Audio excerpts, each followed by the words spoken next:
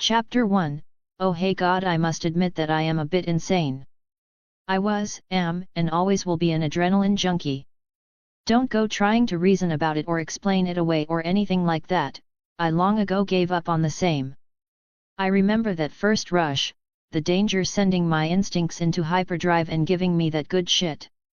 I was like 7 and some odd months and my family went to the beach. Thing is, this beach had a bridge that went real far out and was a good maybe 15 feet up. It was pretty popular to jump from said bridge, and like most gullible children that young, I was easily talked into giving it the old American go.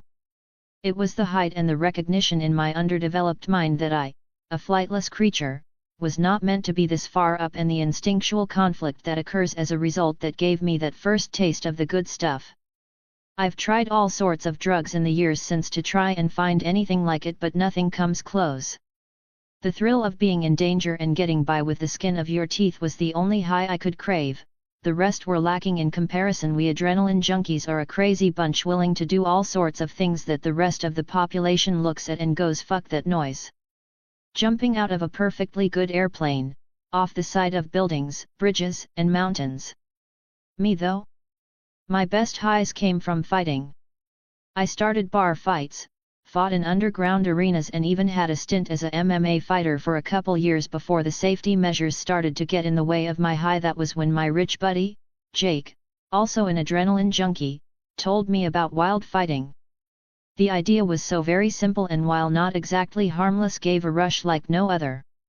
The premise was simply that you go camping in areas with naturally aggressive or predatory animals, except rather than avoid them, you seek them out. I personally wasn't a fan of baiting the animals, but sometimes it was necessary to get them to fight. Now obviously humans aren't meant to win in most matchups with an animal, so to make things more fair you wear leather clothes and have brass knuckles. The leather helps you take hits from claws and teeth much like most animals would normally, and the brass knuckles added a little extra bite to your punches that, believe me, you will need. My first wild fight was a bobcat and I got cut to ribbons even with the clothes, but I had never felt so alive after I fought it off. From there I had moved to more and more dangerous things until the present day came and I was camping in grizzly country during mating season. My clothes were reinforced and my knuckles spiked this time because there was a 0% chance of success otherwise. Hey mate, you sure about this? Grizzlies ain't a joke. Only ever heard of one other guy fightin' one and limping away afterwards. A single solid hit on you and one of those things'll crush you at best or rip you apart at worst, even with that armor. Jake, my rich buddy, said through my sat phone. I appreciate you looking out for me, man, but you know me, if I die fighting a grizzly I'll go with a smile on my face and its blood on my fists. I said with a grin. I'll be sure to put that on your tombstone. Still, you know how this goes, 3 days and if I don't hear from you a team gets sent to recover what's left, dead or alive. I would prefer the former, but your chances don't look great, mate. I'll chase the buzz with the best of 'em, but as your good buddy I gotta at least try and convince you not to go through with this. You say the word and I'll have you up in a heli in 30, no judgments added. Jake said seriously. A solid offer, man, and tempting too, since I don't actually want to die, but you know me, I'll never run from a good fight. I said honestly. I know, you've got my best, mate, give 'em hell. Jake said before hanging up, and the hunt was on. My supplies for this fight were simple: a suit of reinforced leather armor, my dusters, a first aid kit, 2 days of food and water, a female grizzly's pheromones in spray form, and my sat phone. I opened my bag and put the sat phone away before grabbing the pheromones. I spritzed some on a nearby tree and started my hike out from my base camp, spritzing the trees as I went for about 5 miles in every direction before heading back to camp with as much as I used. If there's a male around, he'll find me long before I find him, I thought as I sat near the scent-marked tree to wait. The first day was bunk as there was no sign of any male moving through, but I was patient and didn't make the rookie mistake of double marking the area. Most would think flooding an area with pheromone would be the best option, but I learned from experience that it can confuse a male as well if there's too much scent. See, most animals leave trails rather than blankets of scent, so if everywhere is covered by the scent, the male will aimlessly wander around since he doesn't know where to go to find the source. This not only makes him frustrated, but if you don't constantly check your marked area, will frustrate you as well when he never shows. What I did instead was create a bunch of scent trails that all led to my base camp. Naturally, this meant I was constantly on high alert for anything out of place. Unfortunately, grizzlies are much more stealthy than expected, so I never saw it coming when the big scarred male showed up into the night and got the drop on me. One moment I was investigating a sound and waiting, and the next I was in this dark place without any light after a sudden feeling of wet and hot breath on my neck. I wasn't mad that I was dead, I was furious that I didn't get a chance to fight back though. I was about to start wondering what came next when a blinding light appeared out of nowhere in the shape of a man. That is where I come in actually. Yes, I did read your mind and nice try, but I won't deign to acknowledge your pathetic attempts to get me to stop the thing / maybe God said with an amused tone. I tried to speak but nothing came out, which was both startling and confusing since this being obviously could. I could spend the next few minutes I have with you to explain how a mortal soul like yours being compared to a divine soul like mine is literally not even possible, and why I have more privileges in this dimensional void than you as a result, or I can explain where you are going since you died and I get to choose. And no, going back is not an option, not for you anyways. The definitely sounding more like a god thing said casually. Ah well shit, there goes that request. Do I get any special stuff where I am going? I thought, since that was clearly the only way I could speak. I'm glad you asked. See, I have this hobby involving a bunch of different versions of you, Alexander Drake, getting sent to different fictional worlds to serve as my entertainment with your out-of-the-ordinary gifts that I give you. Before you ask, yes, the multiverse is real, and yes, there are an infinite number of yous for me to pluck the souls out of and send to other realities. Had this exact conversation 3 times with a version of you, in fact, the definitely eldritch horror said calmly. Okay, a lot to process there, but I suppose I should ask what gift I am getting. No, wait. Where am I going? I questioned, with my mind racing to try and remember what was guaranteed death and what I had a genuine chance to thrive in from all fiction I knew. You can relax, since I believe in leaving at least a chance of survival and not insurmountable odds like, say, the Warhammer or Darksiders universes. You are going to be sent to a place that I imagine will fit you like a glove you never knew you needed until you got it, Borderlands. Specifically a year before the start of the series, in fact, and right to Firestone when the original 4 Vault Hunters show up there. The absolutely an elder god said. Wait. You said that I wouldn't be put up against insurmountable odds, but that universe is a fucking death sentence where everyone and everything wants to kill you and does when you are playing. I protested mentally. Oh, I'd hardly call it a death sentence, difficult sure, but certainly survivable if you play your cards right. If anything, that universe is teeming with opportunities for vast amounts of growth and even possible godhood if you take the right steps and open the right vaults. Of course you won't know what or where those are exactly, but the idea stands. And of course that doesn't even include whatever gift you choose. The Bright Lord said. I can choose. I mentally exclaimed in shock, as I had thought I had no say in this sort of thing. Well, yes and no. See, the rules of this kinda thing, yes there are rules, and no, I won't tell you exactly what they are, state that I have trade with you to give you a gift. Memories, handicaps, gender, and pretty much anything that you as an individual have of value or potential is yours to trade for your gift. Otherwise I give you a small mundane low potential buff and boot you to your new life. The more valuable the thing you trade, the better the gift, and as an important note, if it is powerful right off the rip, it costs way more than if it has the potential to become just as, if not more powerful, if you put in the effort. It's a balance thing, don't ask. The one above all said seriously. This was a very important choice for me to make, so naturally I wanted to take my time contemplating what would be the best option. Forgot to mention it, but you only have 10 minutes to decide before I have no choice but to boot you to your next life. I suggest thinking about what you want to give up so I can make offers on them. Alice said, clearly enjoying the panic its words brought me. I would say all my memories, but at that point I might as well just be an NPC from that place to begin with.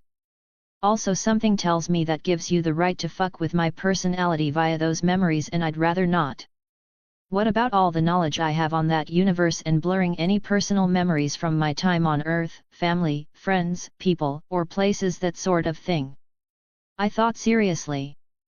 Chapter 2, Mulligan, so you want to give up all your memories other than skills, personality shaping and practical ones? Alright, I'd say that would let me give you a lower level gift, something like a Vault Hunter's skill tree with all the limitations that come with it. Middling potential and power at best and mediocre at worst, Satan said casually. Fuck, why is the level so low? I thought, outraged, considering all that I offered was definitely worth a lot to me. Key point being, to me it's worth very little considering the sheer enormity of the multiverse of yous. You aren't special and what you have isn't special, so if you want the top shelf stuff you have to think about what would be valuable to me. I've already told you, by the way. The Endless said casually.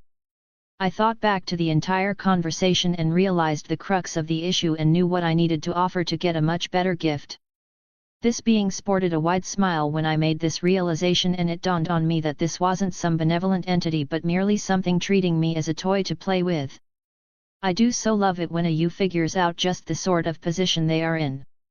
Do it, think the words that will give me and by extension you what we want. The blind eternities said with eagerness. You may turn me 13, you may make me have to acquire the gift with my own effort, and the gift has to be something with infinite potential but requires me to build it over time. In exchange I will need a decent gun and shield as well as knowledge about where and how to acquire the gift, and if the language isn't English, the knowledge on how to speak and read the common language. I thought, placing heavy restrictions on myself. Marvelous. That will earn you a gift just below the top shelf, mostly due to your demands, but if you decide to let me make the gift a surprise, I'll make it one of the top shelf ones. The Presence says excitedly. Done, and remember I said a decent gun and shield, so nothing shitty like the Rough Rider. I thought, since that felt important to bring up. Not to worry, I am not going to cheat you, well, any more than I already have, by now. The thing said, and before I could ask what the hell it means more than it already had, I was sent off. In a secluded glade of vibrant flora and fauna on the planet of Baal 3, a small skinny child no more than 13 with short black hair and eyes in a casual outfit of jeans and a t-shirt seemed to manifest out of thin air and stumble forward. That was me. My first thought after I had a body again was a single word. Fuck. I screamed in anger and horror of equal parts. Why, you may be asking, well, that's because of where my gift was and how I was supposed to get it. Spoilers, I found out what the being meant before it booted my ass here. See, my benefactor had made my gift an absolute chore to get, and I mean in an extremely dangerous way rather than tedious. I got spawned in near my gift's location, but the thing was that to get it I had to open the vault located in the cave directly to my right. Well, at least I should have a decent weapon and shield so it's not totally helpless. Speaking of, where the fuck are they? I thought, looking all over myself yet not seeing any weapon or shield. Bling! Bling! A loud chime sound rang out from above me, and I looked up just in time to see 2 orange fireballs of light fall onto my face hard. Fuck! I cursed in pain as the items fell to either side of me. I figured out easily that the being did that entirely on purpose just to fuck with me further. Something I found fascinating, despite not understand why exactly that was a thing, was that loot glowed apparently when no one was using it. I also discovered that simply by looking at the glow I got this sort of in-depth screen, for lack of a better word, that showed me the thing's stats. For example, my 2 new pieces of equipment that were clearly a set. Name, Adaptive Death Level, Legendary/Unique Type, Repeater Pistol Damage Type, N/A Manufacturer, N/A Affix, some say death is the end. If the Adaptive Rebirth is equipped, damage changes based on the element equipped to it. Name, Adaptive Rebirth Level, Legendary/Unique Type, Shield Damage Type, N/A Manufacturer, N/A Affix. For you it's a new beginning. If the Adaptive Death is equipped, shield shifts to whatever element is last used against it, and the damage type for the Adaptive Death changes to counter it. I lacked context for how good exactly these things were, but the screen was quite helpful and I assumed that they were decent, at least since I had asked for decent stuff. I should also point out that I had no idea what the fuck a vault was, and only knew it was bad news because the being had deigned to add that opening the thing released a monster I had to kill to claim the goodies inside. To the knowledge of how to claim my gift, I have this nagging feeling that giving away my knowledge on this universe is going to come back to bite me in the ass. I already regret doing it since I have no idea what is and isn't normal. What did he say again? A year until I am forced to go somewhere else. I pecked my memory about it, but beyond the time frame the rest was missing, like my memory had burnt out holes in it. It was bothersome, but my stomach grumbled, which reminded me that I had needs that needed to be met, or even without opening that vault I wasn't going to live very long. I fastened the shield to my waist and a blue glow shimmered over my skin for a moment before vanishing. I touched my arm a few times and had no problem at all feeling my skin and even giving myself a bruise from pushing hard enough. I couldn't understand how the shield worked, but at least it seemed like it wouldn't get in the way, which was good. Equipment that hindered movement or your tactile sense, I learned from my previous experiences, were very rarely worth the added hassle. It was strange remembering skills, experiences, and basic practical knowledge like how to count, yet couldn't remember how I learned these things or why. I was simply drawing blanks whenever I tried, so I decided to cut my losses and accept that the past doesn't matter anymore, but what I do from now on. As I was settling my mind, a low growl unlike anything I have ever heard filled the air. I quickly raised my black bayonet pistol that looked comically large in my small child hands and faced the source of the growl. From behind a strange blue-leafed palm tree stepped a strange feline creature about twice as big as me and that looked like it was made of wood with green vines and leaves growing out of its bark-like skin. I somehow immediately knew that this thing was called a prowler, which I brushed off as a normal thing for this place. I raised my hands to aim the gun at the creature's face and pulled the trigger. The ammo cylinder rotated as the hammer pulled back, and with a loud bang, the gun went off. The creature snarled as the bullet hit its head and seemed to cause the bark there to explode as the bullet exploded on impact. It wasn't dead though, so I squeezed the trigger another 2 times, which finally seemed to do the trick as the creature dropped. To my surprise, ammo popped out of the corpse with a white glow, which I must admit was certainly convenient. Now then, I hope the red gore and blood means this thing is edible.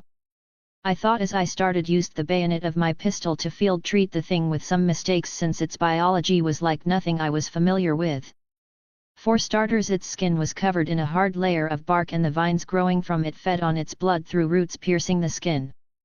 The muscles were pretty standard for a large feline, but I had no idea what to make of the organs, so even if one of them was a miracle drug, I got rid of it all. No fucking way I was chancing that shit at the start of my new life. I gathered some dead leaves and branches from nearby before using the sharp edge of the bayonet to carve off feathers from a branch, which helped when starting a fire thanks to the oxygen flow and surface area. With my pile of burnable stuff set up, I looked around for a bit until I found a iron-heavy stone that I started banging against the bayonet's side to create sparks, which quickly got a fire going. I stabbed some of the meat on a stick and held it near the fire to roast. I had to flip the meat a couple times and cook it all the way through, but eventually I grimaced and put the stuff in my mouth and chewed before swallowing. It didn't taste great, to be honest, really gamey and otherwise bland, but it was edible, so I sucked it up and cooked some more near the fire to satisfy my hunger and have extra for rations.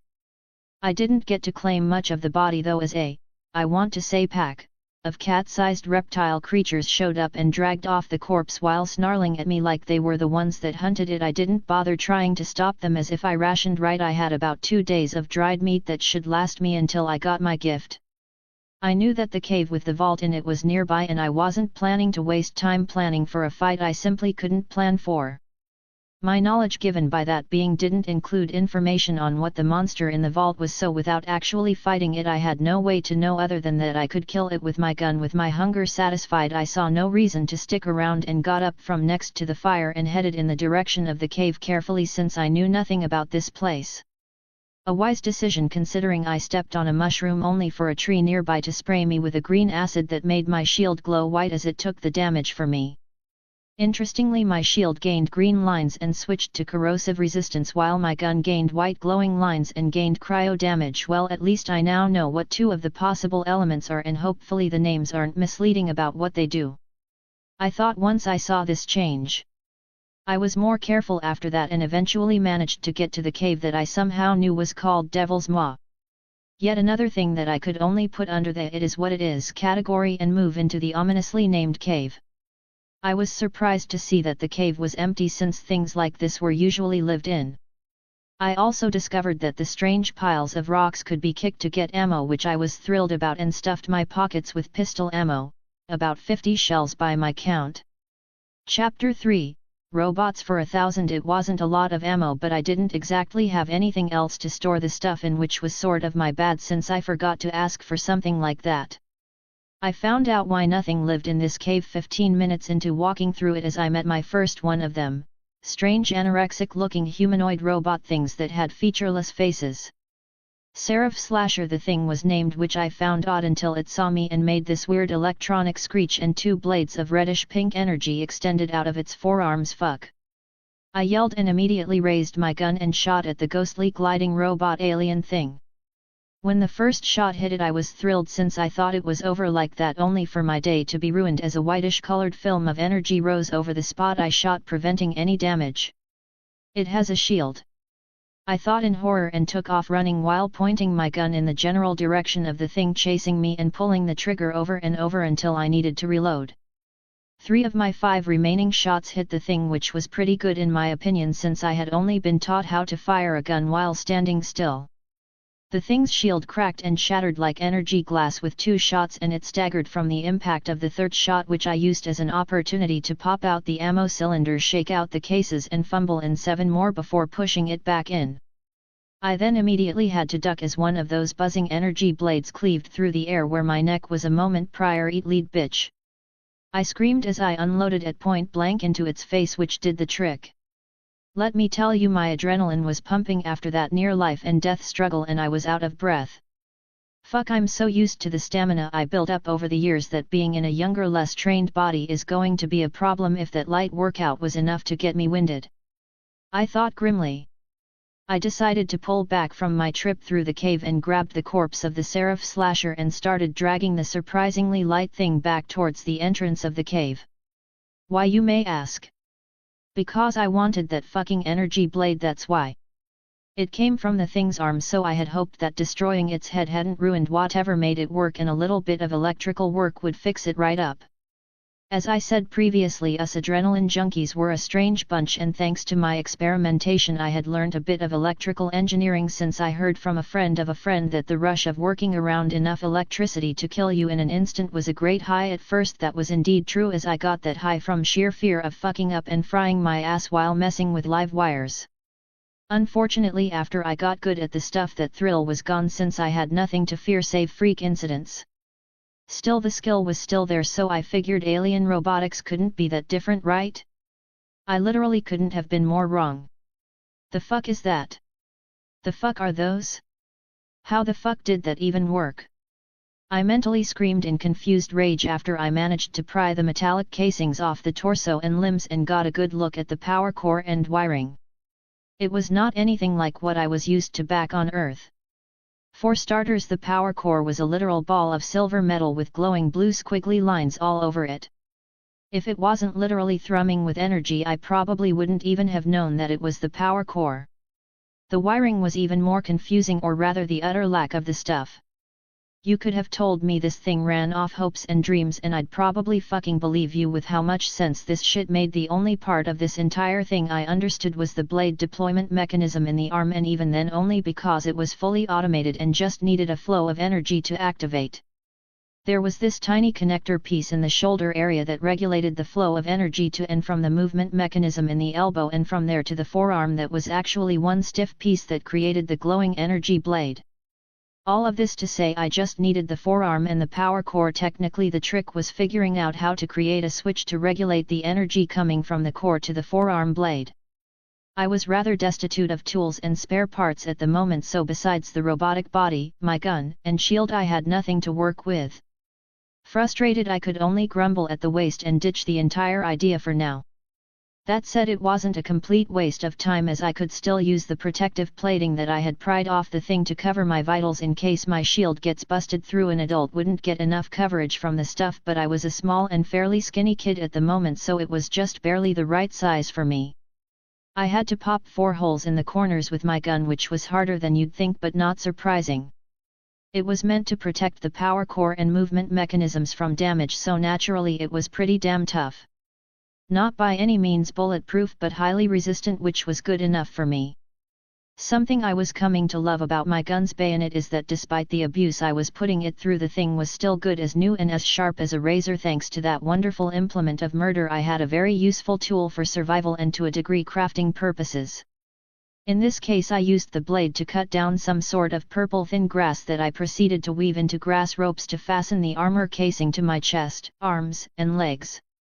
It was sloppy and had gaps and weak points, but it was better that having no shield and only casual clothes between my squishy self and whatever was trying to harm me. I've got a year before I leave for wherever I'm supposed to go, so after I get this gift I'm going to go find some form of civilization. So long as they have tools or tech, I should be able to rig up a decent set of armor. If I'm lucky, that energy blade as well as the thing that let the robot sort of glide over the ground like it did, I'll settle for the blade if I have to though. I thought as I headed back into the cave with a bit more confidence with my makeshift armor. I reached the point I found the first seraph and started to move forward a lot more slowly as the rough brown stone walls of the cave began to give way to clean-cut white stone walls with glowing lines going through them. I paused soon, however, as I spotted another seraph, but this one was flying and had a hollow forearm segment that even an idiot could figure out the purpose of. I hid behind one of the larger blocks and took aim with my gun for the glowing point just under its head that I assume must be important. Bang! X7, 7 shots rang out back to back with no real pause between them. The seraph named Artillerist twitched as it detected the sound, but by then it was too late as the 7 bullets all hit within 3 inches of the dead center of the thing's glowing neck area. Turns out I vastly overestimated how vulnerable an area that actually was for these things, as the first bullet shattered the shield of the thing and the rest killed and overkilled it as it fucking exploded in a shower of blue flamey goodness. Note to self: shoot the big obvious weak points. I thought with a chuckle.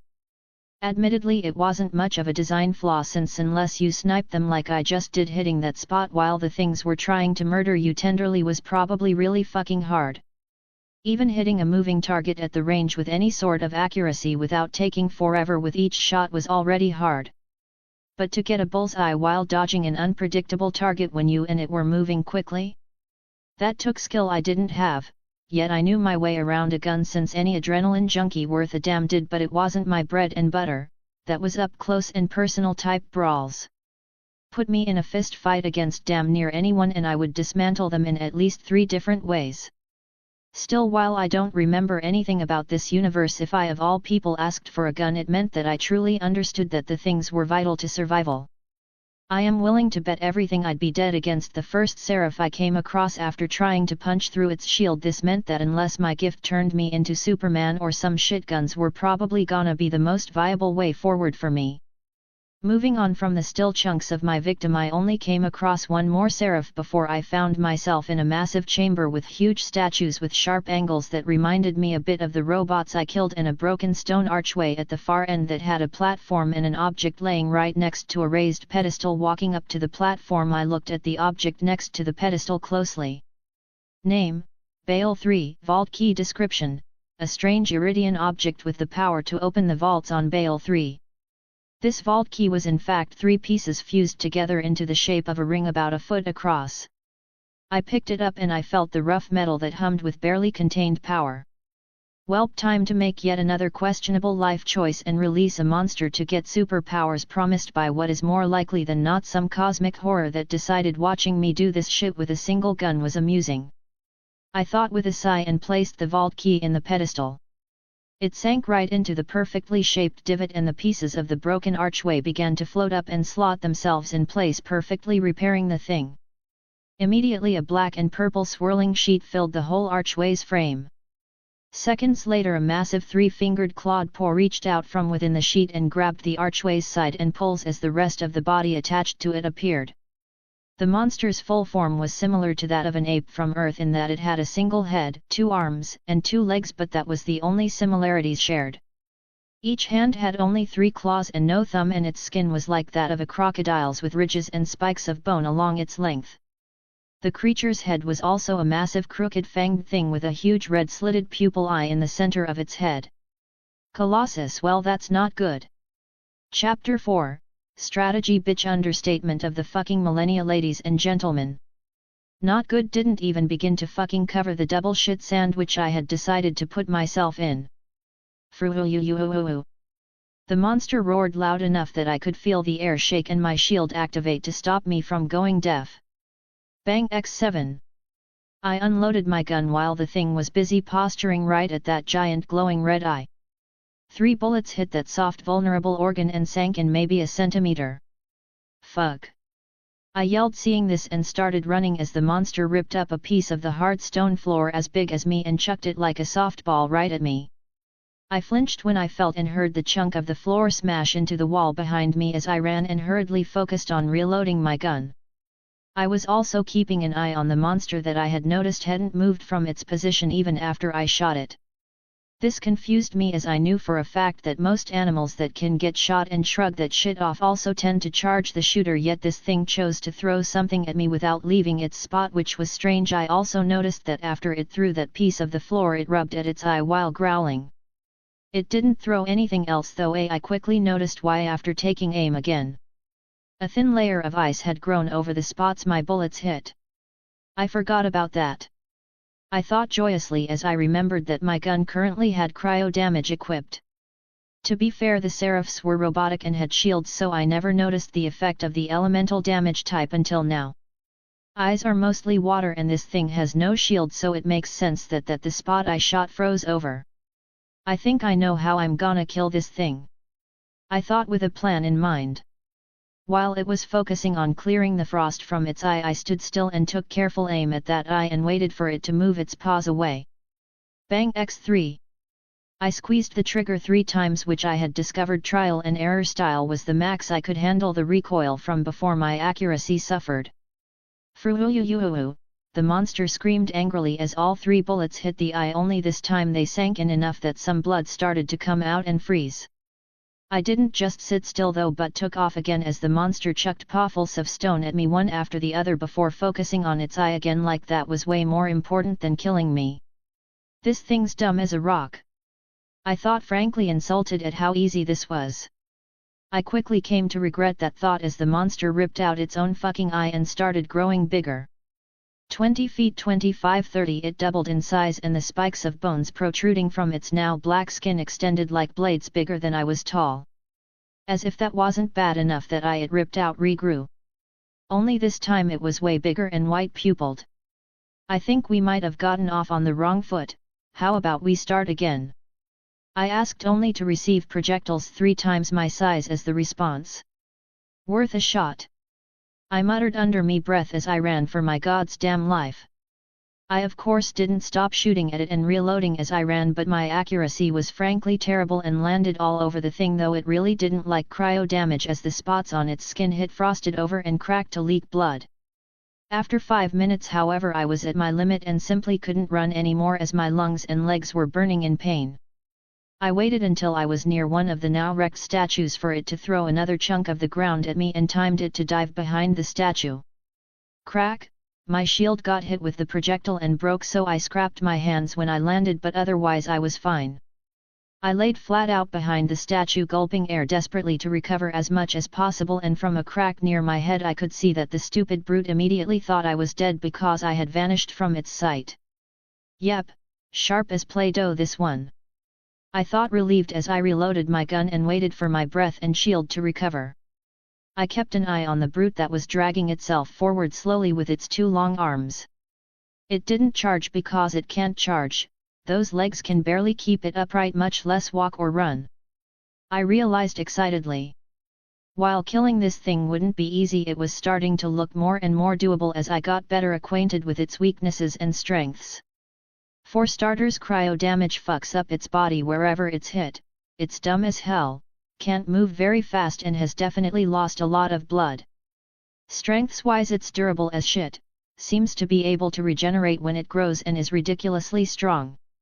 Once I could breathe semi-normally again and my shield was back up, I stood up and took aim at that massive eye of its and unloaded my full cylinder before popping it out and stuffing the bullets I had waiting into the now empty cylinder before popping it back in.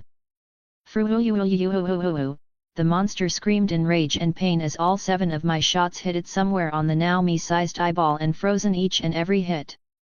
I didn't run to the side this time but straight towards the thing as it gouged out its eye and started to turn red as the bone spikes actually fell out with fountains of blood as they could not grow with it again. Ignored that, and as a new eye started to grow out to fill the now even bigger hole, I stopped and took aim right at the now exposed brain behind that rapidly growing organ and unloaded the cylinder. Most of the bullets hit and froze the expanding eye, but 2 hit that small brain, causing it to turn into solid ice and shatter. RGHRGDDFGHR. The sound that came out of its throat was hard to describe, as it was like it was screaming and choking on its tongue all while suffocating. The bigger they are, boom, the harder they fall, I said with a smile that threatened to split my face in half as the beast fell over, dead. I felt a rush that I can't even begin to describe. If I wasn't currently in such a young body, I'd probably have a raging boner. It was ecstasy pure and simple, from the thrill of death and the sheer feeling of accomplishment that came from laying low such a mighty beast in single combat. I was so caught up in the moment that I hadn't even realized that the vault archway had repaired itself. Once I was done riding the high, I finally noticed these details and walked over to the black and purple swirling portal and stepped through. For the briefest instant it felt like I had gone both a long distance and in every direction at once before my sense snapped back and I was in a massive spacey void chamber place. Immediately I screamed as an intense burning sensation covered my entire right side from my foot all the way to my eye. It was pain unlike anything I had ever experienced before, and I couldn't even fall to the ground as some force was holding me up. It didn't last long though, maybe a minute or so. At the end of this time frame I fell to the ground as whatever force had me released its hold. I gripped my head, however, as knowledge started to pour in as the process went from physical to mental. Project EX, first log. The purpose of these experiments is to create empowered beings that may be able to combat the anomalous existences we continue to find across the universe. Beginning procedure. Flesh exploding sound. Subject has expired. Log end. What is this? Why am I hearing this? I pondered briefly before another memory took over. Project EX, 5th log. We've done it. After refining the process, we have finally empowered a member of the Homo sapiens race. Subject's powers proved too much for its body and expired after first use, but it's a start. Log end. Human experiments? Weren't those illegal? I thought in horror before another memory hit. Project EX, 10th log. It took heavy refinement, but the empowerment has stopped overstraining the subjects upon use. A new problem has appeared, however, in that we have picked up signs that the laws of reality are growing more strained with each new empowered subject. We deduce no more than 7 can exist simultaneously before backlash will occur. Log end.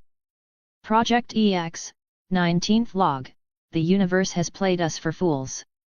The laws of reality have warped to turn the powers of the subjects into a permanent fixture of reality.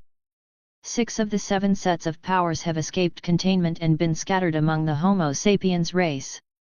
The last and only remaining subject, codename Darwin, will be sealed away as his powers are an extreme threat if given opportunity to escape. Log end.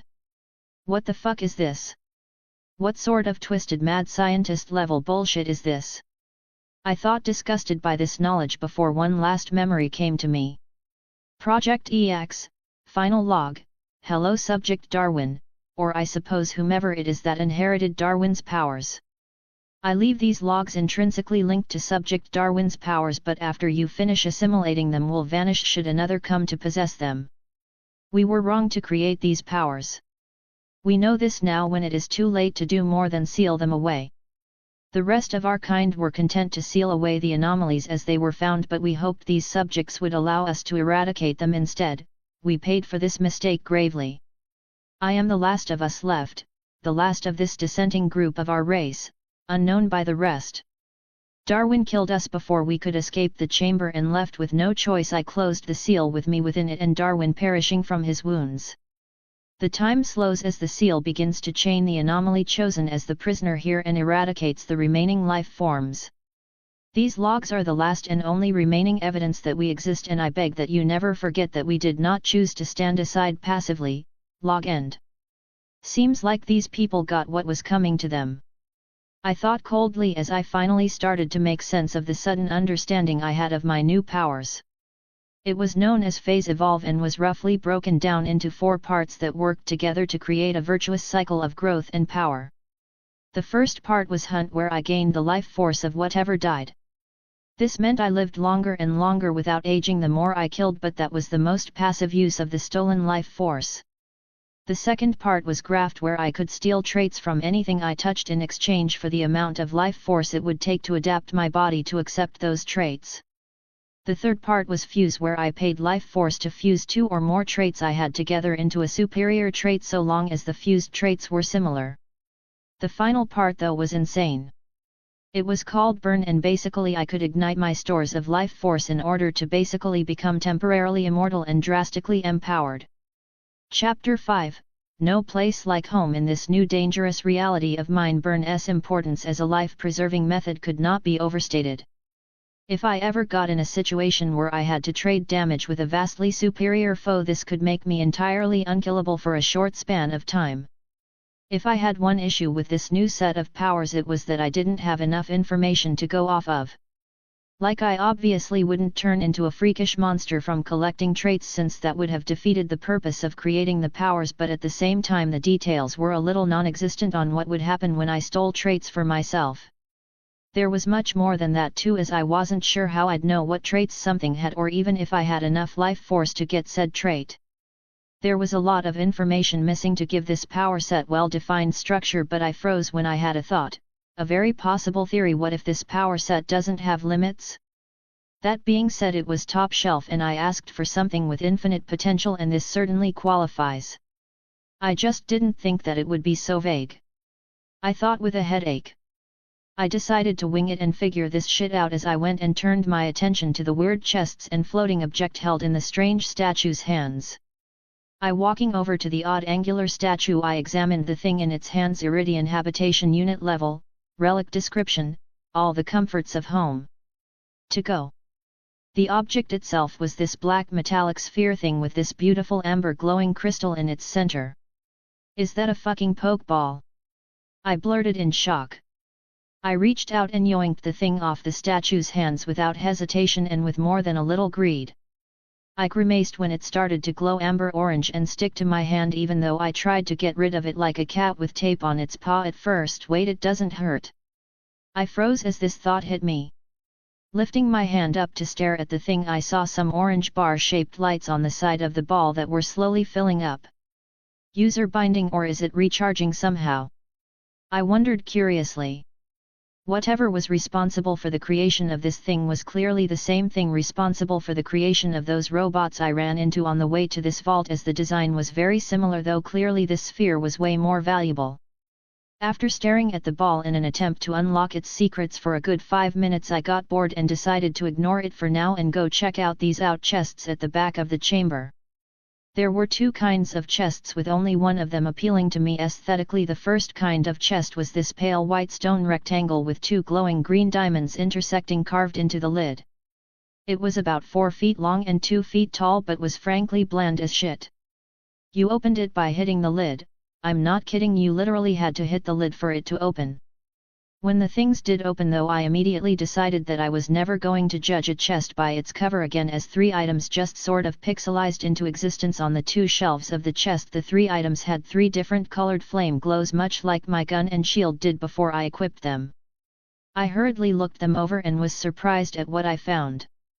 Name: TR-386 Berserk Rifle. Level: Common. Type: Combat Rifle. Damage type: Explosive. X1 Manufacturer: Torque Affix, N/A. Name: ML1183 Vicious Scatter Gun. Level: Rare. Type: Shotgun. Damage type: Pyro. X1 Manufacturer: Maluan Affix, N/A. Name: HP7003 Needler. Level: Epic. Type: Pistol. Damage type: Standard. Manufacturer: Hyperion Affix, N/A. 3 weapons with different levels and even manufacturers. The problem? I had no idea who the fuck these manufacturers were or what their weapons were about besides shooting things. I thankfully was able to figure out what another 2 elements were though, with pyro and explosive showing up like this. What's the difference? Explosives tend to be fiery, so like, is it a local thing or is there actually something different about it? I pondered, confused. I didn't grab the guns though, since I didn't have anywhere to put them at the moment, and moved on to the next chest that was of the second type and my personal favorite. It was this nice red color and had segments in it that split to the sides when it opened, and this clearly decorative horned head sculpture thing on its top when it opened. The internal layout also proved different than the previous chest, as there was a single large shelf in the middle and two smaller shelves that unfolded up and to the sides. Once again there was guns inside the chest that manifested from thin air, but nothing legendary level. The same applied for the last two chests in this chamber, though I did notice that the glow, despite being the same color for some of the guns, was also larger, which I assumed meant they were the better weapons.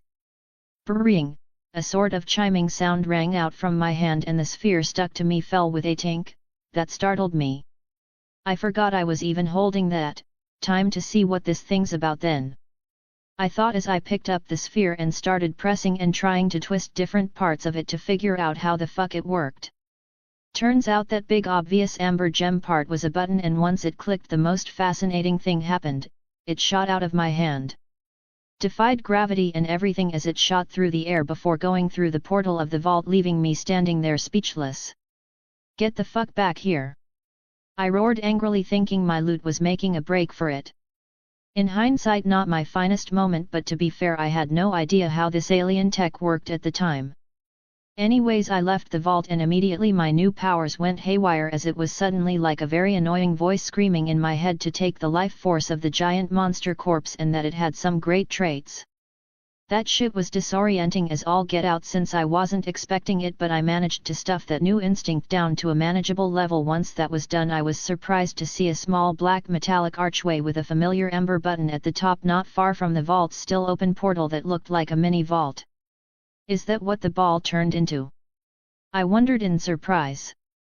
Shrugging, I didn't hesitate to walk right into the portal to see what was up with that whole thing. What I discovered was amazing on so many levels. I had a hard time processing it to start. I suppose I should clarify that the inside of this mini vault was an entire building that was easily able to house a small platoon. I, as the registered owner of this whole alien smart house, got this sort of tour/tutorial of the place when I first got here, which was shocking as hell but super welcome, since learning by trial and error sucks.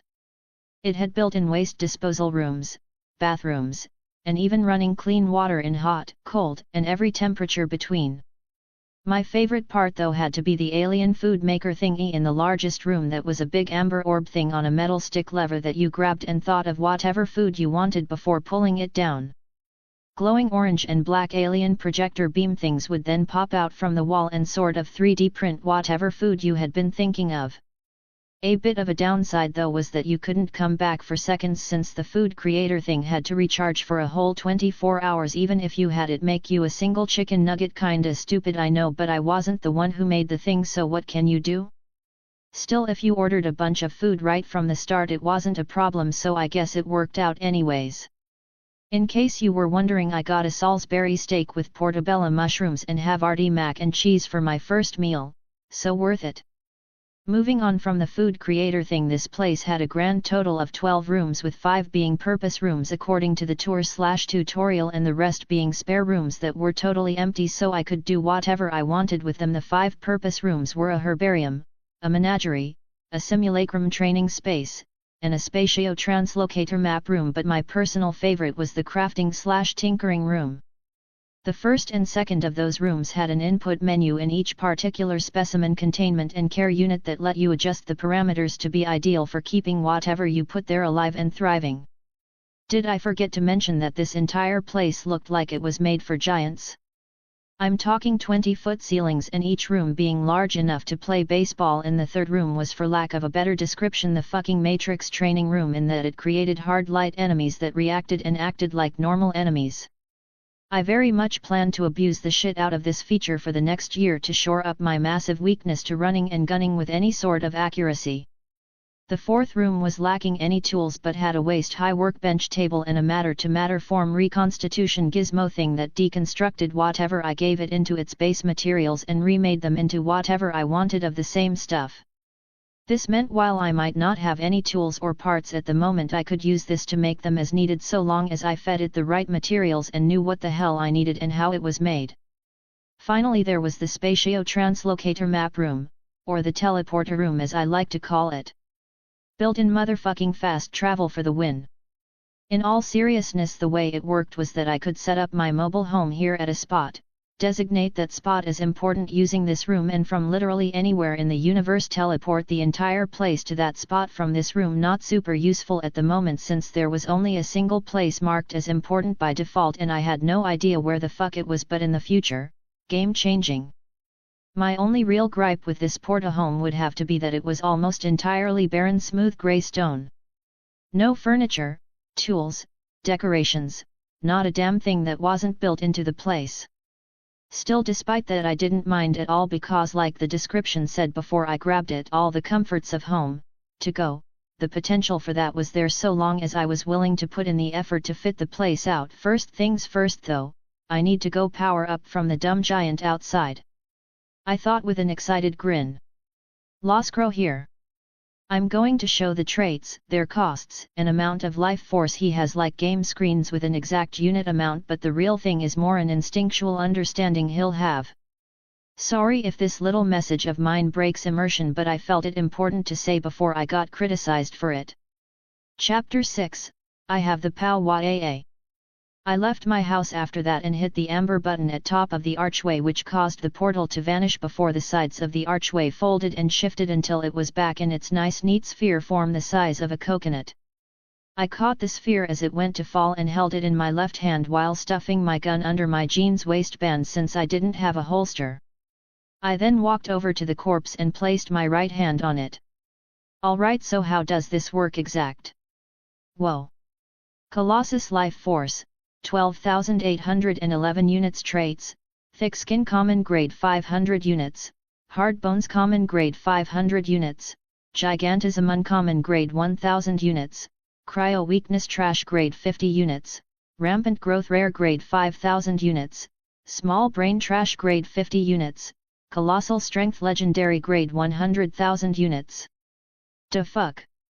The worst traits are also acquirable? Also, what the dick is up with these prices?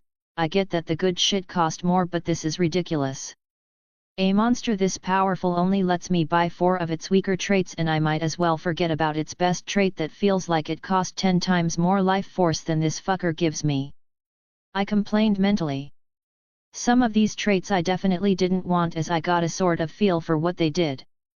Gigantism and Rampant Growth, for example, sounded good, but the key detail about them was that their effects were permanent. As in, if I took them I would get bigger and bigger until I was as big as or bigger than this fucker and unable to shrink down again without a trait that does the opposite. Don't know about anyone else, but that sounds like a pain in the ass to me. Thick Skin and Hard Bones though were traits that, while clearly not rare, were good stuff as they improved my body's defensive capabilities with no downsides. With that all figured out, I sort of just started to pull the life force towards me.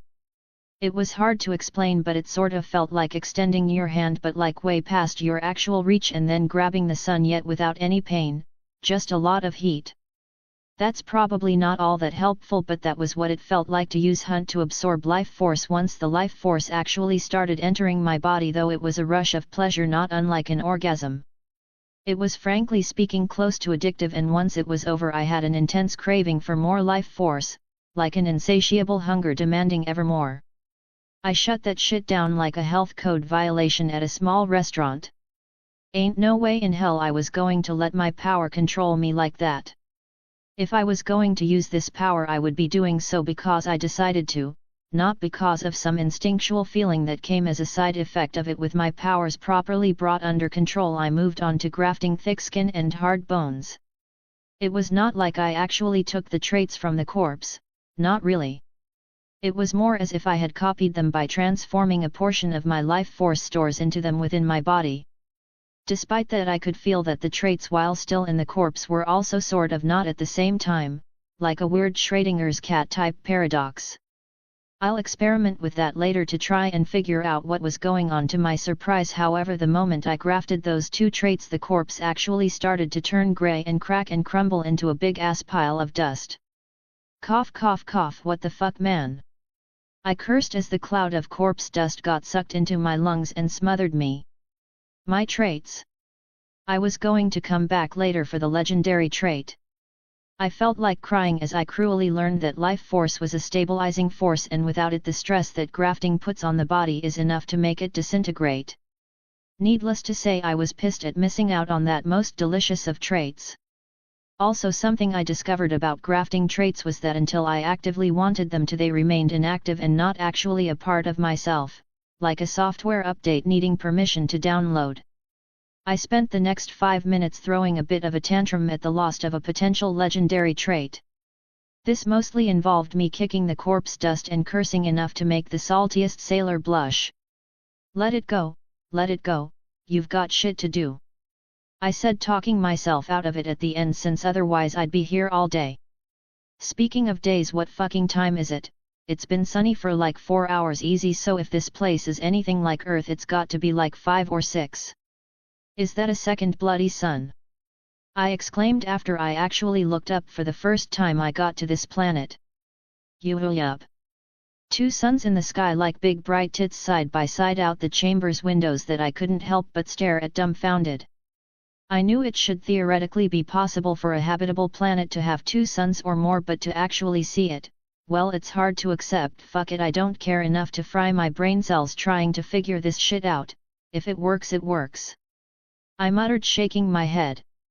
I activate my house again, but instead of going inside, I grabbed the bone spikes that had fallen out of the monster during the fight and thus not turned to dust just now, and tossed them into the portal. I had hoped that they would have had that legendary trait, but, alas, they did not. Instead, it was just sturdy bones, common grade 500 units, which I grabbed from one of them. Interestingly, I discovered that hard bones and sturdy bones were compatible for fusion at a cost of about 1,000 units. It was a kinda steep price, but I was curious and did it anyways just to see what would happen. Besides the sudden hollowness from so much life force getting consumed, I sort of felt the 2 traits blur, I suppose is a good word for it. They blurred before melding into each other to form a new trait that was qualitatively better than both dense bones uncommon grade. The new uncommon grade trait felt heavier, I suppose was a good way to describe it, than the common grade thick skin trait. Obviously a higher graded trait was worth more than a lower graded one, but I wasn't quite sure where the distinction between each grade was. Questions for later. Now to get my loot from the vault back to my house, I thought as I went through the vault's portal. I stuffed my arms with my guns still sitting in their chests and waddled my awkward self back through the portal and into my house.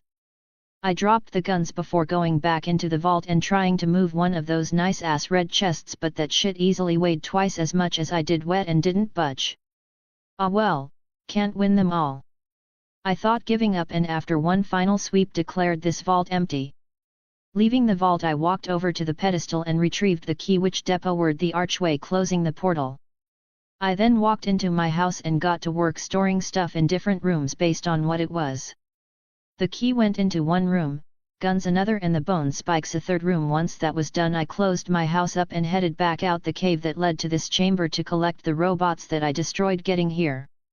Just because I got superpowers didn't mean I didn't still want an awesome laser blade.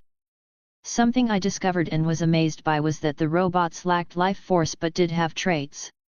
Seraph Slasher / Artillerist, corrosion resistance uncommon grade 1000 units, hive mind common grade 500 units, shock weakness trash grade 50 units, metal form, iridian, rare grade 5000 units, energy projection epic grade 20,000 units. Fuck.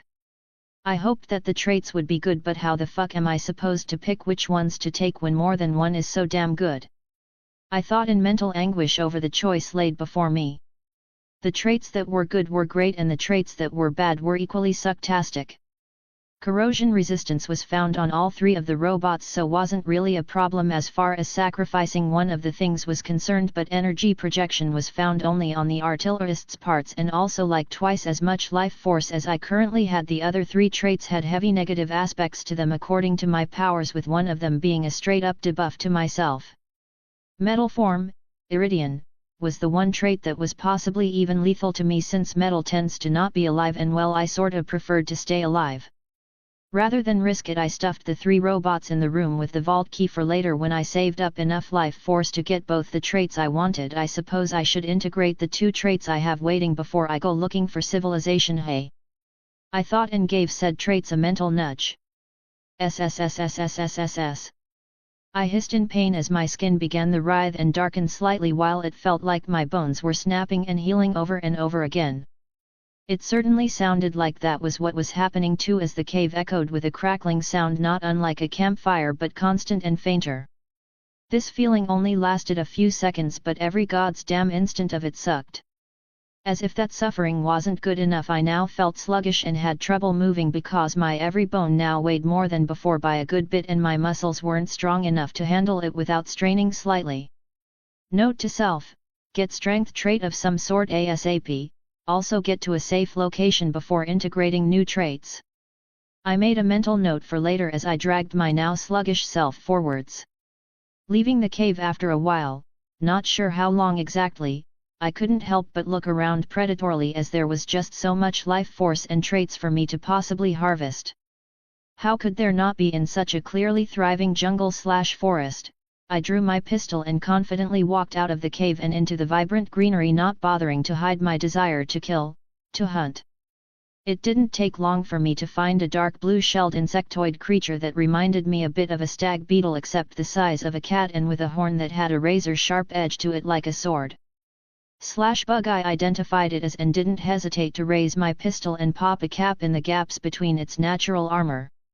It was still twitching when I laid my hand over it and my new green tattoos started to glow.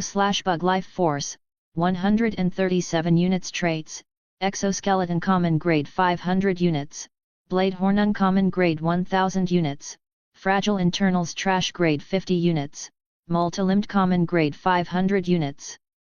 I wasn't a huge fan of the traits or the pitiful amount of life force the kill gave me, but I did like the shiny edge that the horn had and cut the head of the thing off and tossed it in my house.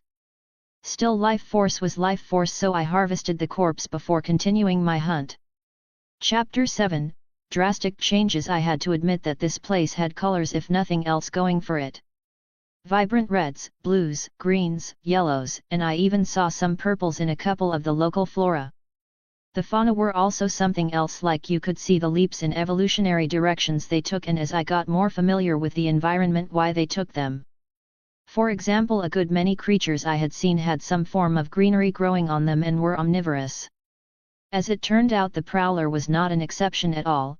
In fact, I had seen 3 creatures, including that one that had the greenery growing from them. Prowler life force, 492 units traits, symbiosis, plant, uncommon grade 1000 units, predatory muscles common grade 500 units, barkskin uncommon grade 1000 units, bond dependence trash grade 50 units, keen nose common grade 500 units. Charger life force, 735 units traits, symbiosis, plant, uncommon grade 1000 units, bond dependence trash grade 50 units, barkskin uncommon grade 1000 units, tough skin common grade 500 units, hard teeth common grade 500 units, poor vision trash grade 50 units, keen hearing common grade 500 units. WOMP, pronounced WOMP, life force, 1155 traits. Symbiosis, plant, uncommon grade 1000 units, bond dependence trash grade 50 units, thick skin common grade 500 units, sturdy muscles common grade 500 units, poor vision trash grade 50 units, keen hearing common grade 500 units, poor smell trash grade 50 units, bloodthirsty rare grade 5000 units. If the prowler was a feline with bark covered skin and vines growing from it, the charger was the same thing except in boar form and like twice as big. I don't mean just fatter either, but in all regards, taller, wider and longer. They also had a wicked sharp sense of hearing but piss poor vision. Their teeth were also much thicker than usual and darker, as well as possessing 2 long sharp tusks. From my second encounter with a prowler, I took the life force, keen nose and predatory muscles traits before leaving the dust behind. My encounter with the charger though netted me the life force, an extra tough skin, hard teeth and keen hearing traits. I killed both with headshots. As it turned out, shooting something in the face tended to kill it pretty damn fast. Who knew?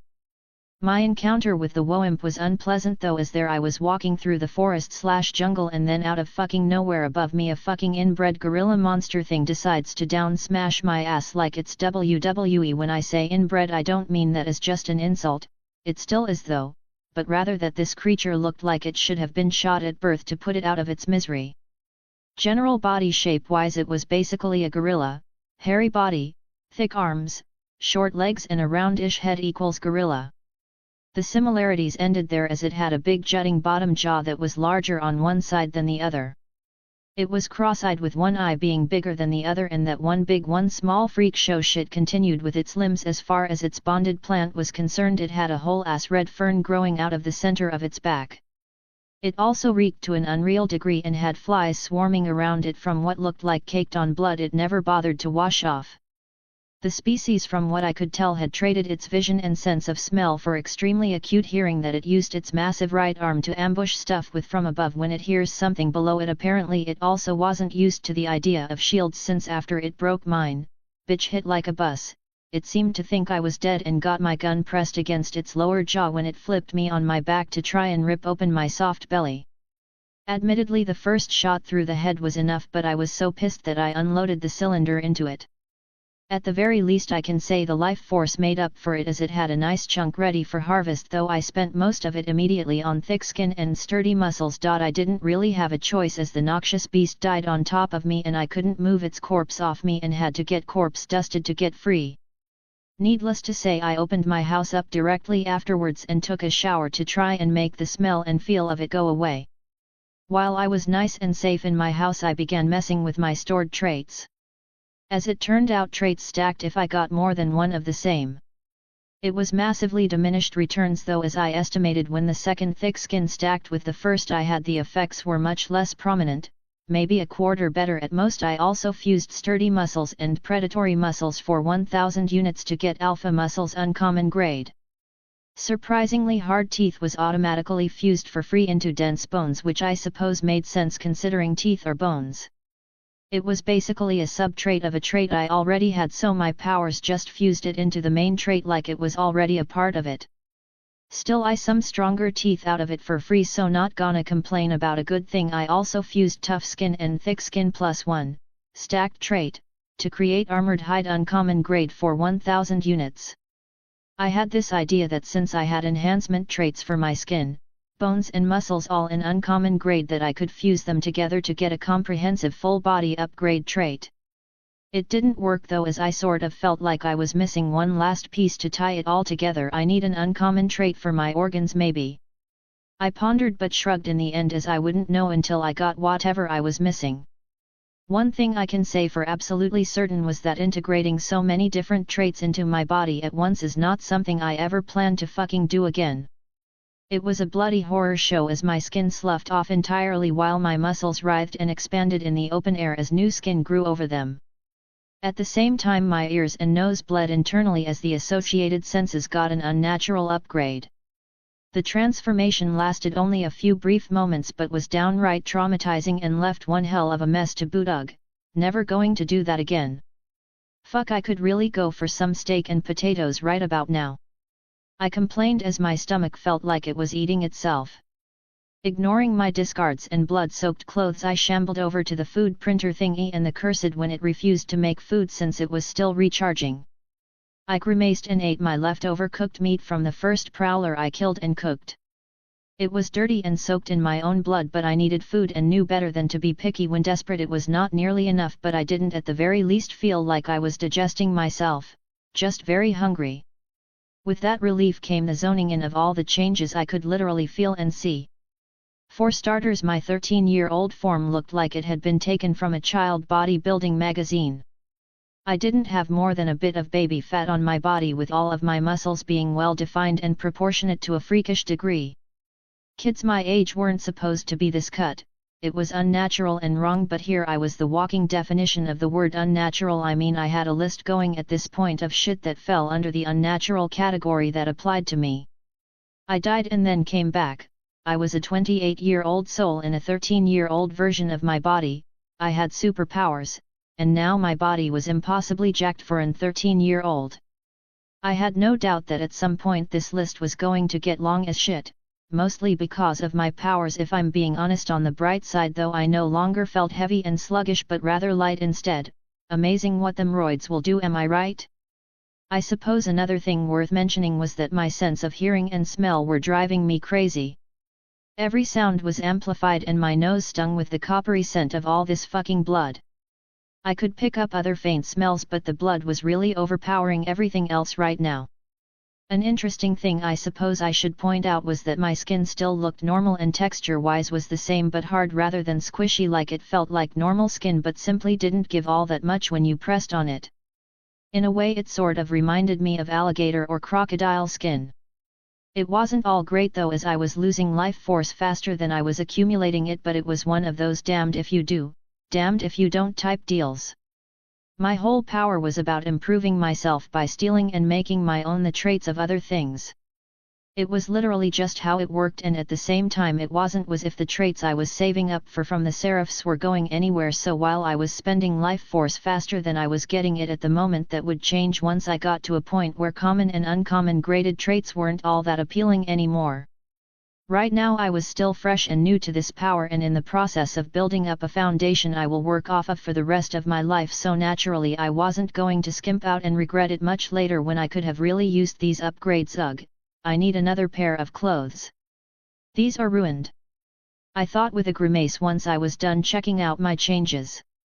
Unfortunately, unless I wanted to hunt through the forest/jungle outside my house naked, these clothes were staying on. If I could find another woimp and not get ambushed this time, I could probably skin it and feed its skin to the creation thingy in the crafting room to get a decent set of leather clothes. I'll also feed my current clothes to it to use as liner to keep the leather from sticking to my dangly bits. First though, I should probably get these discards out of here before they start rotting and stinking the place up, I thought with a sigh. With a lack of cleaning equipment on hand, I was forced to pick up the discards by hand and throw it out before using one handful of water at a time to try and clean up the blood on the floor. It was a pain in the ass, but I got most of it out the portal to my home and was only left with a slight pink hue on that part of the floor that I'd work to remove later when I had actual cleaning supplies. I also took a quick shower while dressed to get out as much blood as I could from my clothes before leaving my house soaked. If anything, the fact I was dripping wet actually worked in my favor, as this forest/jungle was hot and the water evaporating off me helped cool me off a little. Chapter 8 Threads and Experiments. I came to slightly regret taking those enhanced senses when I stepped out of the portal to my house and immediately got overwhelmed by all the sounds and smells that hit me at once. The plants, the dirt, the water, and so much more filled my nostrils with their scents, and it was disorienting. The sounds weren't much better, as like you may expect, a forest/jungle was not exactly a quiet place. It took me a good 30 minutes to bring it back to a level that I could handle, but I twitched at even the smallest sound out of place. It got better progressively as I walked through the greenery and my brain adjusted, but the next time I shot my gun I winced at the loud sound. It was just to kill a prowler, but still really sucked even as I harvested the 451 units of life force. I was good on the traits of that species at the moment and only took the life force before leaving. I didn't need more physical strength or sharper hearing at the moment, so I passed on the traits to stockpile life force instead. It was a balancing act really, as I knew I needed to take traits to improve myself, but that I should also be at least a little picky with what I took, since I knew that I would need a lot of life force if I wanted the good shit when it started popping up. Thanks to my new senses, after I adapted to them, I could track animals that way by following scent trails and listening for the sounds of movement. As a result, when I picked up a foul odor wafting my way from a certain direction, I knew I had found a woimp. The dumb beast was like the previous one in appearance, though it had a mohawk and was waiting up in a tree to clobber anything that walked under it. I raised my gun calmly, took aim and pulled the trigger twice in quick succession. Thud! The putrid corpse hit the forest floor dead moments later.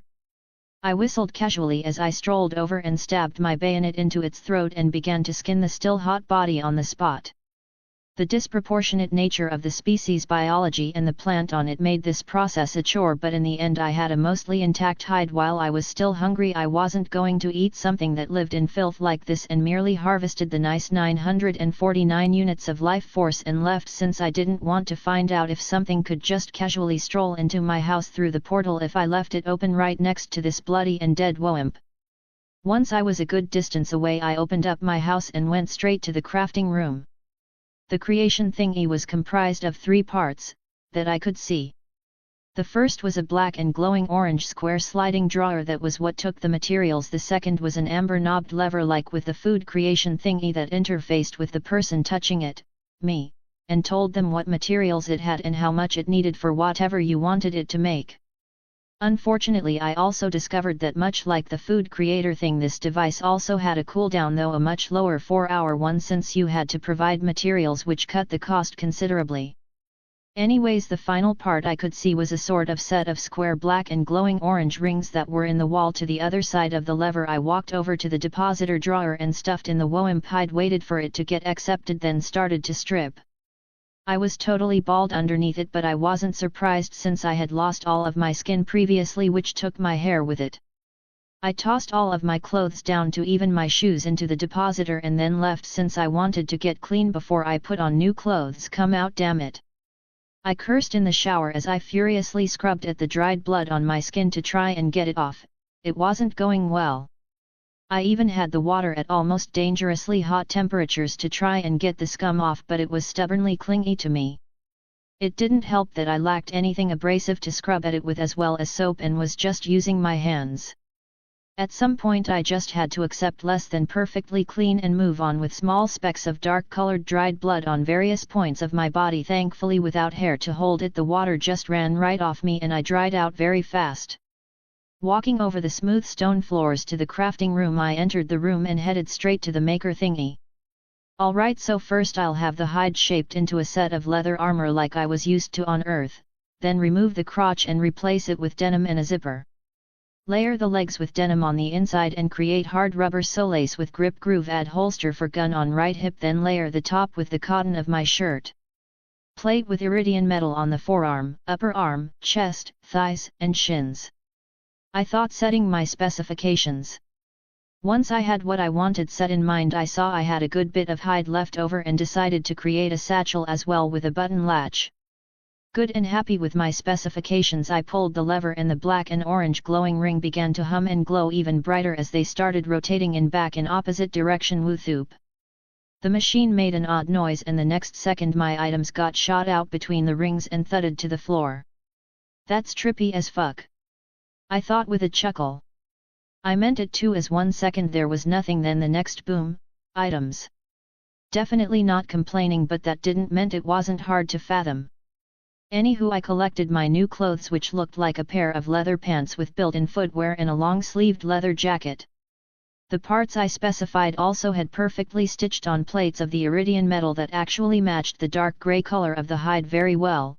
Nice contrast with the plate's bright silver. The satchel was just a normal dark grey leather bag with a flap to cover the opening and an over-the-shoulder strap. It wasn't anything fancy, but I was tired of always having to carry my house in my left hand, and this would let me have that hand free now. I attached my shield back to my hip since I had to take it off to feed my clothes to the wall. I felt rather vulnerable without that shield and was relieved once it was back. For the coup de grace, I holstered my gun at my hip and grinned. Alexander Drake, badass wilderness explorer, slayer of monsters. I struck a pose before bursting out in laughter that I hadn't realized I needed. I had been rather high-strung since I found myself in this new crazy place after meeting what can only be described as a god, because I fucking died to a sneaky grizzly I probably should have seen coming but hadn't, because I was overconfident.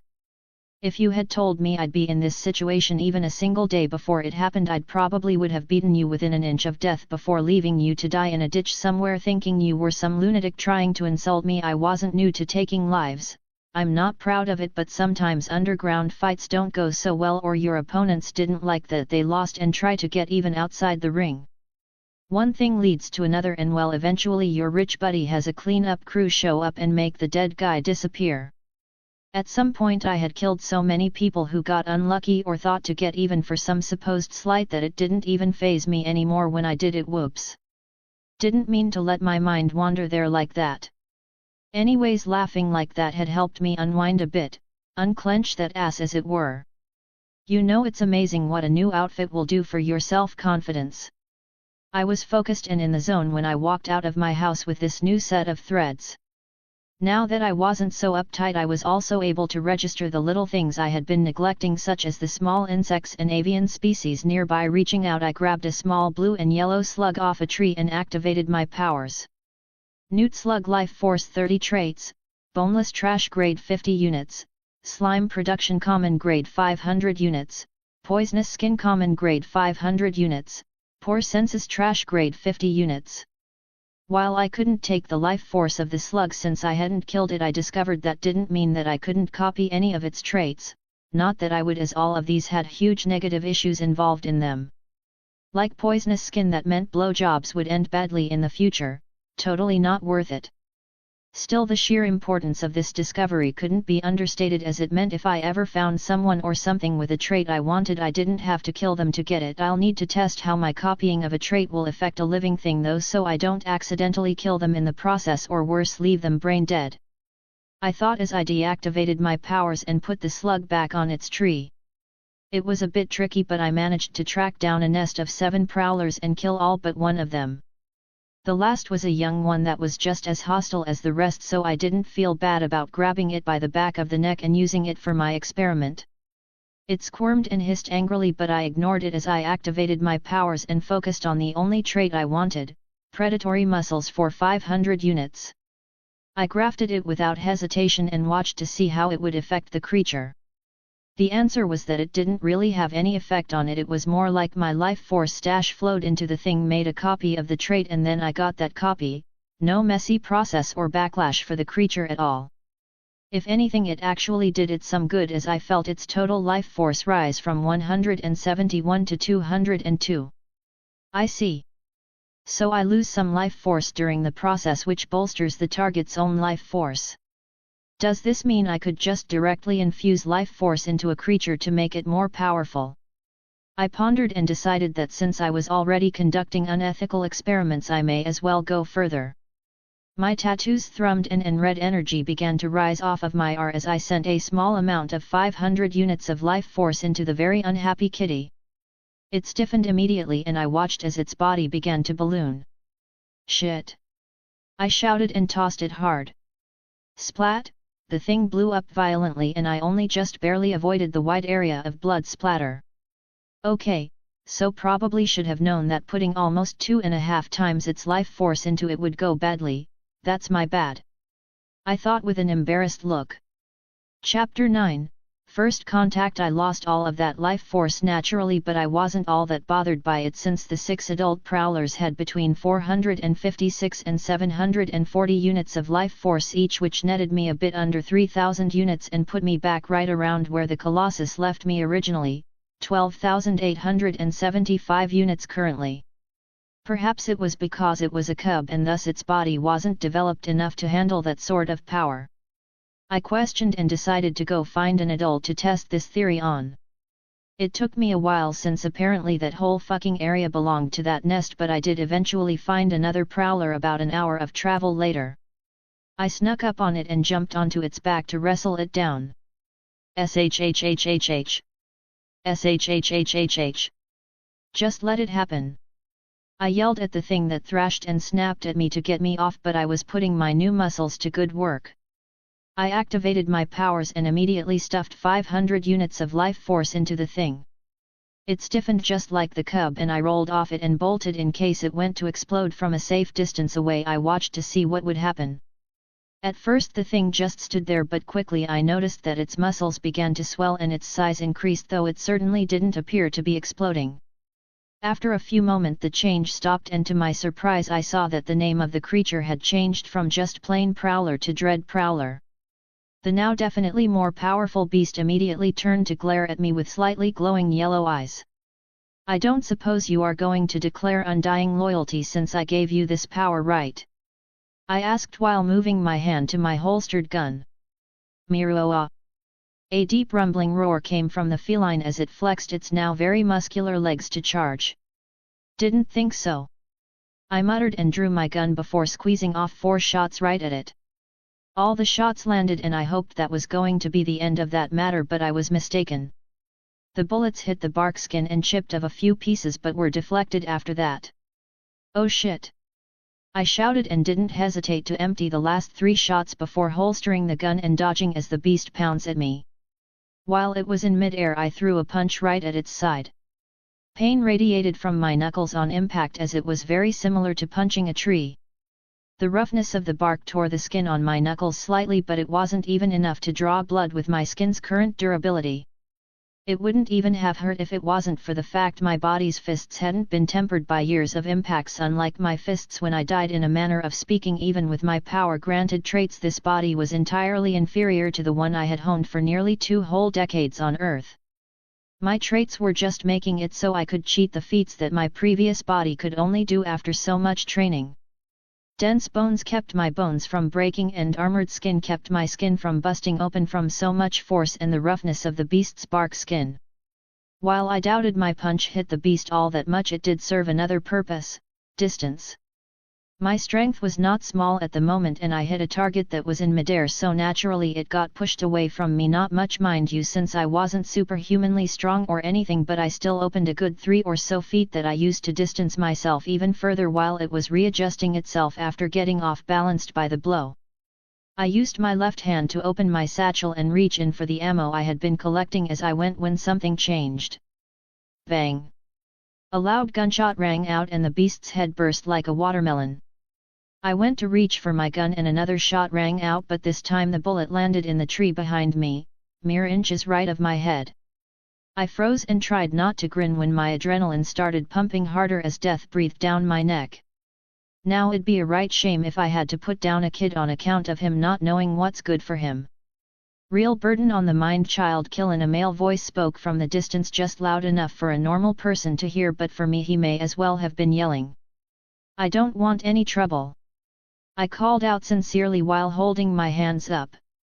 Coulda had me fooled, tangoing with a big OL prowler like that, even punched the thing if I recall.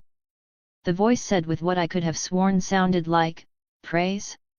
At the same time, however, this person had already unintentionally told me that they showed up after the fight started and didn't see me experimenting with my powers.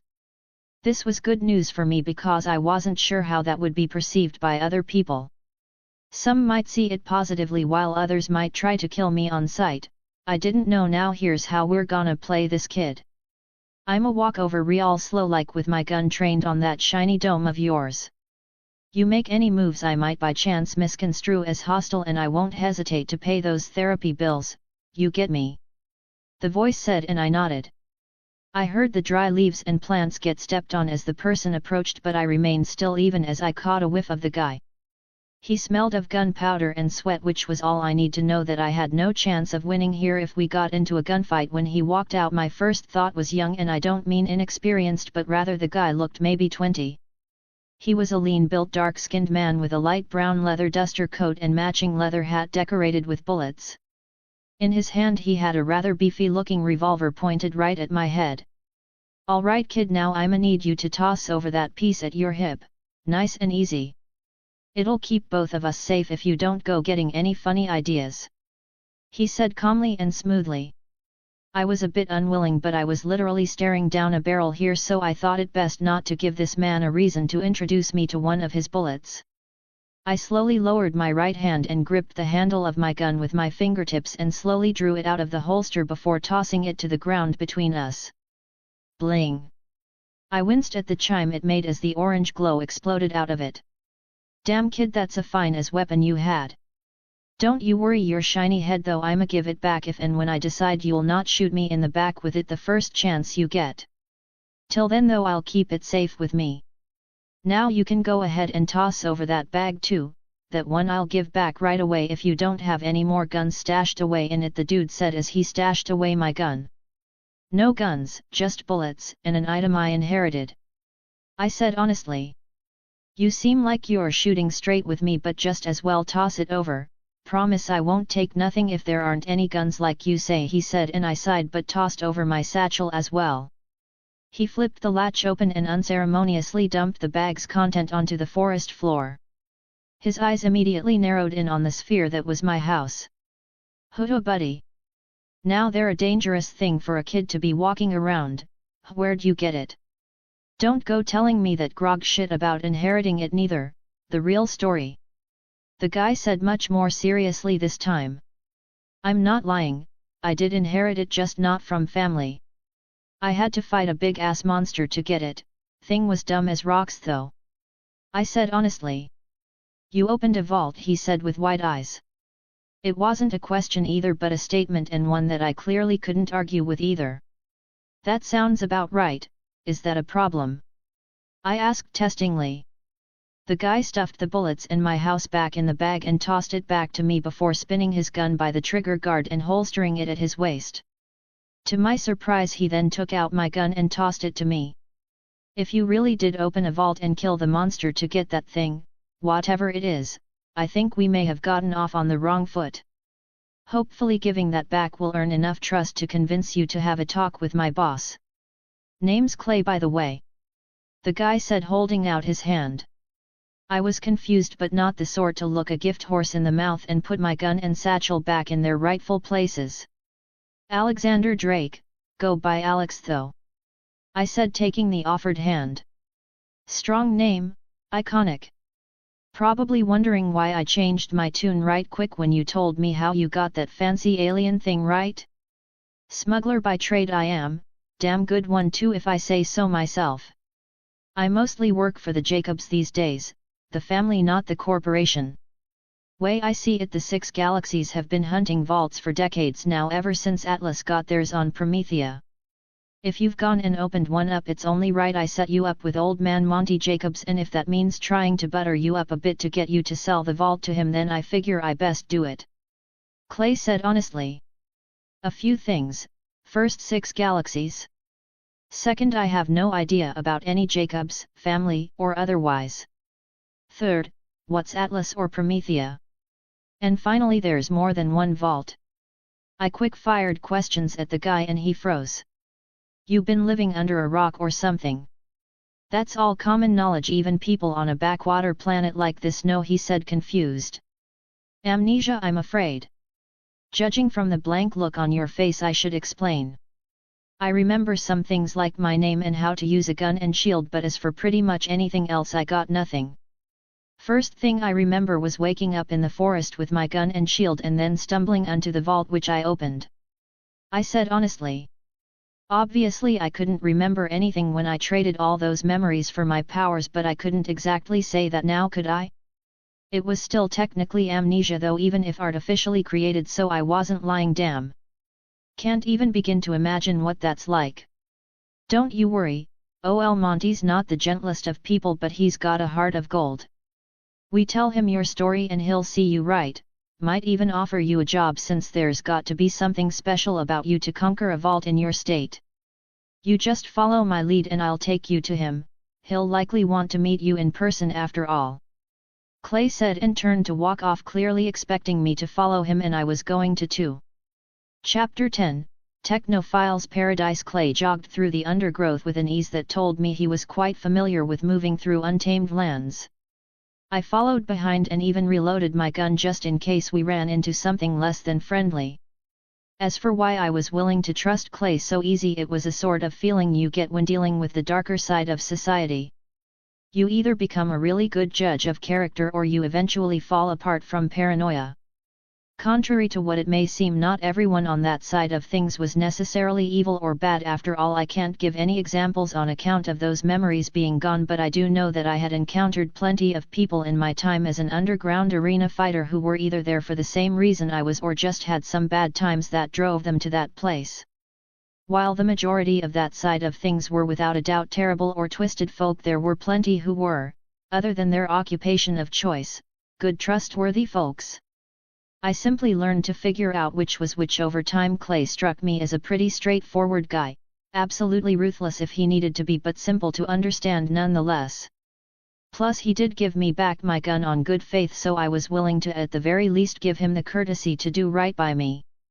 If it came back to bite me in the ass, that was on me, but I didn't think it would. Hold up a moment, Woimp ahead, I said after a few minutes of travel. How do you know? He asked, surprised. I pointed at my nose. I can smell it, gotta be at least half a mile away, but there's definitely one up ahead, I said honestly. No shit, you are turning out to be quite the catch, kid. At this rate, even if old Monty doesn't give you a job, I might myself.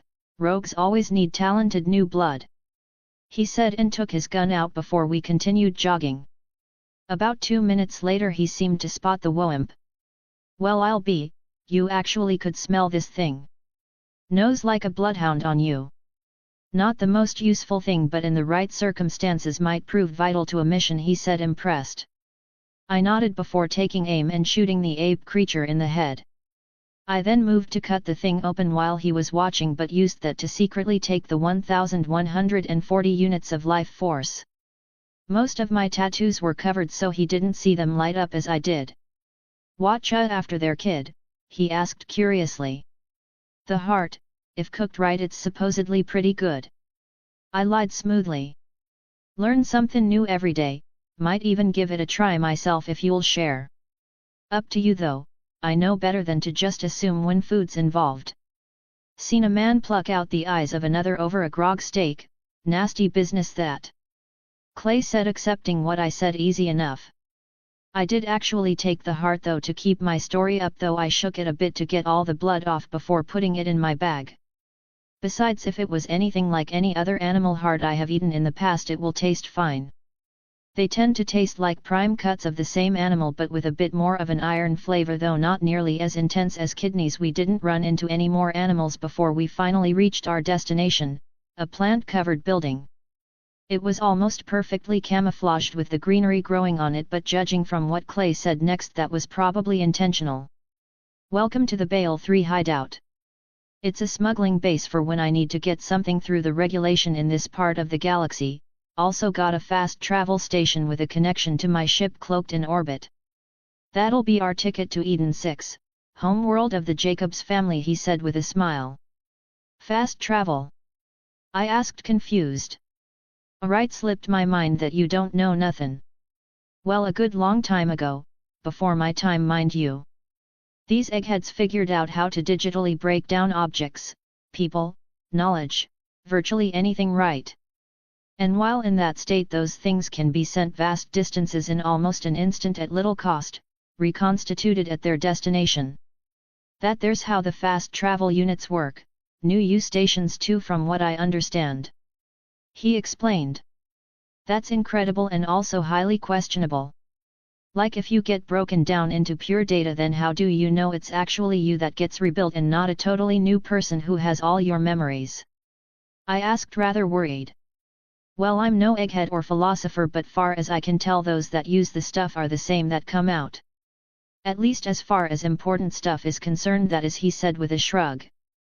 Not really good at reassuring people, are you? I joked. Just telling it how it is, he said with a chuckle. He opened up the base and I couldn't help but sigh in relief as cool dry air blew over me. The place had A/C. The inside of the place was damn near spotless and also empty.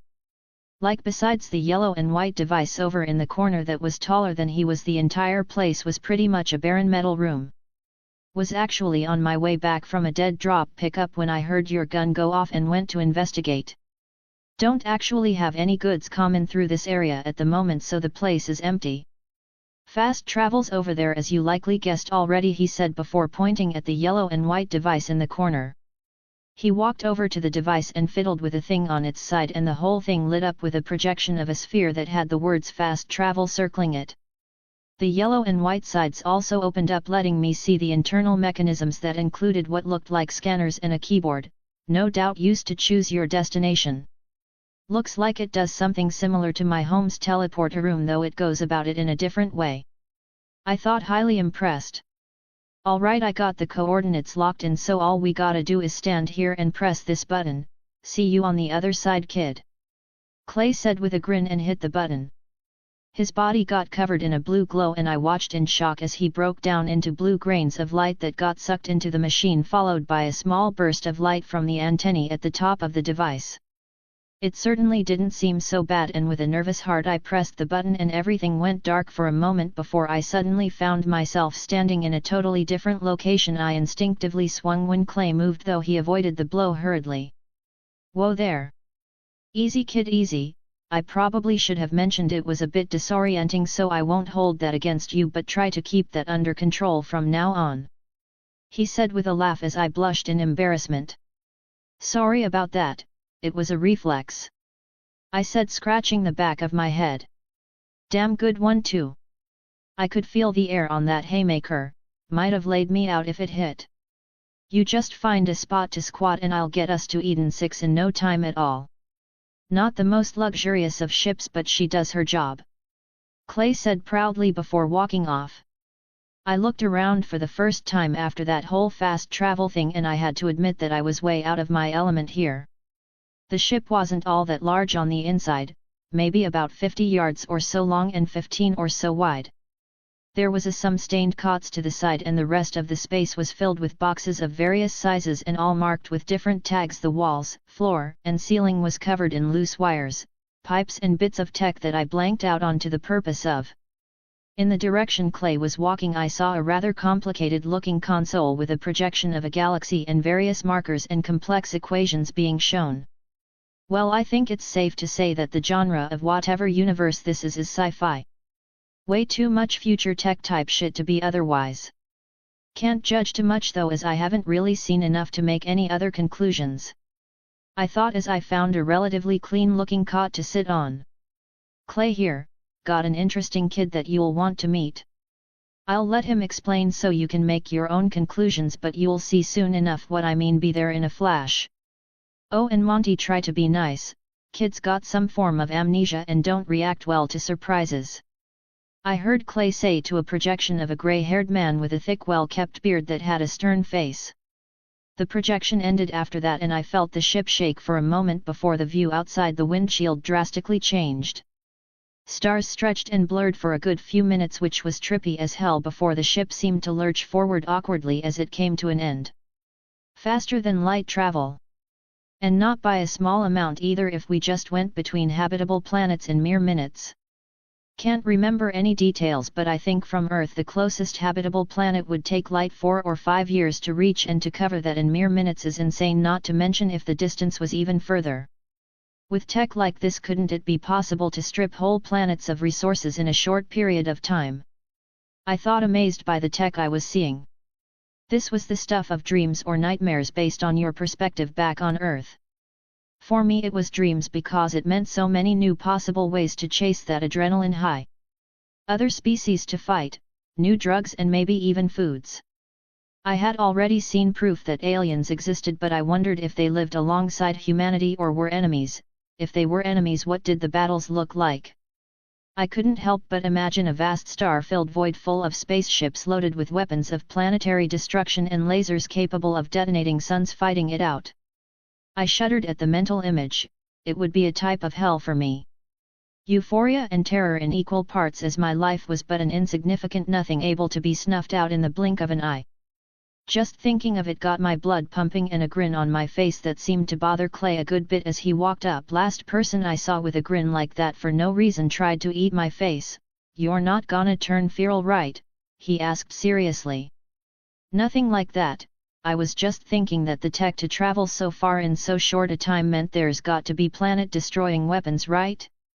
Got my blood pumping with adrenaline, I said honestly. Chapter 11, Swamp-ass Clay seemed to understand but shook his head. "Sorry to burst your bubble, kid, but there's no such thing. Not saying it's not possible, but that stuff's outlawed in all 6 galaxies on both the legal and illegal side of things. Steps on too many toes, so no one touched the ideas," he said honestly. "That's unusually reasonable for our species," I said astonished. "You'll get no argument from me. Seen all sorts of folks, so I know how bad we can get. Welp, we are currently in orbit above Eden 6, so I figured I'd best give you a bit of advice before I take us in for a landing. Most of this is pretty common sense, like don't shoot nobody, but your case is unique. So I figured it'd not hurt to make things clear. First, don't shoot nobody, important that one. Second, don't kill nobody. You'd think that would be covered by the first rule, but I've seen folk use their bare hands to do the trick, so best not to leave any loopholes. Third, don't take any disrespect lying down, old Monty will bully you if you don't stand up to him. It's his way to test you, so don't take it personal. Other than that, do whatever feels right, even if it might seem downright rude. The Jacobs value sincerity a whole helluva lot, so act how you normally would. You follow those rules and this'll go swimmingly. Clay said seriously, and I nodded. He headed back to the console with that taken care of and typed some stuff and turned some dials before hitting a button. The ship rapidly started to approach the planet that also had an even bigger planet behind it, and I realized with a start that this habitable planet was a fucking moon. The ship's shield caught fire as it dropped into the atmosphere, but other than some minor shaking, it was a smooth entry. As we got closer to the surface, I was amazed at what I could see out the window: massive trees and lush dense flora that covered everywhere that wasn't covered in rocks or swamps, and even some of those were covered too.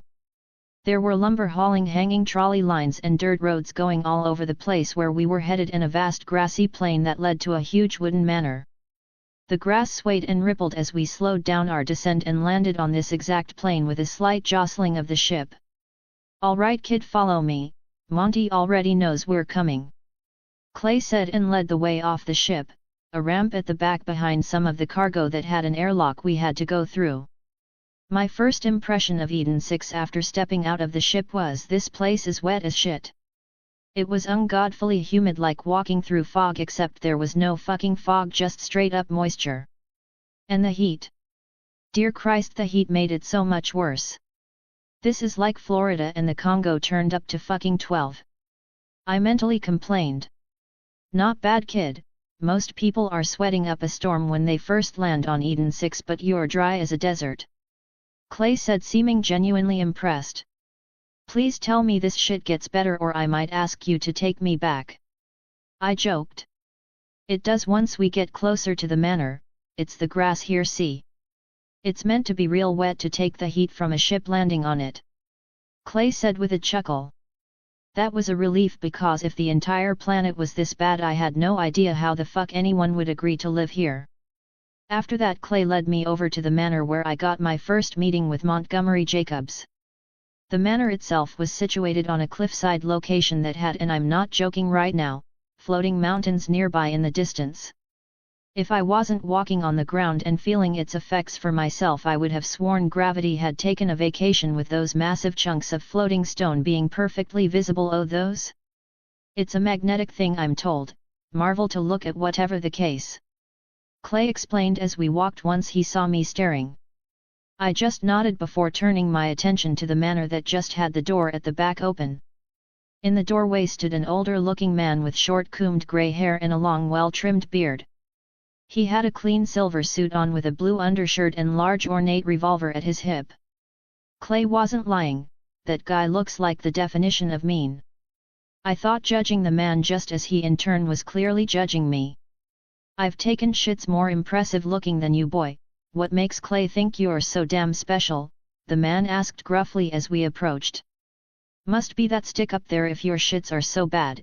As for me, the first thing I did after waking up today with a gun, shield, and missing memories was open a vault, kill the monster that came out, and get the nifty prizes within. I spat back. The man somehow looked even more serious. You got any proof of that, boy? He demanded firmly. I reached into my satchel and retrieved my house. This good enough? I asked, holding it in front of me.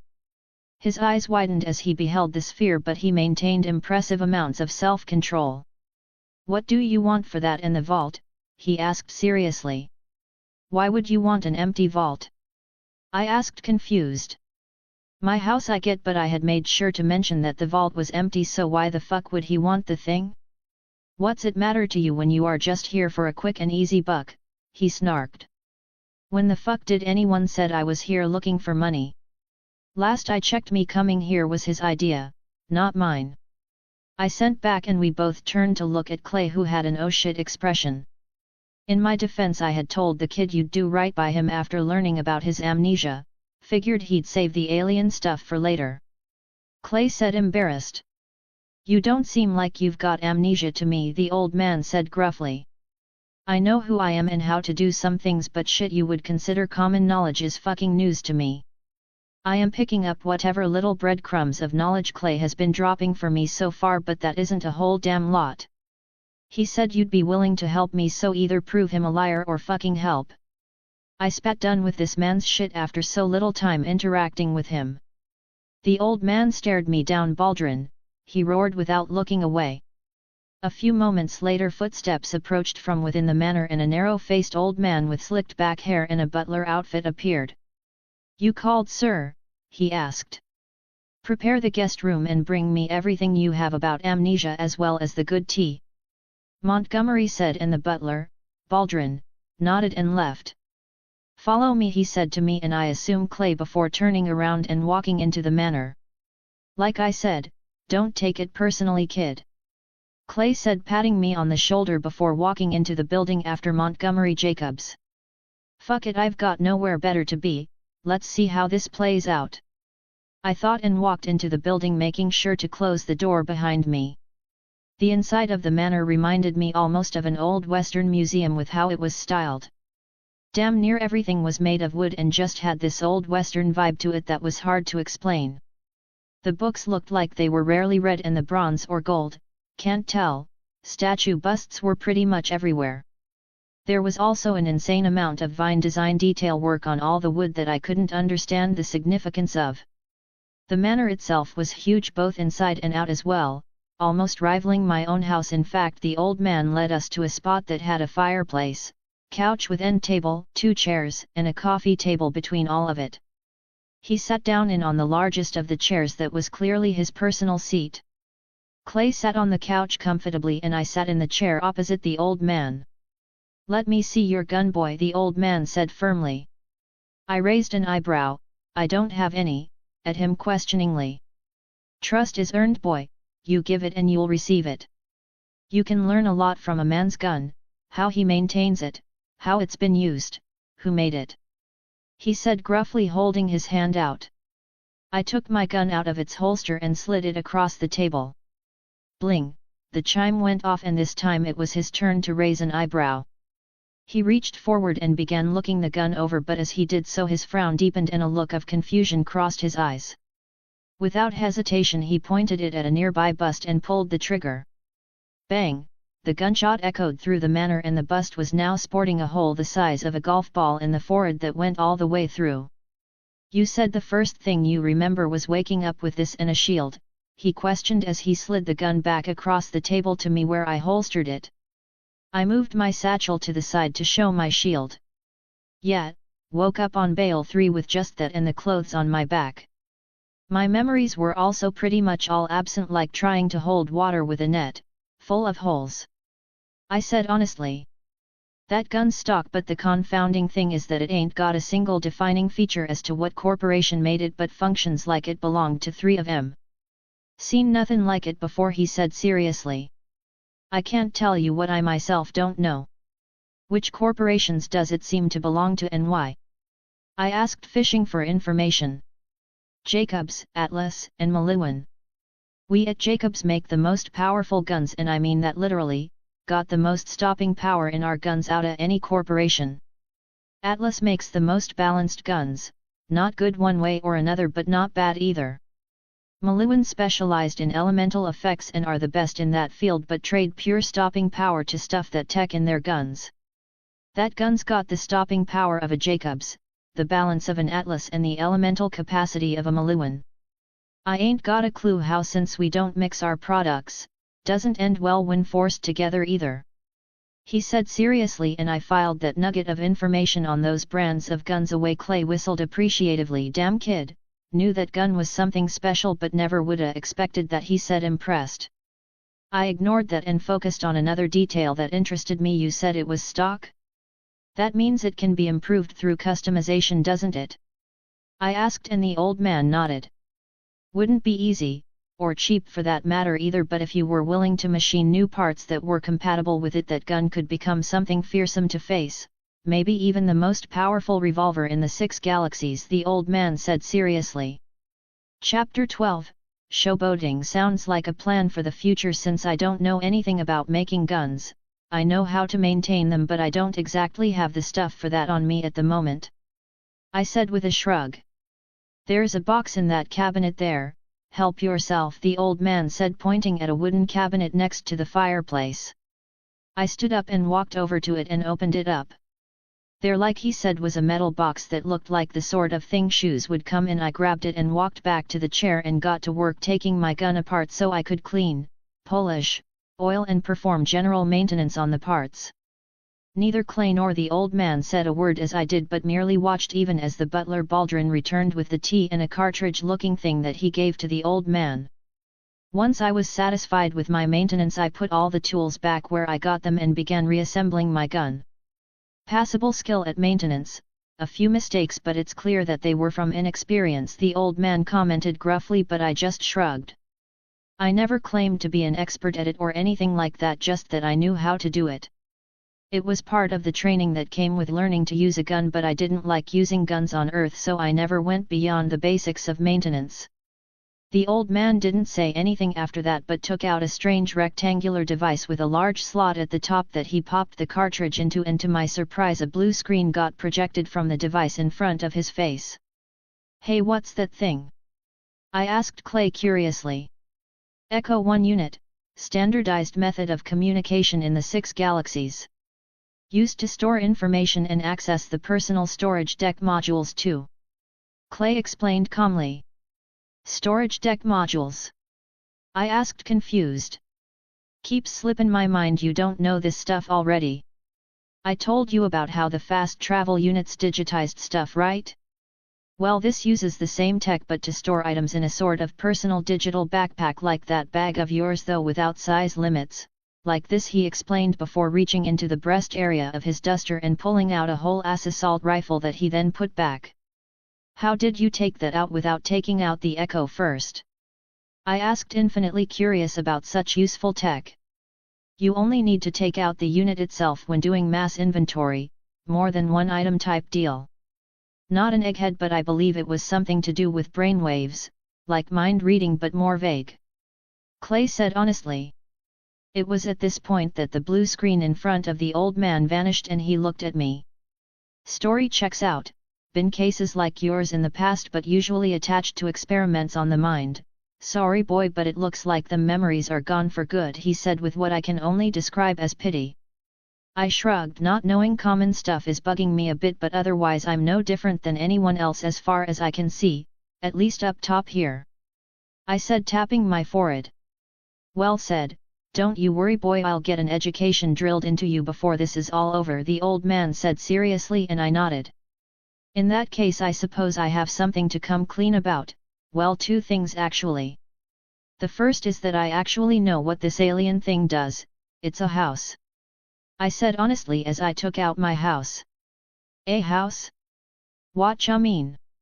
Clay asked, confused, and the old man was not much different. It'd be easier to show rather than explain, I said as I stood up and pressed the button on the sphere. Immediately it stuck in mid-air even as I let go of it and began to twist and unfurl to form that oh so familiar black metallic archway with the button at the top and portal glowing in the center. Sweet Mary! It's a vault, the old man exclaimed in shock. I suppose there are similarities, what with the portal and all. But if you'll follow me I'll explain what I mean by it being a house. I said calmly. Boy, why in damnation would I ever get anywhere near that contraption? The old man demanded with a concerned look at the portal. Trust is earned, you give it and you'll get it. I believe you said earlier. I said with a grin. Cheeky brat. Usin' my own words against me like that. Fine.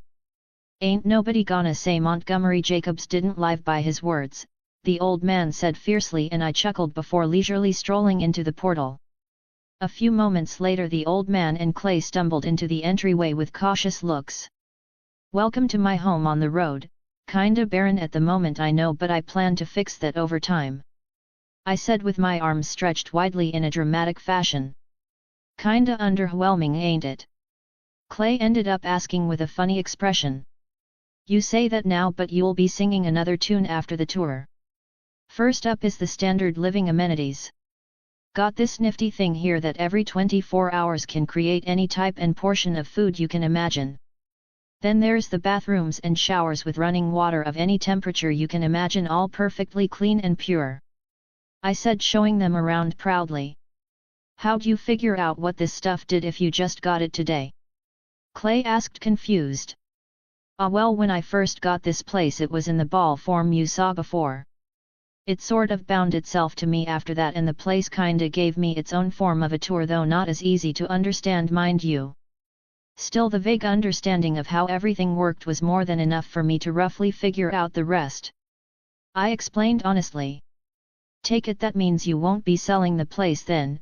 The old man asked, and I nodded, though he didn't seem to find my answer unexpected. I moved on after that and showed them the empty rooms and explained the ones with stuff in them. This room's got the alien stuff in it, including the vault key. That room has my biological treasures in it, though so far just what's left of the vault monster and the head of a cool bug I found and liked. And this room here has all the guns I got from the chests in the vault. I said proudly, showing of my stuff. Not a whole helluva lot, is it? I thought the vaults were chock full of treasure, what with the one on Promethea giving Atlas such a boost. Clay said, looking disappointed. You're missin' the truth, even though it's staring you in the face. This place is the treasure in the vault. Them guns were a bonus, most like, the old man said, and I was surprised he figured it out so easily. He's right, you know. I'm definitely not the most well knowledgeable on this stuff, but this place is a wonder worth killing to defend or take. Rich as I don't question he is, I doubt even the old man here could part with enough money to equal the worth of this place. I said seriously, and to my surprise the old man nodded in agreement. I moved the tour on after that and showed them the flora and fauna rooms, which the old man was especially interested in. Some plants practically need a deal with the devil to grow, with how damn picky they are in requirements, but if you can easily replicate those conditions here, I might just pay you to grow me some, the old man said seriously when I asked about his interest in the flora growing and study room. The fauna room was likened to the universe's most elaborate zoo, and I couldn't unhear that, and now it was stuck with me. The crafting room, on the other hand, made the old man mad with jealousy. Not that that was surprising, considering what the creator thing was able to do. The old man flat out said that he'd pay me a fortune just to see Jacob's weapons made by the thing. A rather odd request, but it shouldn't be too hard to do if you can get me the materials and a blueprint. I said honestly after he asked. It's not about the damn weapon, boy, it's the manufacturing process. Our machines are precise, but they still make mistakes, a crack in the metal, a slightly tilted bore. But if this thing can just shit out a finished product with no flaws at all, we can learn exactly which parts we need to improve to increase the quality of future weapons across the board. It's a goddamn goldmine for quality and prototype testing, the old man said, more excited than I even thought possible. I thought about it for a moment and couldn't really say that he was wrong. If my creator thing did in fact make perfect versions of each gun manufactured by the Jacobs company, any changes in the guns could be spotted and removed from sales, increasing the overall quality of the weapons sold. In addition to that, if I created experimental weapons, they could in theory test them and make changes to the blueprint, which would in turn be added to the next iteration without actually having to make a new machine for just the prototype. I can only use it once every 4 hours, so I'll charge by the gun made, if that's fine with you. I said with a shrug. By the gun? You tryin' to give me a raw deal, boy? Every 10 guns sounds more like it. The old man said with clearly false outrage. Fine, let's haggle then. 2, 8, 3, 5, and that's the lowest I'll go, the old man said firmly. I grinned though. 4 and a bottle of the best gut rot I can think up, I said, and the man blinked before barking out a laugh. All right, boy, you've got a deal. Let's see what a brat like you can come up with, he said, holding his hand out for a shake that I returned. And that leaves us with the second to last and the final rooms, though the former I can just explain. It's a training simulation room to practice combat, Plan to abuse the hell outta it for the next year to sharpen my skills before I go to wherever it is I'm supposed to go at that time. I said honestly. What do you mean go somewhere? How do you know you are supposed to go somewhere? Clay asked confused. I don't fucking know. I just know that in a year I will be going somewhere that I can't remember the name of and doing something that I also forgot. This amnesia is really such a pain. I said a little frustrated. And if you were Thomas this trip of yours? The old man asked sternly. I shrugged. Nothing good probably. I don't plan to fuck around and find out though, so once that date hits I'm going to be looking for whatever is supposed to get me there, assuming the next room doesn't already serve that function. I said seriously before showing them the final room, the teleporter room. Pandora, the old man exclaimed in shock after seeing the planet set as the only destination of the house. So that's where I'm supposed to go. The moment you said that name I knew instantly that was where I am supposed to be in a year. Creepy how this place already has it marked for teleportation. I said, now having a name to go with that vague direction of where I'm going. That being must have either left that coordinate knowing I'd get this place or left this place just so I get to that coordinate, not sure which. I thought with a twitch of my eyebrow. Chapter 13, Yay Trust. The reason for that twitching was sheer irritation because no matter how you look at it the being definitely had some part to play in this matter but hadn't said anything about it. For all I know this place and my powers were a package deal with same death delivery rather than just my powers being my gift. A kid's got no place on Pandora, place is as savage as it gets. If you've got no choice but to go in a year though I swear on the Jacob's name we'll do our damnedest to make sure you'll at least not die there.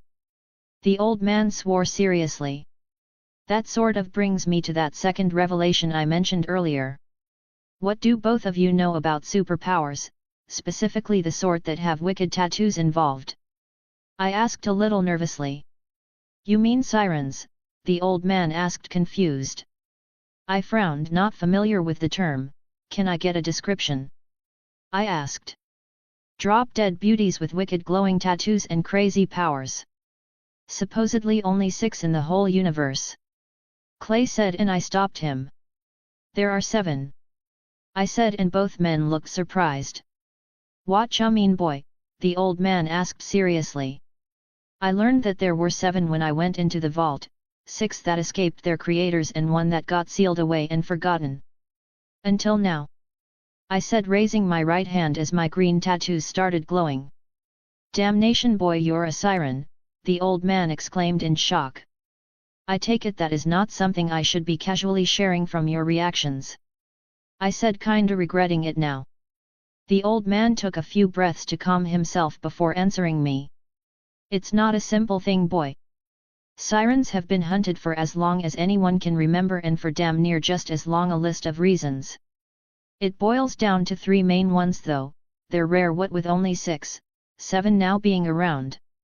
Rare means valuable boy, doesn't matter if it's useful or not, and make no mistake, sirens are useful. The second of these main reasons are that no siren is weak. Each and every one of you are dangerous things that if harnessed can cause untold amounts of damage. Finally is superstition. You sirens are anomalies, things that nobody can explain, and it frightens people. People kill what they fear, it's in our nature, he said seriously. Suppose I should mention a stand-in bounty on all sirens of $1 million. It gets higher or removed dependent on the siren, but $1 million is the start for unbound sirens. Smart folk know better than to chase that bounty though, your kind tend not to come peaceful like. Clay said seriously. Hey? Never had a bounty before, so that's pretty cool I guess. I said with a grin. I really wasn't bothered by it at all. If anything, I thought it was pretty badass, like look you fools. I'm so fucking dangerous that I'm wanted everywhere just for existing. Biggest flex ever. Wipe that damn grin off your face boy, you ain't getting no bounty, least not till a year from now. You're under the sturdy branches of the Jacob's tree now, and the tree protects those under it from all storms, the old man snapped at me. Ah, you do have a heart, and here I was thinking you had a cold unfeeling chunk of metal instead. I teased with a laugh. So what can you do with these oh so special powers? Clay asked curiously, and even the old man bit back whatever retort he was about to utter to listen closely. So I explained how my powers worked and even a few experiments I conducted, as well as pointing out how Clay actually found me in one of my experiments. All things considered, I'd say that they took it well enough. So let me see if I noodled this out right. You're in theory immortal, can in theory grow infinitely, and can even make other things more powerful. Clay asked, and I nodded. Sounds about right, I said casually. You don't plan on starting a cult or nothing, right? 'Cause that sounds a lot like the description of a god, and bandits will worship anything that stands out, much less someone who actually fits the bill. He said seriously. Bandits? Like thieves? Highwaymen? That kinda thing? I asked, confused. Lawless bunch of inbred, cannibalistic, and psychotic folk that are as mad as a jabber in heat. Once normal working folk, but driven mad after the wars years back. Not idiots exactly, but too nuts to properly use their brains, the old man explained. There are a few outliers amongst those born into the clans, but they tend not to live long. Tall nails get hammered first, get me? Clay said, and I nodded seriously.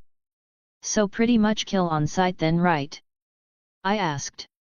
Generally speaking, best to shoot first and ask questions later where bandits are involved. Now, don't mean to be rude, but you've got me curious now, but what are my traits? Clay asked while holding out his arm for me to grab. Human life force, 1270 traits, keen sight common grade 500 units, quick reflexes common grade 500 units, gun expertise uncommon grade 1000 units, clever mind uncommon grade 1000 units, athletic body common grade 500 units. Now that's an impressive list of traits. So far you are the first thing I've looked at with my powers that don't have any trash grade traits, though you don't have any extraordinary ones either, I said after reading out the feedback I got. So if you were to copy all these traits, you'd become a mini-me more or less? Clay asked, and I shook my head. Better than you in all but experience. Traits stack, remember, and I already have some that would definitely stack with those, I said honestly. Do it, the old man said firmly, catching me and Clay both off guard. You said that it didn't hurt the prowler cub to copy the traits, but even might have helped it by a small amount. Doing the same to Clay's all benefits and no downsides, he explained, and I couldn't really disagree with him. Not sure I enjoy being volunteered like this, but Monty's got a point. Go ahead and copy away, Clay said, and I began to use my powers to grab all of his traits, wincing slightly at the huge chunk of my stored life force that vanished to get it all. Once I was done, Clay felt odd. Like I could feel his traits still within him, but at the same time he felt blurry and faint despite him getting a solid 300 or so units of life force during this trade. Units of life force that had an immediately effect on him as he groaned in pleasure as his body got an inch or two taller and his form bulked up a little. He didn't look lean anymore, but not like covered in bulging muscles either. I take it back, I feel like I could wrestle a Trooks. I can look at her and win, Clay said, moving around, clearly pleased with the upgrade. What about you, boy? You don't look like anything's changed at all, the old man asked, confused. I haven't integrated the traits yet. I'm seeing which ones I can fuse into my other traits. So far, keen sight can fuse with keen hearing and keen nose. Athletic body can fuse with alpha muscles as well as quick reflexes. Ugh, it's so expensive though, at 6,000 life force to fuse it all, I said, complaining about the price a bit. Stop belly aching, that self-improvement is too damn expensive and just do it already, the old man barked angrily, and I felt wronged but went through with the fusions. All the keen senses traits fused to create enhanced senses rare grade. Athletic body, alpha muscles and quick reflexes fused to create omega body rare grade. Since the two rare grade traits were comprised of traits already integrated into my body, they too automatically integrated and the changes started immediately. I started to grow taller and my form began to bulk up and take on a predatory stature. My eyes, ears, nose, and tongue all bled as the other trait made sweeping improvement. When it was over, I groaned and stretched, causing my bones and joints to pop alongside my outfit that was now way too small to contain my form. In all my years I've never seen something so unnatural. A child grown into an adult in mere moments, the old man said, disturbed at the spectacle. I ignored that though and integrated the last two traits, though oddly besides a sudden throbbing headache I didn't feel anything. I'm not grown up yet, this is just what an outlier of the human species looks like at 13. I said honestly as I stripped off my jacket that was uncomfortably tight to the point of ripping with any movement I made. From an outside perspective I probably looked like an adult now, standing 5.5 feet tall with a stupid amount of muscle definition. My face had gotten slightly more narrow as the last of that stubborn baby fat vanished as well. The words alpha and omega didn't exactly mean what they did in standard context here. In truth, alpha referred to the strongest normal members of a given species. Omega, however, referred to those that were genetically superior to the rest of the species, bigger, stronger and more dangerous at the same developmental stage. In my case, I as a 13-year-old could pass for an adult due to my appearance, but once I actually became an adult I would be a hulking mountain of a man, easily considered superhuman. That was assuming I stopped getting more traits that improved my body anyways. Spoilers, I didn't plan on it. Like that buffoon Torg then? The old man muttered, falling deep in thought. Who the fuck's Torg? I asked, intrigued, since if there was actually a human outlier they had to be an interesting individual. Outliers were supposed to be very fucking rare, the perfect conditions aligning to bring them into existence and all that jazz. Obviously they could be manufactured as well through beneficial mutations caused by lucky inbreeding, all positive traits no bad ones, or exposure to mutative substances or a mixture of both. Those wild outliers tended to be unstable at best. Mr. Torg High Five Flexington, or just Mr. Torg as everyone calls him, is the face of the Torg Corporation. A simple-minded fellow that also happens to be 7.5 feet tall and covered in muscles. Supposedly he looked like an adult as a kid too, got made fun of for it if you believe the stories. Well, he invented the explosive damage type that Torg weapons now all sport and has been a fixture in the borderlands of the galaxy, which is to say here for decades now. Clay explained casually. He must have some awesome traits, wonder if I can set up a meeting. I muttered and Clay just chuckled. Not if Monty's got anything to say about it. Small one-sided feud since Torg used a Jacobs as the base for his explosive developments. Monty thinks he cheated the Jacobs Corporation since he didn't sell it to us instead of Torg. Personally I think it was a matter of convenience rather than malicious intent, he said with a chuckle, though the old man snorted angrily after having heard him. Chapter 14, Ugh, school. Mr. Torg must have gotten a pretty good deal if the old man is so upset about it. I said, but Clay just laughed, confusing me. If the dumb bastard had gotten a good deal for it I wouldn't give a shit. The fool only got $12 and a high five for the tech, the old man said with irritation clear. The fuck? If it's become a staple damage type, wouldn't that mean that billions of guns with that stuff on it have been sold? I asked incredulously. And that's why Monty here has a grudge against Torg, the price he got was an insult to the Jacobs name. Clay said with a shrug. Enough about that muscle-brained buffoon. We need to make a plan for the next year if we are to get you up to snuff, boy, and you ain't gonna like it, the old man said seriously, and he was God's damn right. No new life force, traits, or fights outside an hour in the sim training room for the next 6 bloody months. No, instead of focusing on my personal power, the old man had my ass literally strapped to a chair and forced to endure the worst torture imaginable. School, I knew it was for my own good, really I did, but fuck school.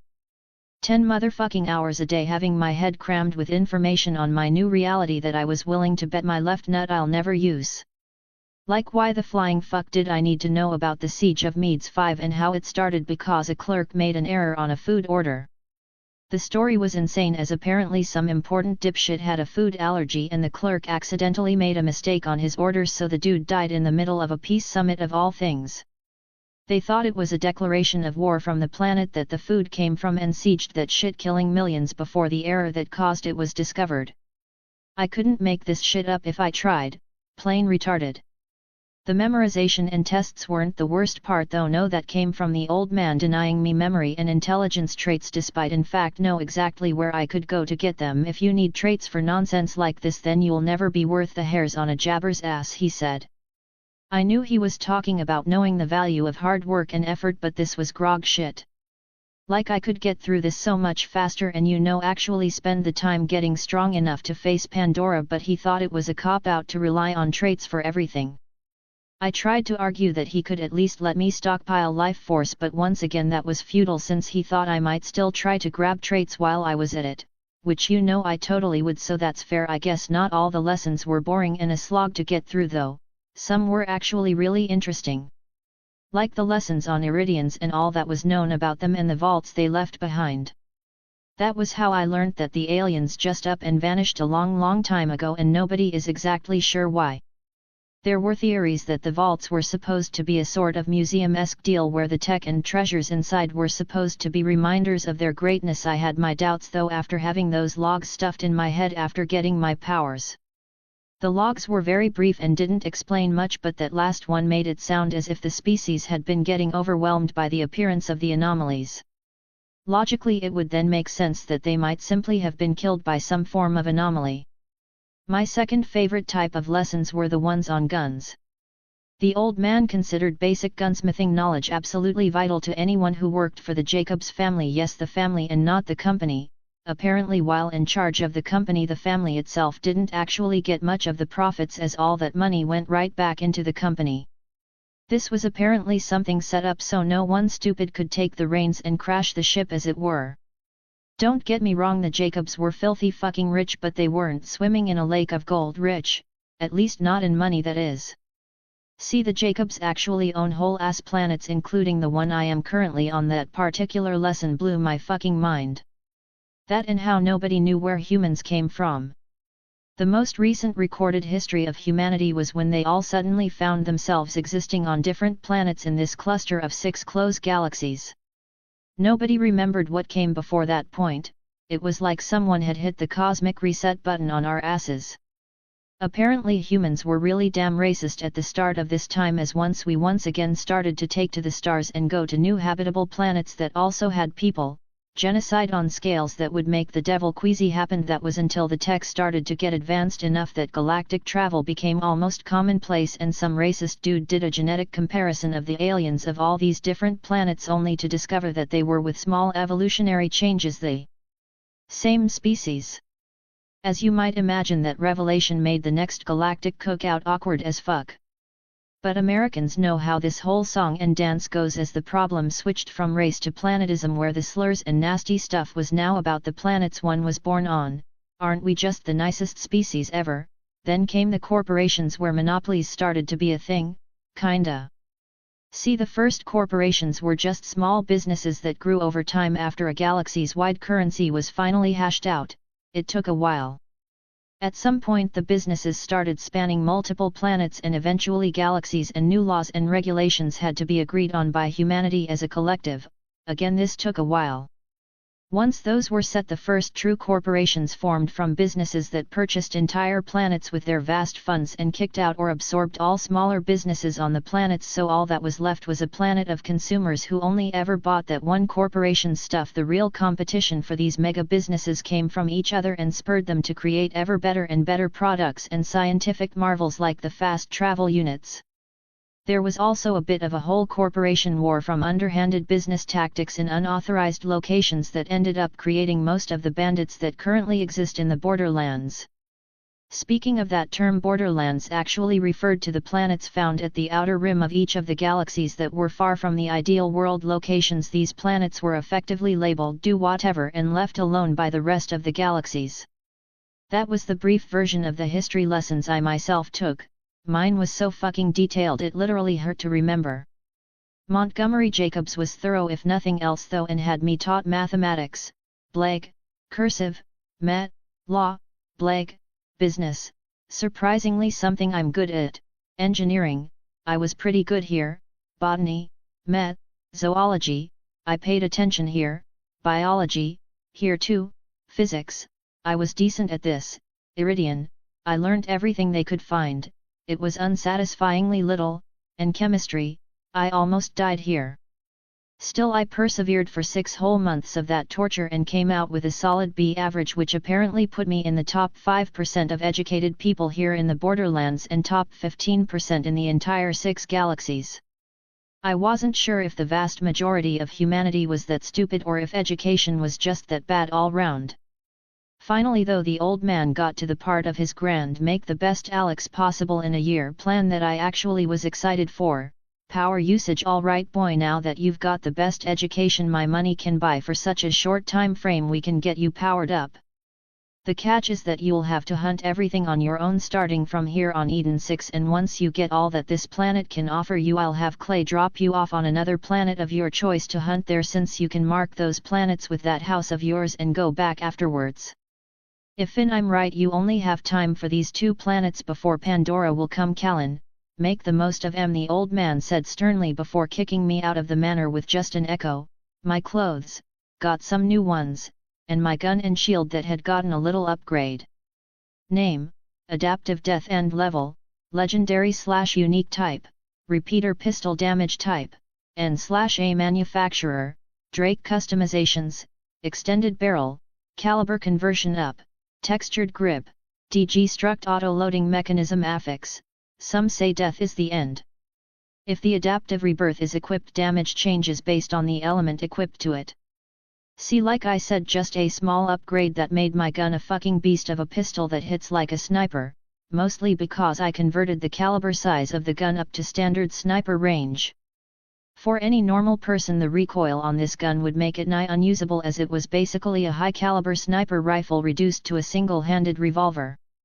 For me though, it was just right. The biggest downside though was that the firing rate had dropped a good bit, as I could only get off 3 shots in the same amount of time I used to be able to get off all 7. Reloading also would have been a bitch if I hadn't put an auto-loading mechanism on it. Thanks to it, reloading after emptying the cylinder only takes about 1.5 seconds. The way it worked was that it had a sensor that detected my shots left, and when I'm out it DG destructs the empty casings and then DG structs full ones in place so long as I have bullets saved up in my inventory. Monty had made sure I had an echo within the same day I started living in the manor, and I had been getting familiar with it for the last 6 months, so I was pretty well versed in its uses. I suppose I should also mention I got acquainted with Monty's son and heir Wainwright, as well as his son's lover/best friend Alistair Hammerlock. Wainwright Jacobs wasn't a very imposing person like his father, but rather more of a mild-mannered gentleman. He had wild graying brown hair and bad eyesight, but was a peach to just sit around and shoot the shit with. Hammerlock was kinda a stereotypical British explorer/biologist/hunter with a robotic eye and arm and all about the call of adventure. Let me tell you, the dude was an absolute encyclopedia of knowledge on all things animal. Both of these men had been made privy to my rather special circumstances, and Hammerlock in particular expressed no small amount of envy at the nature of my powers. To hunt a beast and truly make its very life's essence and power your own, a thing of great envy for any hunter worth his salt, I assure you. He had said genuinely at that time. Chapter 15, Hunting. Alright, so I've already made a list of every species and creature of note on Eden 6 according to the online forums on the EchoNet. According to that list, jabbers and their subspecies, as well as saurians and their various species, are the most abundant creatures on this rock. The tyrants in particular from the saurians should have a lot of life force and some decent traits. I thought as I stood outside the door after the old man kicked me out to fend for myself. It was as I had come to expect, humid and hot, as I walked on the dry dark stone outside the front of the manor towards the lift to the small village that was built with a deep chasm between it and the manor. It was mainly populated with what can only be described as hillbillies, like, besides not being inbred, usually, they fit most of the other descriptors there. They were superstitious, kinda dumb, and kept to themselves with their odd customs and practices. The lift itself was just a metal platform moved from the manor side to the village side by a set of turning wheels on either railing, powered by what looked suspiciously to be an electric lawnmower engine. The dirty folk of the village saw me coming, but beside mild interest at the topic of several rumors coming out of the manor after 6 months, they didn't seem to care. The ramshackle wooden and metal buildings that made up the village weren't really anything to talk about, but the fact that it was built literally on top of a watery, muddy swamp was. You could take 2 steps out of any building here and step into 3 inches of mud for fuck's sake. Good thing my new outfit was made for all-terrain travel, including through space. I thought with a smirk. My new outfit was one that I, Clay and Hammerlock designed to be the ultimate apparel for the vast majority of biomes. The base layer was a skin-tight airtight nanomaterial regenerating carbon mesh that covered every part of my body except my hands and head. If I added a helmet and gloves I could go directly into the cold vacuum of space with just this layer alone. It wasn't very durable though, so otherwise not an ideal outfit. I should also point out that you could see everything when I was in just this layer. When I said skin tight I fucking meant it. The next layer on my lower half fixed this issue though, as it was a sleek armored pair of leather pants and grog skin boots. For my torso I had a open-chested long-sleeved synthetic armor threaded black duster coat that had the word Jacobs printed on the back in big bold tan letters. It had pockets too. The coat also had heating pads on the inside for cold climates. My favorite part of the outfit though was the face mask that was designed to filter the air I breathe as well as give me a heads-up display courtesy of the lenses of the eyes connecting to my echo. The mask itself looked like a snarling prowler or lion with my thick dark hair spiked up behind it like a mane. Admittedly the design of the mask was Hammerlock's idea, but to be fair he had a really convincing argument. If you are to become the ultimate predator the least you can do is look the part, he had said, and gods was he right. I looked like I meant business with my gun on my right hip and my shield on my left in this outfit. Oh! A quest! I thought, surprised when I saw the big yellow exclamation mark above one of the villagers' head. Quests were a fascinating subject about the universe I was in, as they were more or less job requests that anyone could issue or take. It was pointed out by that yellow mark and created via the Echo HUD, with your objective being marked clearly in the right side of your vision, and the Echo even highlighted the objective items for you. It was all very video game-like and user-friendly. That wasn't a fucking coincidence either, as the dude who made the Echoes was a video game enthusiast and wanted to make reality more game-like. It was a weirdly effective system too, as those big bright yellow exclamation points drew the eye and triggered a sort of impulse to investigate them. Anyways, I walked up to the shirtless big-bellied dude picking his nose that had the quest. "Whatcha need?" I asked curiously and more than a little excited to do my first quest. "Hey? Oh right, well some grogs done stole all ma shine. I want ya to get it back and kill those wasted grogs while you're at it," he said, and I got the quest automatically added to my HUD as well as an area of my minimap being circled to tell me where the grogs were. I nodded at the dude and started walking through the thick brown muck towards the spot marked. "I just thought about it and I think I'll throw in a little something extra if you use a fire weapon to kill them wasted grogs." The dude sent over my echo after I started to get close to the area with the grogs. Fuck! I cursed since I didn't have a fire weapon on me, just the current cryo of my gun. I saw the grogs in the distance and identified them easily as poly grog, wasted grog, wasted fire grog. There were 3 of the first, 5 of the second and 1 of the last. They all looked more or less the same, but each type was slightly different from the last. Polygrogs were small cat-sized bipedal raptor-looking things with leafy-looking feathers on their heads and large frog eyes that honestly made the things kinda cute. Sharp teeth withstanding, I can see why they are kept as pets, kinda cuddly in a weird reptilian way, like an iguana. I thought right before making all 3 of the things explode with a bullet each. "Hey!" The other grog types screeched and came at me, but I just watched as they stumbled about drunkly. "That's just sad," I commented and pulled the trigger 5 more times, exploding all of the grogs, which looked the same as the polygrogs except were a little bigger, medium-sized dog maybe, and had no feathers. Once my gun was reloaded, I casually blew the head off the fire grog that once again looked like a normal grog but was even bigger, person-sized right about, and had red skin. My quest updated after they were all dead and the dude spoke up. "Aw shoot, I was kinda looking forward to seeing a drunk grog running around on fire." "Welp, might as well grab the rot gut and get back here," the dude said, sounding disappointed. I just chuckled and moved over to the fire grog to grab my real prize. Fire grog life force, 572 traits, aphrodisiacal sweat rare grade 5000 units, projectile gland common grade 500 units, pyro oil production uncommon grade 1000 units, pore site trash grade 50 units, keen nose common grade 500 units, fire resistance uncommon grade 1000 units. The fuck? This thing has horny sweat? Why does this thing have horny sweat? Like what fucking reason would it evolve to have that? God, you there? I have questions, man. I thought absolutely bamboozled by that first trait. That said, I was sorely tempted to grab it simply because it might come in handy if I ever wanted to get laid. Can you imagine how erotic it would be for a chick to lick the sweat off you and it actually makes them more horny? Wet dream material right there.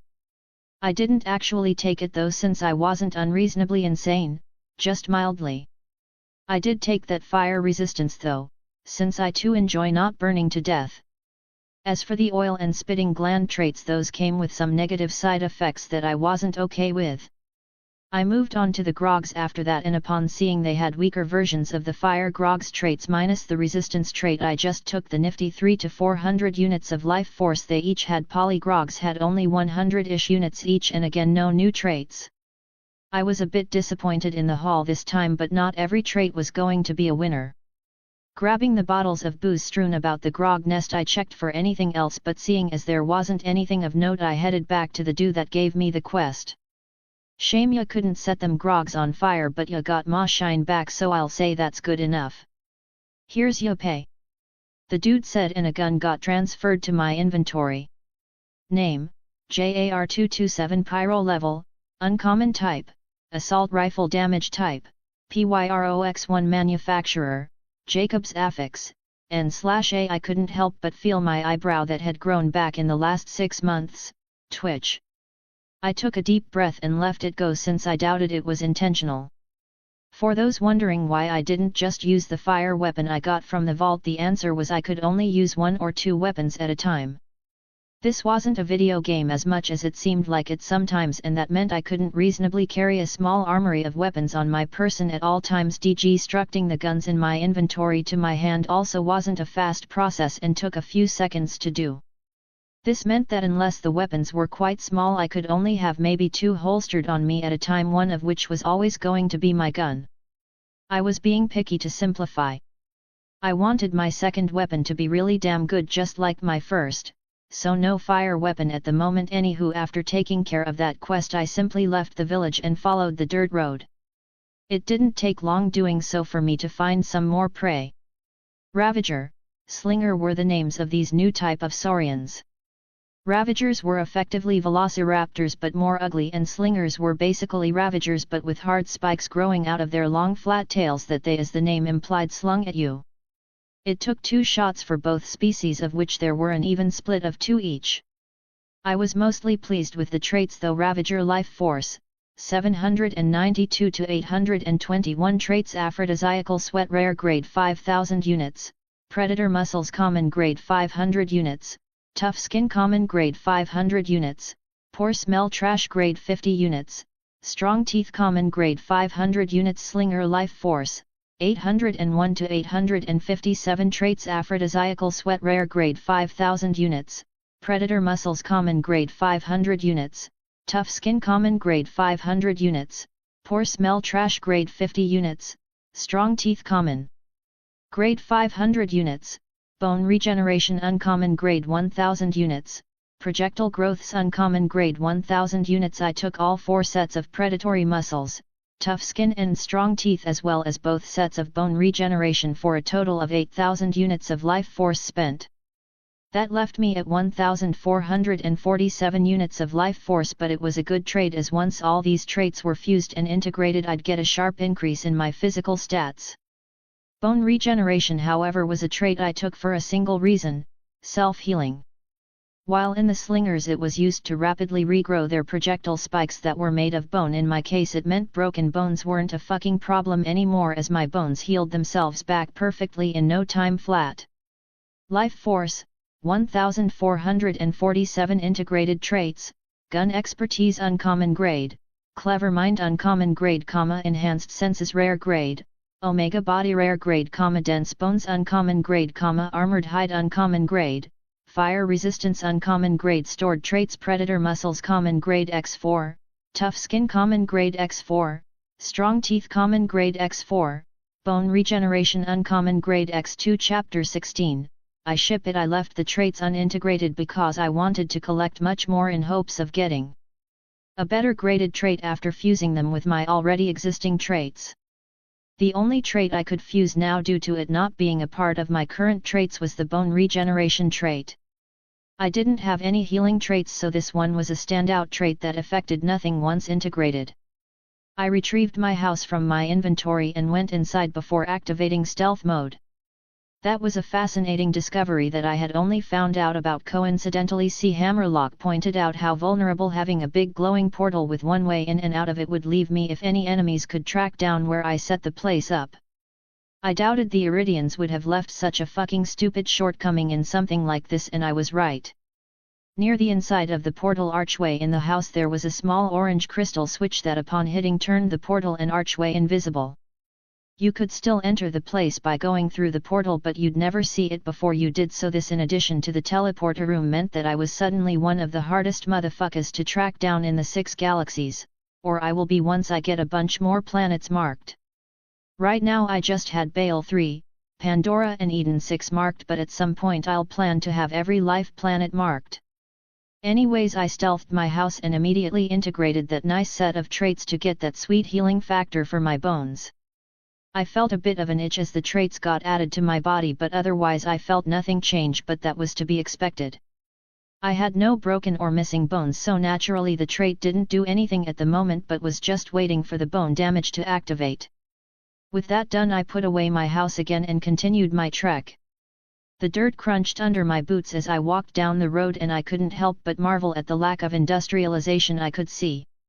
In fact, according to my history lessons, Eden 6 was nearly untouched by mankind with the exception of the few habitations and logging apparatus. Despite this, however, the place looked downright apocalyptical as there were crashed spaceships all over the place from the planet's weird ability to drag the things into itself if you didn't take care to keep that from happening. Strangely though, none of the locals thought to strip the ships for parts, even though that would have been an extremely easy way to craft a ship of your own.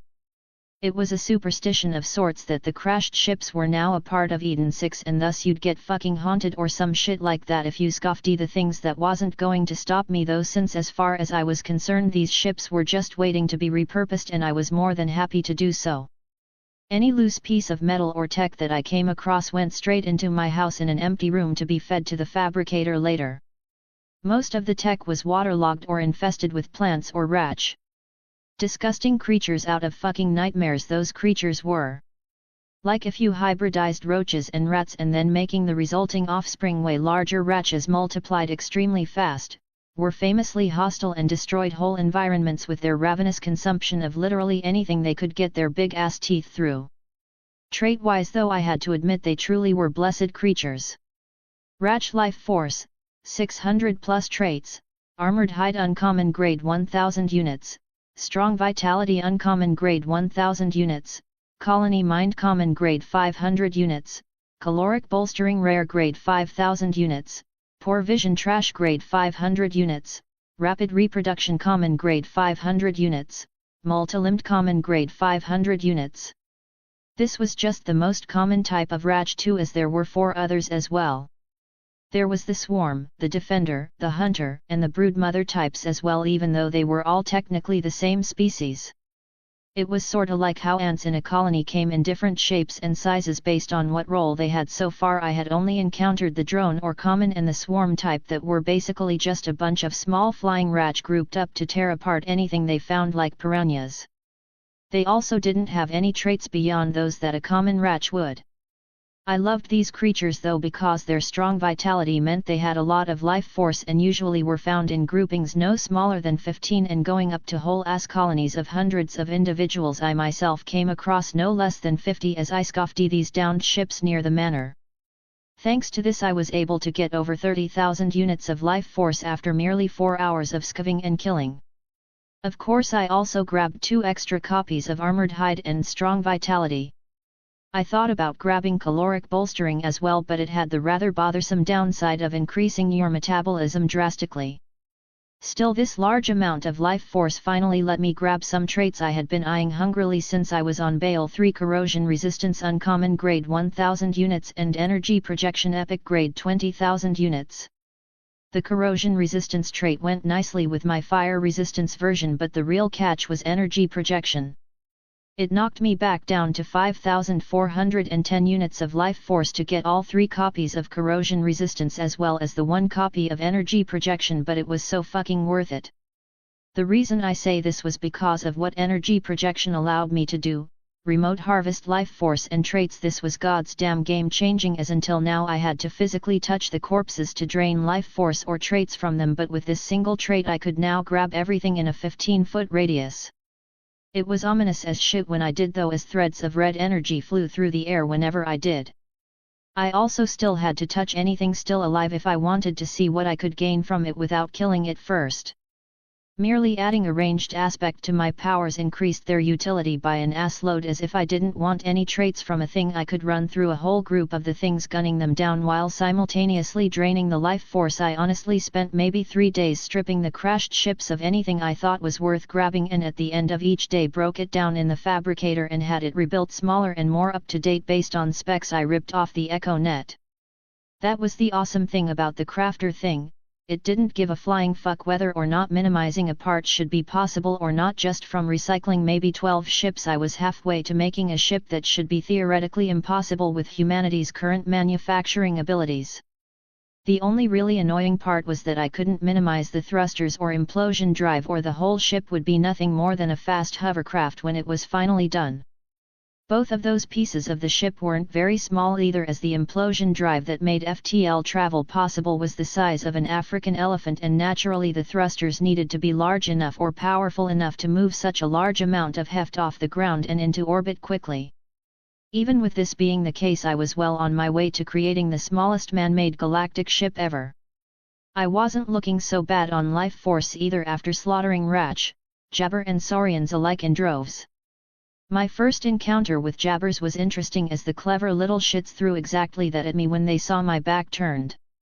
Jabbers were a fairly smart species of simian creatures closely resembling a mix of spider monkeys and mandrills.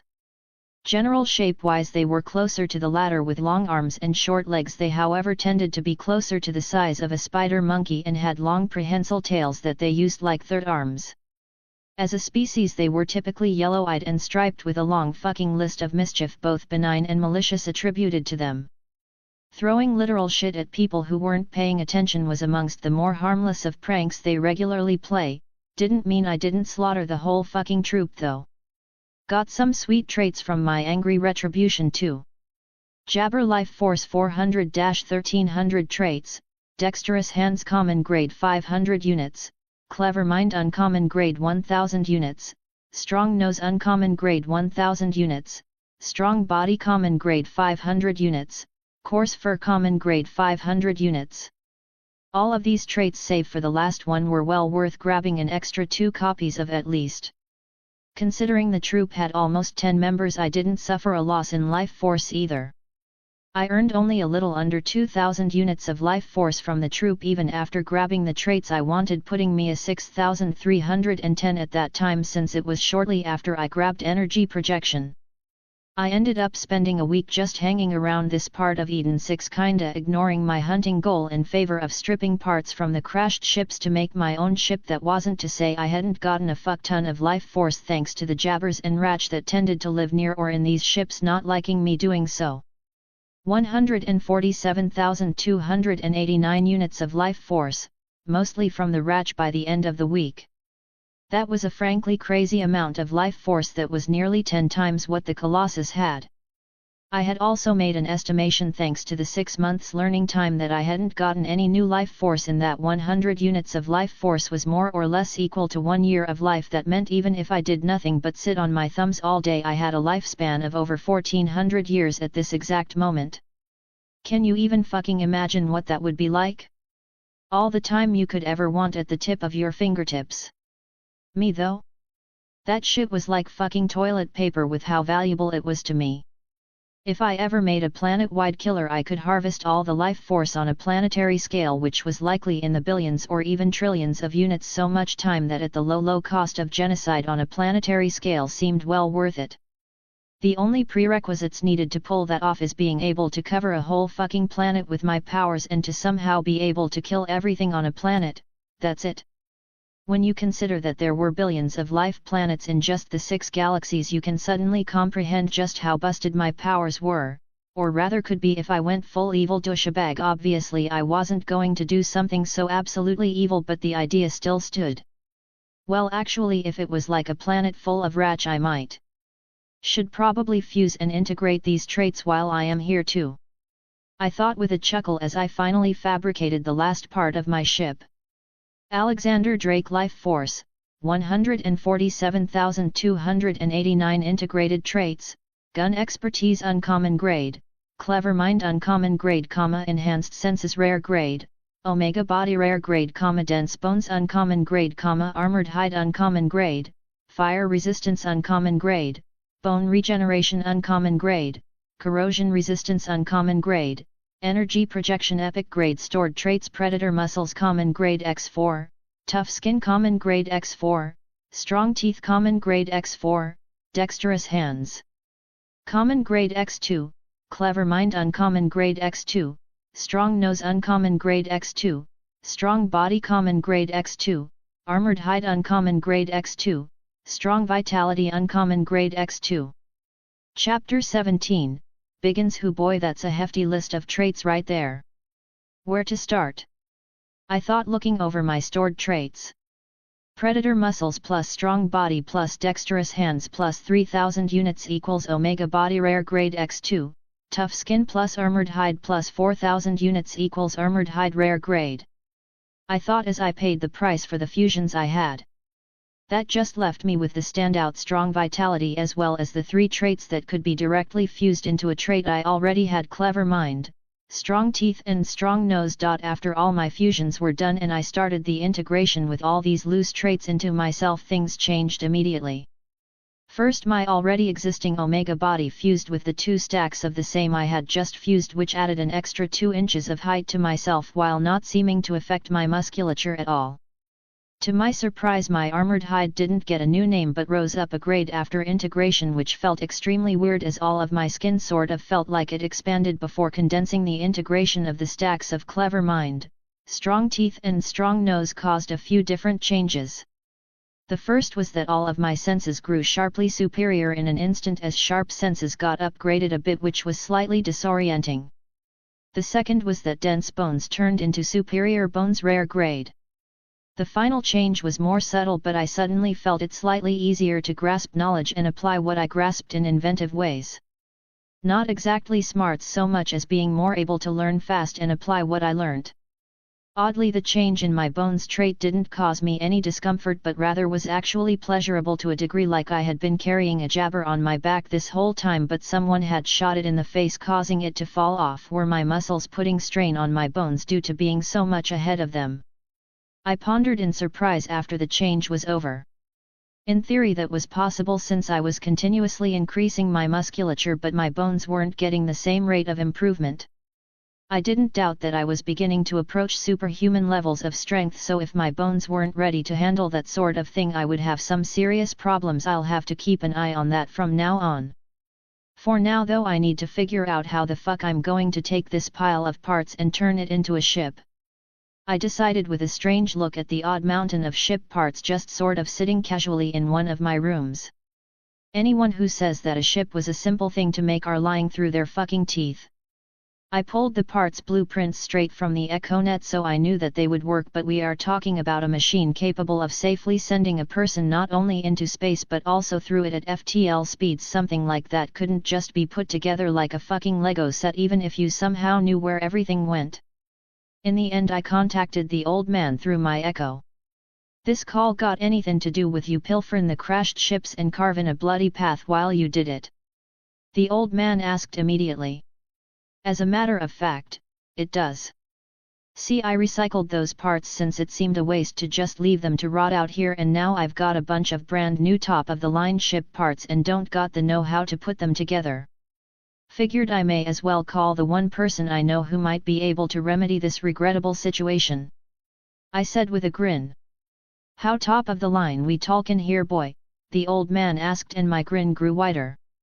I had the foresight to copy the blueprints of each of the parts I made, so I just sent that to him and waited for him to respond. I want one. If I'm readin' these right, you got all the parts for a ship no bigger than a dropship with galactic travel. I want one with the Jacob's name on it, boy, the old man said firmly. You'll need to collect the stuff for the fabricator to shit the parts out, but I don't mind. I said honestly. He agreed, and that was that with the ship, which left me with hunting to take care of. I opened my notes on my Echo and looked over the creatures of note that Hammerlock was generous enough to give me. There's the Indo-Tyrant, Chink Stomp, and Ednian Bloodfeather, with the Indo-Tyrant being usually spotted out here in the swamp of this area which I am closest to at the moment. I thought casually before putting away my Echo and heading for that spot after marking it on my map. The brown muddy water sucked at my feet as I moved through it, though not enough to be much more than mildly inconvenient. The Indo-Tyrant was supposedly much like a normal Ravager variant Saurian, except with some nifty extra tricks. Oh, and also being like the size of a fucking elephant. It was not hard at all to find the thing, considering it was massive, and absolutely thought I looked delicious. I drew my gun and squeezed the trigger 4 times and watched as the biped's ankles exploded and it fell over with an anguished roar. Holstering my gun, I casually walked over to just outside of lunging distance and looked the thing over. It had glowing green eyes and a sort of frill at the top of its head that wasn't typical of Ravagers at all. It was clear to see that it was also trying to regenerate its ankles, but was being stopped by the ice left by my cryo rounds. The big bastard snapped at me, and to my shock even pulled a tyrant move and spewed fire at me, which hit my shield and switched my gun's damage type to shock. TCH. That wasn't very nice at all. I said, annoyed, and unloaded my gun into its chest where the heart was. It spasmed heavily as electrical energy ran rampant, even when my powers told me it was dead and could take the life force and traits. I didn't, however, but called up Hammerlock instead. Since he enjoyed making trophies of great hunted beasts, I would most certainly like to have the head of a beast such as that upon my wall. Please do cut off its head for me, would you? He said after I asked him about it. You got it, beast man. I'll drop it off for Wainwright to hand to you next time you see him, I said with a smile before moving to cut off the thing's head. Indo-Tyrant Life Force, 2286 traits. Aphrodisiacal Sweat Rare grade 5000 units, Alpha Body Uncommon grade 1000 units, Tough Skin Common grade 500 units, Poor Smell Trash grade 50 units, Strong Teeth Common grade 500 units, Flame Breath Uncommon grade 1000 units, Gigantism Uncommon grade 1000 units. This thing is just a really big fucking Ravager, only has one trait worth getting out of the bunch. I thought, disappointed after seeing all these traits being the same as a normal Ravager, with the exception of the trait that let it breath fire and the one that made it get so big. Still, the fire breath trait didn't have any real downsides, so I grabbed it and the leftover 1200 and change units of life force. The fact that fire breath didn't have any downsides came as a surprise, since I had assumed that it would barbecue me from the inside when I used it or something like that, but no. It was literally just a special bit added to my lungs that created an aerosolized chemical that, upon being ejected from my mouth, burst into flames.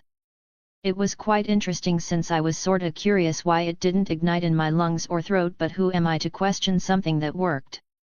Plus, I thought it would be badass as fuck to literally roast a dude to death with my breath anyways. With the head of the beast securely tucked away in my inventory, I watched the rest of the body turn to dust after I took the trait and life force. I then checked my map again and marked the next beast of interest, the Chink Stomp. The thing was apparently a tyrant saurian that was bigger and more powerful than normal, and had quite the nasty list of kills to its name, becoming something of a local legend as a result. Tyrant saurians were basically T-Rexes, as they looked like any other saurian in terms of general shape, but were big mofos with hard-plated skulls and a general all-around bad attitude. I had to deal with the fucking platoon of Ravagers, Slingers, and Grogs that stood between me and it before I could get to it, though, as its lair was rather tucked away. Bang bang bang, 3 shots rang out, popping the heads of 3 Grog as I walked into the saurian nest confidently.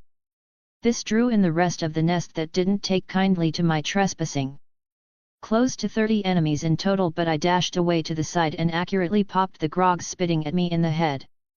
The Ravagers rushed me and the Slingers also launched their projectiles, but I smoothly killed a Ravager and then used its corpse to shield myself from the bone projectiles. I weaved between stones and corpses for cover while draining my kills of their life force remotely. I timed my reloads and shots precisely, taking out the Slingers first and the chasing and very pissed off Ravagers second. The smell of blood was thick in the air after the final Saurian fell, and to my pleasant surprise I found something interesting when I was remotely draining on of the Grog's mutant Grog life force. 1572 traits, aphrodisiacal sweat rare grade 5000 units, projectile gland common grade 500 units, oil production common grade 1000 units, pore site trash grade 50 units, keen nose common grade 500 units, minute regeneration rare grade 5000 units. There was a mutant amongst the Grog that I killed that had a small but useful mutation trait that gave it increased healing, though to such a small amount that it was almost not worth mentioning. I still was more than willing to spend 5000 units of life force to grab that trait though. I had gotten 27,052 from this nest originally, but minus that amount still netted me 22,052, so I was definitely not complaining. The lair of the Chink Stomp was a sort of big open clearing with bones of various kinds strewn about the place in shit piles and a big cave entrance at the far end. I didn't even hesitate to send 2 bullets into the cave entrance to see if Mr. Stomp was home. He was. The air shook from how loud the roar of anger that came from the cave was, but I merely grinned as I felt those danger instincts start giving me the good stuff. https://www.patreon.com/user?u =815788554 number sign : text =patreon.com/patreon Loscrow Alexander Drake life force 163,627 integrated traits. Gun expertise uncommon grade, clever mind uncommon grade x3 enhanced senses rare grade, omega body rare grade x3 superior bones rare grade, armored hide rare grade, fire resistance uncommon grade, bone regeneration uncommon grade, corrosion resistance uncommon grade, energy projection epic grade, strong vitality uncommon grade, stored traits flame breath uncommon grade, minute regeneration rare grade. Chapter 18. Fluffy. I held my gun at the ready as the beast started to leave its lair, and I got a good look at it. It was clearly a sort of tyrant subspecies saurian with a towering form much like that of a T-Rex. It was easily 17 or so feet tall and nearly twice that long, with rusty red leathery skin and a strange mix of T-Rex and Triceratops looking head. It was predatory at the start with a massive set of huge sharp teeth but a thick bone ridge rising at the top of its head. "You are fugly as shit," I said with a whistle when I saw the entire form of the beast. The big lizard roared loud enough to shake the air and make my body vibrate. Banks 3. I fired 3 shots right down the beast's throat mid-roar, which just made it angry as the shocks caused its voice to crack like a dude going through puberty. It stomped over towards me and I immediately noticed that for all that size and clear strength the thing was slow as fuck. I was not. I burst forward, not wasting any movements, and slide right under the open jaws of the beast and between its legs. Bang! I pop a single shot at point-blank range into its ankle joint on its left leg. The thick skin barely slowed the bullet that ripped into the poorly defended weak point, and the shock damage of the bullet exploded for extra nerve damage as the delicate joint was blasted apart. The beast screamed as it collapsed under its own weight, and I rolled out from under it before it could crush me underneath it. Ankles and knees are rather nasty weak points for giant bipeds like you, bud, not that you'll live to remember this advice to begin with," I said as the big beast glared at me with vitriol. Naturally the beast tried to kill me even with its handicap, but I wasn't stupid enough to get anywhere near it when it had its back to the corner like this. Even the gout of fire it breathed at me was avoided by keeping its body between me and its mouth. Eventually, after an uncomfortable amount of headshots, the beast keeled over. I don't even think Hammerlock would want this thing's head with this amount of holes in it, I thought, shaking my head and claiming my reward. Chomp Stomp life force, 8,230 traits, aphrodisiacal sweat rare grade 5,000 units, omega body rare grade 5,000 units, Armored Hide Uncommon grade 1000 units, Poor Smell Trash grade 50 units, Strong Bones Uncommon grade 1000 units, Flame Breath Uncommon grade 1000 units, Minor Regeneration Epic grade 20,000 units, Enhanced Vitality Rare grade 5000 units. Damn son, now that's a loaded trait pool if I've ever seen one. I thought, seriously impressed by the traits this thing had. It didn't have anything extremely high grade or broken like the Colossus, but was definitely not far off in terms of builds. This damn thing was an absolute unit, and it wasn't hard to see why it was a local legend. The trait that interested me the most thought was definitely minor regeneration. That was an honest to God's healing factor, even if minor as it said.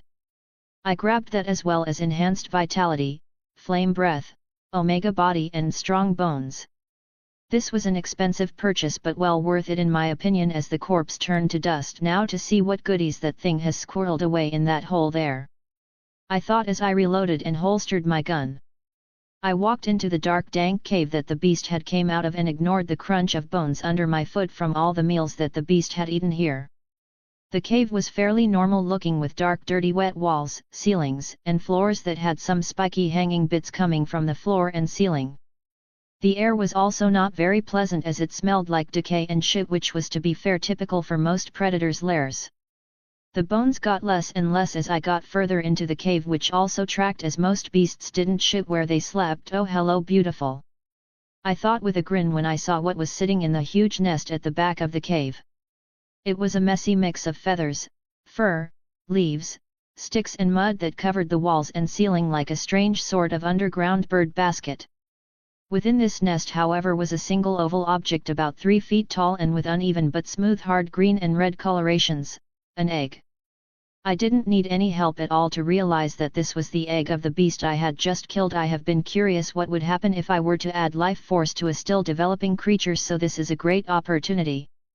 I can also try adding traits too if that's possible.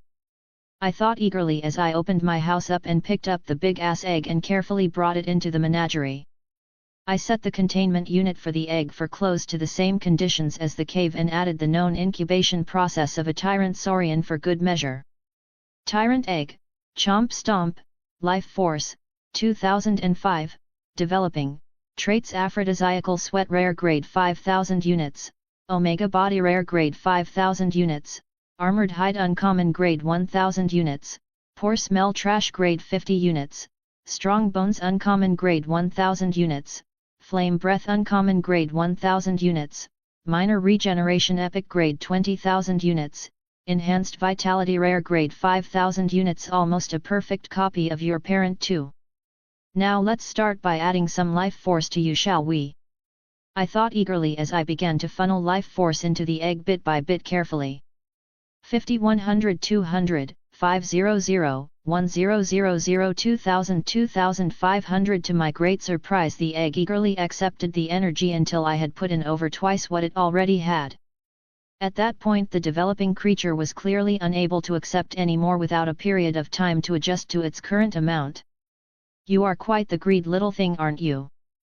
No matter, I suppose, since you are already mine, I thought with a chuckle. I didn't attempt to add any new traits to the thing yet, as most of those that I currently had stored and not integrated it already had, so there wasn't much point in doing so right now. The only exception at the moment was minute regeneration that I got from the mutated grog and hadn't integrated yet. I only had the one copy, however, and it wasn't such an easy thing to go get more of either, so I wasn't just going to give it up on an experiment that may not even be possible. Speaking of that trait, I wanted to fuse it with my new minor regeneration to hopefully get a true regeneration trait, but when I went to mentally nudge them together I was left speechless, as minor regeneration straight up ate the weaker trait for free. A less than ideal outcome, but it was what it was. I then wasted no time at all integrating the traits I had stored up and watched them either stack with the same named trait I had already or get straight up eaten by another trait. The exceptions here were flame breath, minor regeneration and enhanced vitality. The last of which I paid 5000 units of life force to fuse with strong vitality to create superior vitality epic grade. The changes to my body were rather minor during this round of integrations and thankfully not painful as a result. My whole body sort of felt tighter for a moment during the integration while my lungs tingled in a more annoying than painful way, but that was pretty much it. I was a little giddy when I tried out my new flaming breath and exhaled a small burst of fire. It wasn't nearly as impressive as I had hoped, but it made sense considering the size difference in lungs between me, a person, and a fucking tyrant. Still, I was motherfucking fire-breathing baby. I couldn't help but laugh imagining the look on the old man's face when he found out eventually superior vitality I discovered was an incredibly versatile trait that was definitely worthy of that dope epic grade. At first glance it just looked like a trait to live longer and be harder to kill, which it was, but there was so much more to it as well. A good example was that all my exhaustion vanished after I got it, like fatigue was a thing of the past. My food intake had also sharply dropped after getting the trait, so I didn't need the ungodly amount of 7 or 8,000 calories a day to stay healthy. Yeah, that was a rather big fucking downside to my body being the way it was thanks to my powers. It needed much more nutrition than a normal person's. My food creation thingy in my house had been a godsend, probably literally, in keeping me fed. Fun fact, by the way, the old man is a very big fan of fatty brisket with mushroom gravy and cornbread. This new trait made things real awkward for me when I ordered my usual haul of food of whatever kind I happen to want, only to feel full a quarter of the way in. I'm not complaining, but it would have been nice if I got some sort of fucking heads up before I was forced to give most of the ordered food to the local wildlife that was thrilled. If you were wondering what I was doing for the past 3 days, then the answer was both simple and complicated. See, I was hunting in simple terms, but the complicated part was that I was after something in particular, the Edenian blood feather. See, this species was a bit unique here on Eden 6 in that it was a migrator avian creature that was a pain in the ass to track down a member of for a dude on foot like me. Appearance-wise they were similar to what a pteranodon was thought to look like, with wide sharp featherless wings that extended from their sides as well to better catch up drafts. The difference was the heads that were basically the same as a vulture's long neck and ugly bald head. They were called blood feather, however, because they were all bright crimson red and impossible to miss in all this green and brown. They didn't actually have feathers, which was retarded, but whatever. While I was following rumors and supposed sightings, I was also collecting life force and a few traits that I wanted to stuff into the developing egg in my house. Was trying to make an already monstrously strong creature stronger a good idea? Probably fucking not, but damn if it didn't sound like fun. So far I had collected a copy of 3 traits that I thought would be interesting in the thing: Clever Mind uncommon grade, Strong Nose uncommon grade, and Imprint common grade. That last trait I took from a odd sort of fly that apparently imprinted on the first species it saw after being born that I found buzzing about a jabber I had just blew the noggin off of. My hope was that should my experiment work I could tame the thing that comes out of the egg with this trait. The idea was quite appealing, as it would basically give me my own personal vault monster. Food may be a problem once it gets bigger, but that was hardly a concern for me so long as I had the food maker thingy. Chapter 19, World Domination. Even if I failed to tame the beast, I could always just kill it if it became a problem. Anyways, I shook my head to get rid of these distracting thoughts as I waded through the green and brown water towards the area that the Edenian blood feather was spotted. I was pretty far from most settlements, which meant that I had to stay on my toes, as the critters out here were the sort to eat first, ask questions never. The knee-high water also definitely didn't make me feel safe, as there was no telling what was living in it. Even on Earth there were more than a few large creatures that could move under the water even at this depth without making so much as a ripple at the surface. My senses were tuned in on every sight and every sound for anything that felt out of place. It was thanks to this fact that I was able to react in time when a creature burst out of the water to my left, aiming at my throat with its many long sharp teeth. I immediately leaned to the side and swiped my gun at the creature as it sailed past where I was. The head and body landed in 2 separate spots, and I wasted no time at all using my powers to figure out what the hell had attacked me. Lurker Life Force, 531 traits, Amphibious Lungs Rare Grade 5000 units, Anticoagulant Coating Uncommon Grade 1000 units, Thermal Sensing Uncommon Grade 1000 units, Poor Vision Trash Grade 50 units, Water Resistance Common Grade 500 units, Ambush Muscles Common Grade 500 units. Ooh, now those are new and useful too, I thought with a grin as I saw the traits this thing had. All of the traits besides Poor Vision and Anticoagulant Coating were very useful things to have. the latter of which was more or less just giving my teeth an anticoagulant film that made it to where anything I bite bleeds out. Not exactly all that fucking useful when I tend not to bite things as a means of attack. Also, can you imagine how fucking bad it would suck if you bit your tongue on accident? No thank you, I'm good. Still, the rest of those traits were good, so I grabbed them for a cost of 7,000 units. That wasn't the only one of these fucking things nearby either, far from it. After that first attack I got ambushed, unsuccessfully I might add, no less than 15 bloody times. Lurkers, as I discovered by recovering the corpses a few times, were a weird mix of a frog and a lizard as far as anatomy was concerned. They had short narrow bodies with small weak webbed front legs and huge muscular webbed back legs that were used to propel them rapidly from their ambush spot to their prey. Their heads were straight up fucking nightmare fuel though, as they had wide triangular heads that were all razor sharp fang filled mouth and two stunted tiny eyes at the top. Coloration wise they were a dark muddy brown, which fit since they were clearly adapted to hiding in the muddy waters to ambush anything that came near them. Still, I took an extra copy of amphibious lungs, thermal sensing and water resistance for my experiment later. I don't have to shit. If I'm going to make a fucking monster, I'm going to fully commit to making the best monster I can, consequences be damned. I suppose my only gripe was that the lurkers were a bit annoying to deal with since I could only spot them after they fucking jumped. I thought about integrating thermal sensing to fix this issue, but I had learned my lesson about messing around with my senses on Bale 3 and I had no intention of finding out how disorienting adding a new one will be while I was hunting in the middle of bumfucked nowhere. After dealing with these annoying creatures over the span of 3 hours, though, Lady Luck finally smiled upon me as I caught sight of a flash of red that my focus zeroed in on instantly. It was weaving through the air in hard-to-track ways, but there was no doubt after I got a good look at it that this was the prey I had been chasing this whole time. I wasn't going to waste my time trying to shoot the thing when it was flying so erratically, a good way to waste bullets. Instead, I trailed the avian creature until it finally landed on a tree branch to rest. Bang! Sploosh! I blew off the thing's head and watched its corpse fall into the water at that point. Walking within range, I activated my powers and took a look at the traits of this creature that Hammerlock swore was worth my time. He was so fucking right. Ednian Blood Feather Life Force, 892 traits, Precise Vision Rare Grade 5000 units, Aerial Expertise Common Grade 500 units, Iron Stomach Uncommon Grade 1000 units, Disease Resistance Epic Grade 20,000 units. Literally all of these traits were good shit. That last one though was worth a stupid amount of money if I could somehow pass it to another person. It was basically a passive trait that made your body's natural immune system into the fucking Hulk. While it wouldn't make you totally immune to every disease known and unknown to man, it did make it so you start producing antibodies for literally any disease that you catch at a stupidly fast rate. In other words, while usually it was a slow process of your body identifying the disease and then slowly fighting it off as best as it can.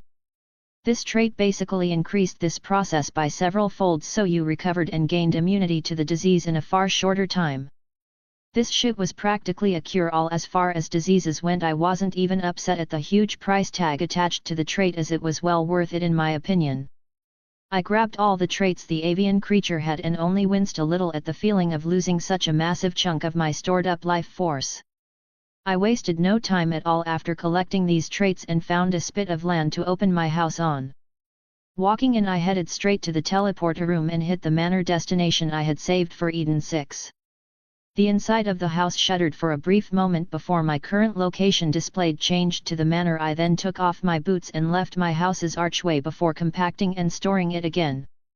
I made no attempt at masking my presence in the place as I headed for the study where the old man was more likely than not to be. "Had a good hunt, I hope, young Master Alex?" Baldrin asked calmly when I ran into him in the hallway. "Of course. I assume that cleaning solution I gave you before I left was well received given the scent lingering in the air?" I asked with a smirk. "Perceptive as always, sir. Indeed, that pine sole has been quite a welcome addition, as even that grumpy sir is pleased with it," the butler said with a small smile of his own. "Good to hear, just let me know if you need more." "Ah, but I suppose I should stop holding you up from your work. I'll be off to see the old man now," I said casually before turning to leave. Best of luck, sir. Baldrin said as I went before he walked off. Don't let the polite speech from that guy fool you, he was loyal only so much as it benefited him. It was no secret that he was suspected of recording the conversations around the manor just in case he needed blackmail material for some reason. Still, I can't deny that besides that rather nasty method of ensuring his job security, he was very good at his job. As far as butlers went, he was extremely competent as he oversaw the cleaning, informational and employment aspects of the Jacobs family estates. All in addition to personally serving the Jacobs family themselves with whatever they required. When I walked into the study, I saw the old man with an interactive projection up with paperwork that he was reading over and signing in cursive where necessary. I didn't say a word but casually took out a bottle of brandy from my inventory and set about fixing him a drink that I sat on the desk in front of him before taking a seat myself nearby. He grabbed the crystal glass and took a sip before sighing. Nothing like a stiff drink to ease the stress of work, boy. Glad you remembered, he said gruffly.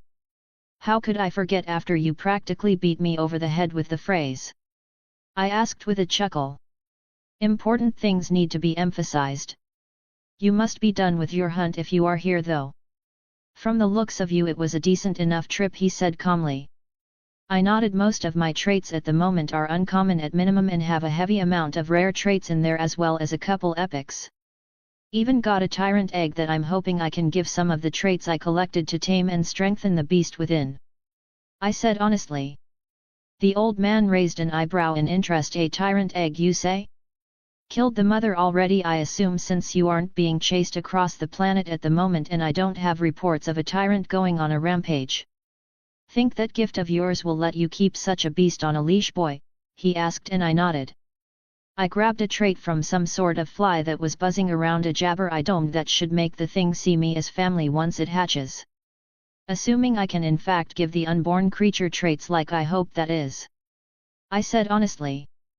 The way you described your gift copying Clay's traits and your ability to stuff that energy into others makes it sound like it should be possible.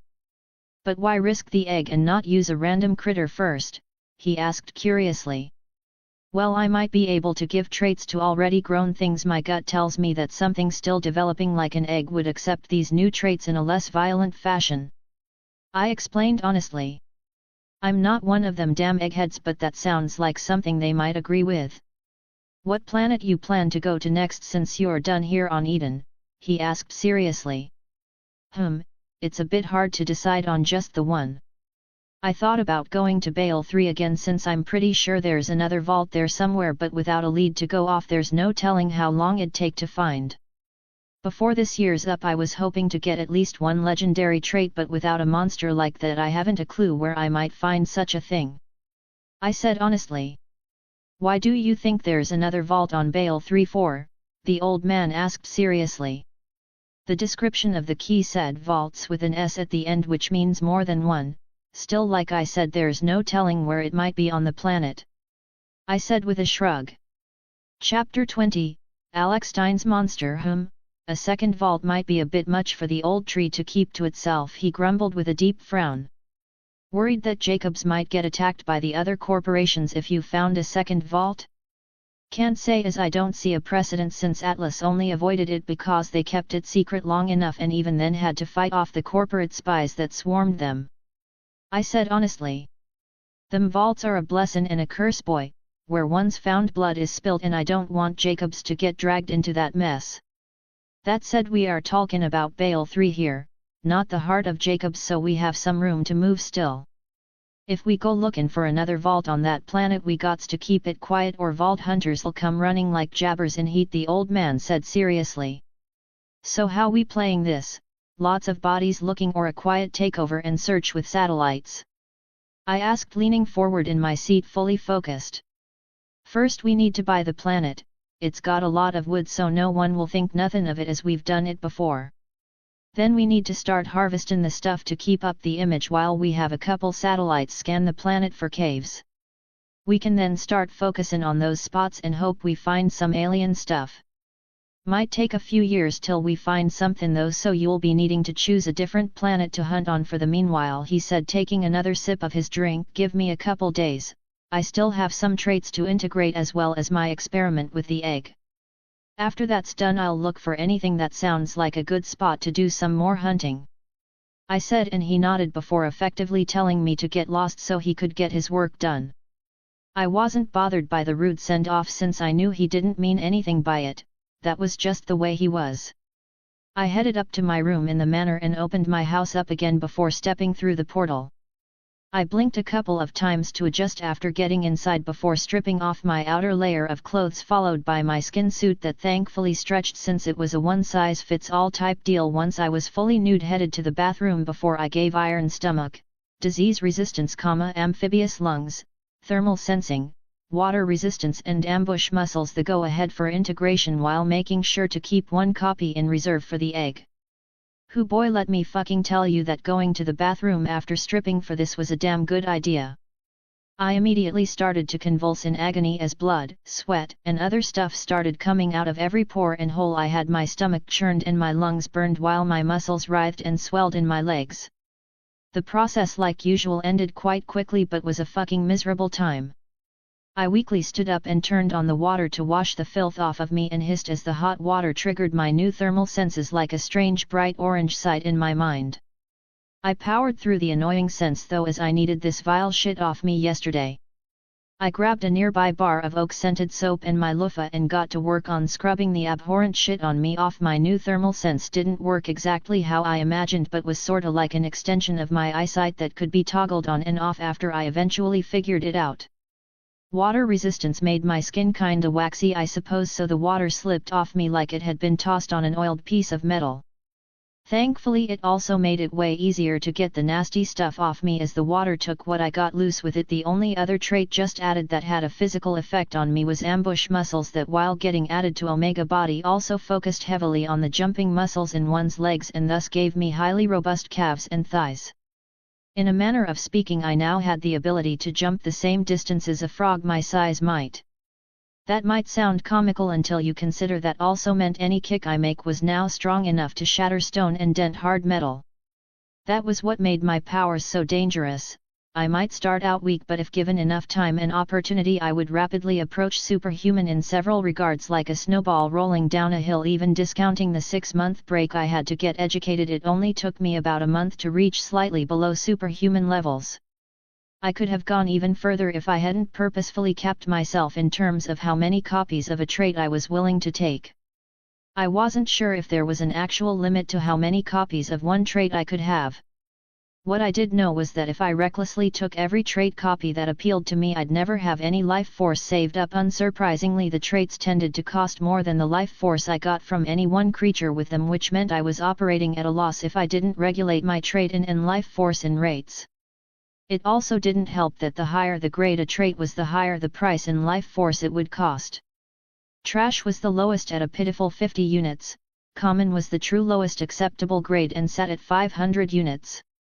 Uncommon was next at double the previous grade at 1000 units. The prices started jumping drastically from there, which was understandable given the rarity and or complexity of the traits past that point. Up next was rare grade, sitting at a hefty 5000 units to buy. Then the price of the next grade, epic, jumped even further at a staggering 20,000 units. The final grade that I have only seen one time so far, and that too only from a vault monster of all things, was legendary, sitting at an asking price of 100,000 units to buy. I wasn't sure if there were any trait grades higher than legendary, but I imagine that if there were they would be ungodfully expensive. I should also point out that as someone who hunted animals, even if I shouldn't have, I understood the need to not destroy whole ecosystems recklessly. Catching a single fish or even a dozen was fine, but if you caught too many fish in too short a time, it would fuck up the whole ecosystem in the area. This meant little to no fish if you ever came back, killing the goose that laid the golden eggs, as it were.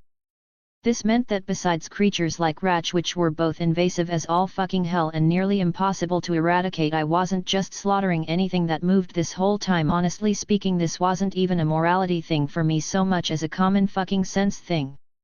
I as a predator obviously thrive best when there is prey for me to hunt, so naturally common sense is that I don't make my prey go extinct if I can help it.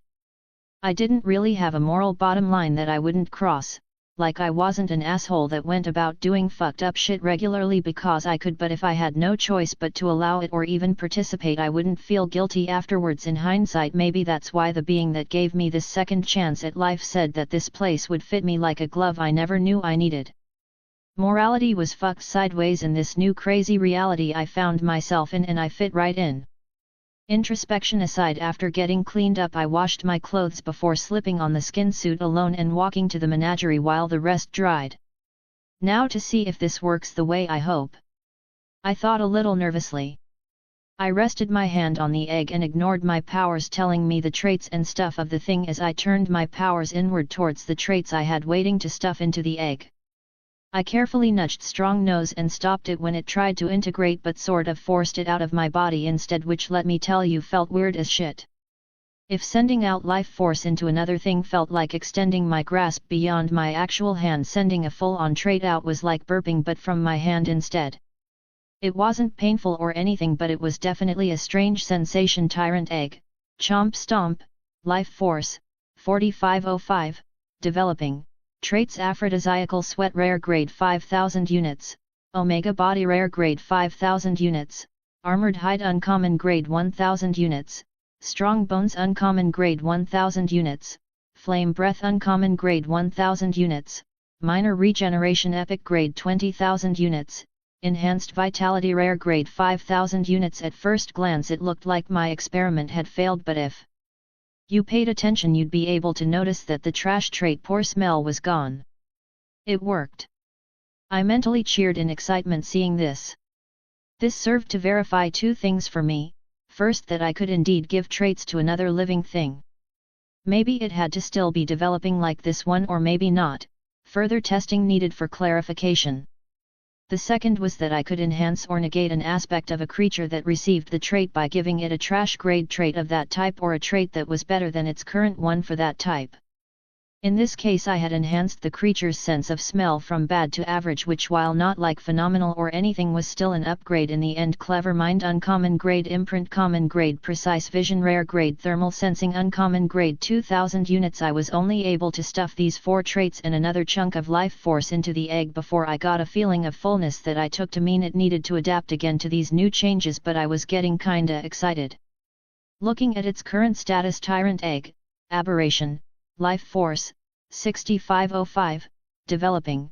Traits: Aphrodisiacal Sweat Rare Grade 5000 units, Omega Body Rare Grade 5000 units, Armored Hide Uncommon Grade 1000 units, Strong Bones Uncommon Grade 1000 units, Flame Breath Uncommon Grade 1000 units, Minor Regeneration Epic Grade 20,000 units, Enhanced Vitality Rare Grade 5000 units, Clever Mind Uncommon Grade, Imprint Common Grade, Precise Vision Rare Grade, Thermal Sensing Uncommon Grade. I noticed that the species title had changed from Chomp Stomp to Aberration, which was fitting since this egg was clearly a freak of nature, or would it be Unnatural since I made it this way?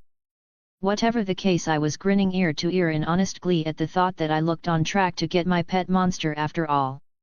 If I could somehow manage to make the creature into a quadruped and stuff a working set of wings on its back, I may even be able to make an honest-to-God's dragon, or at the very least something that looked like one. Chapter 21, Alex Stein's Monster, 2, Did I need a fucking dragon? Absolutely not. But not a damn person will ever convince me that it's not the biggest fucking flex either.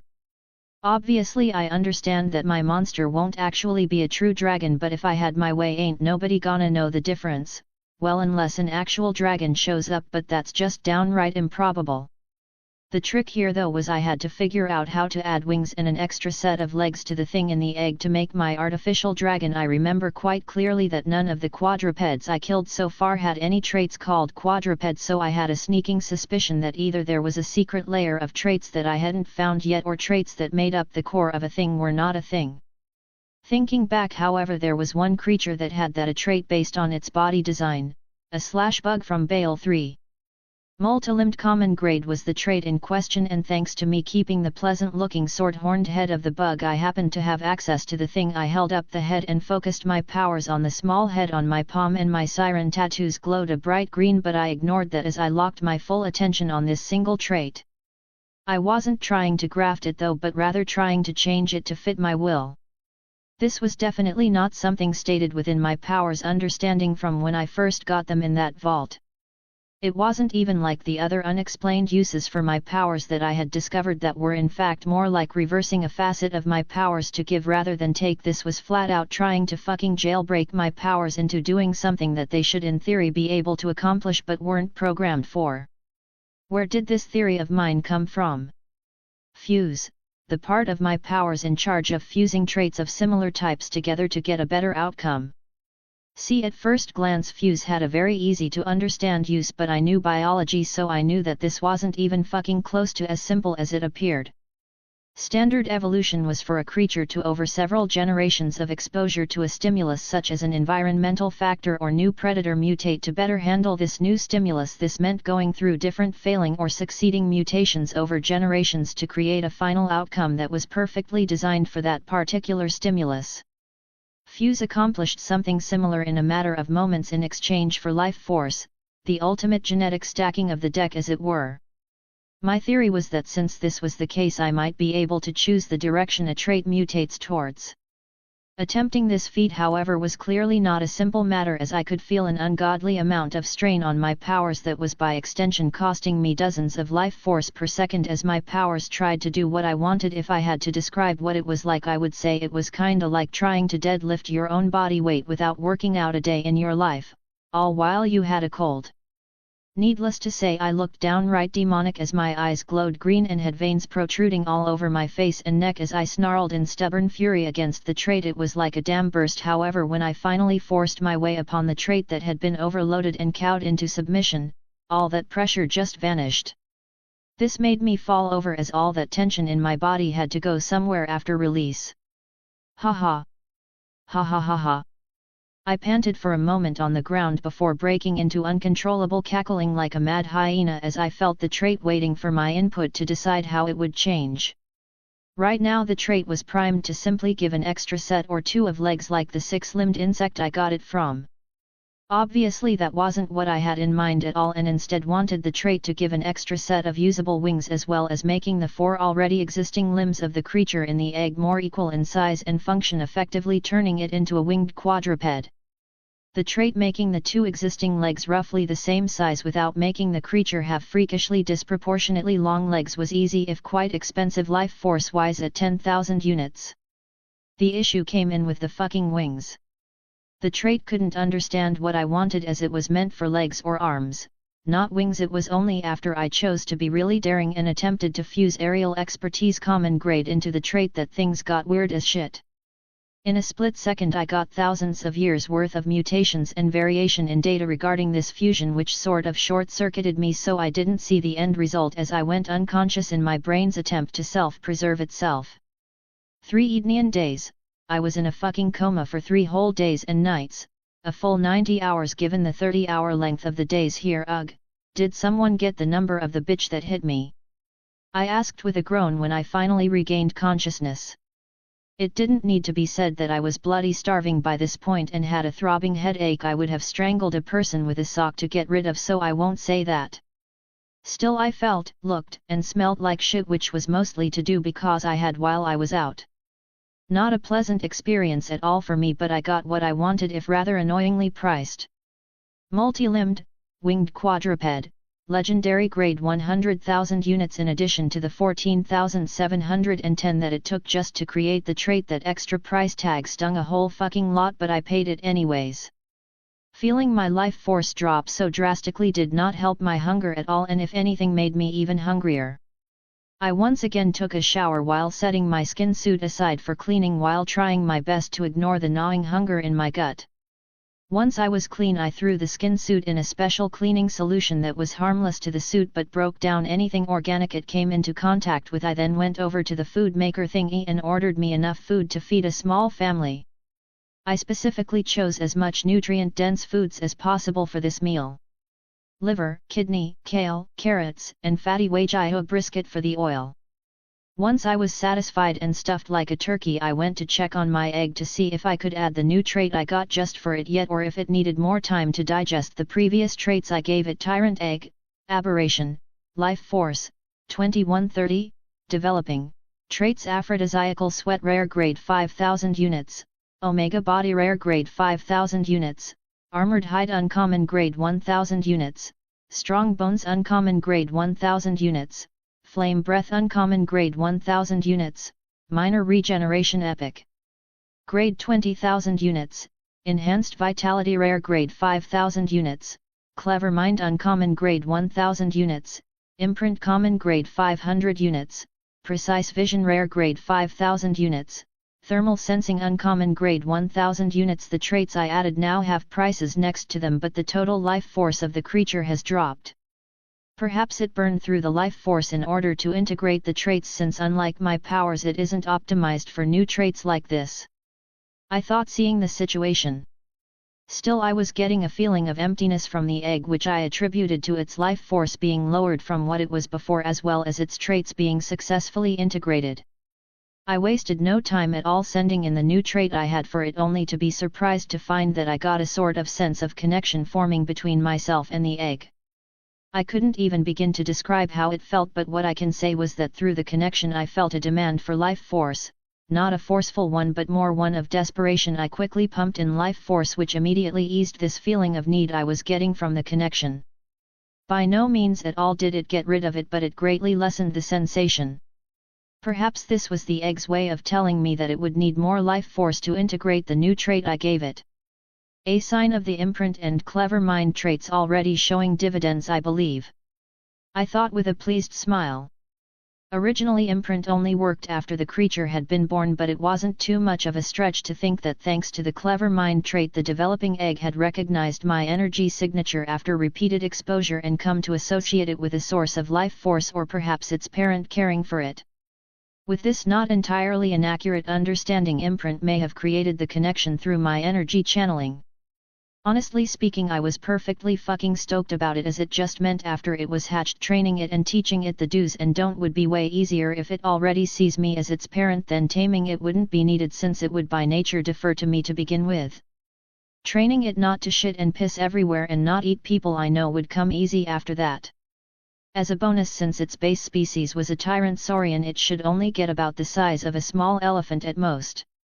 I honestly had no plans to try and give it a giant trait either, as while I firmly believed size played a part in the animal kingdom, I also knew that it could be as much of a detriment as it was a blessing. The Colossus was a good example of this, as while it was huge, its vulnerable parts, i.e. the eye, got even more easy to hit, and for all its strength it was slower than molasses.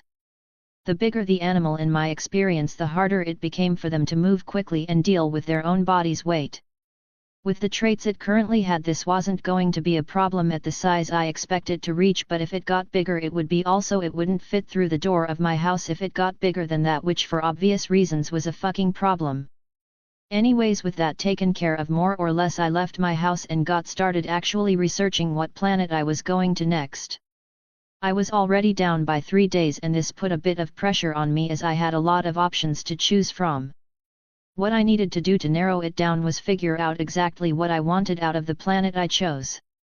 https://www.patreon.com/user?u =815788854 $text patreon.com/patreon Loscro Alexander Drake Life Force 50,967 Integrated Traits, Gun Expertise Uncommon Grade, Clever Mind Uncommon Grade X3 Enhanced Senses Rare Grade, Omega Body Rare Grade X4 Superior Bones Rare Grade, Armored Hide Rare Grade, Fire Resistance Uncommon Grade, Bone Regeneration Uncommon Grade, Corrosion Resistance Uncommon Grade, Energy Projection Epic Grade, Superior Vitality Epic Grade, Flame Breath Uncommon Grade, Minor Regeneration Rare Grade, Iron Stomach Uncommon Grade, Disease Resistance Epic Grade, Amphibious Lungs, Thermal Sensing Uncommon Grade, Water Resistance Common Grade. Stored Traits, Amphibious Lungs, Water Resistance. Chapter 22, Cockroach. Well, my muscles and bones are already more than developed enough for now, so perhaps I should focus on my survivability. I have 2 resistance traits, so maybe I should grab the others as well. There is also things like my energy projection that directly improve the utility of my powers to consider.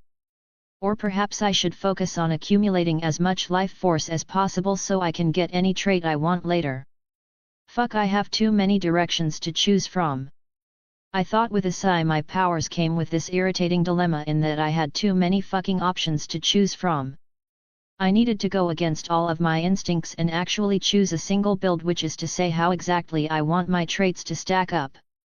I admit that I am kinda greedy and want to have all the options, and if I wasn't on a deadline that would be fine, but I've got 4.5 months before my ass needs to get to Pandora.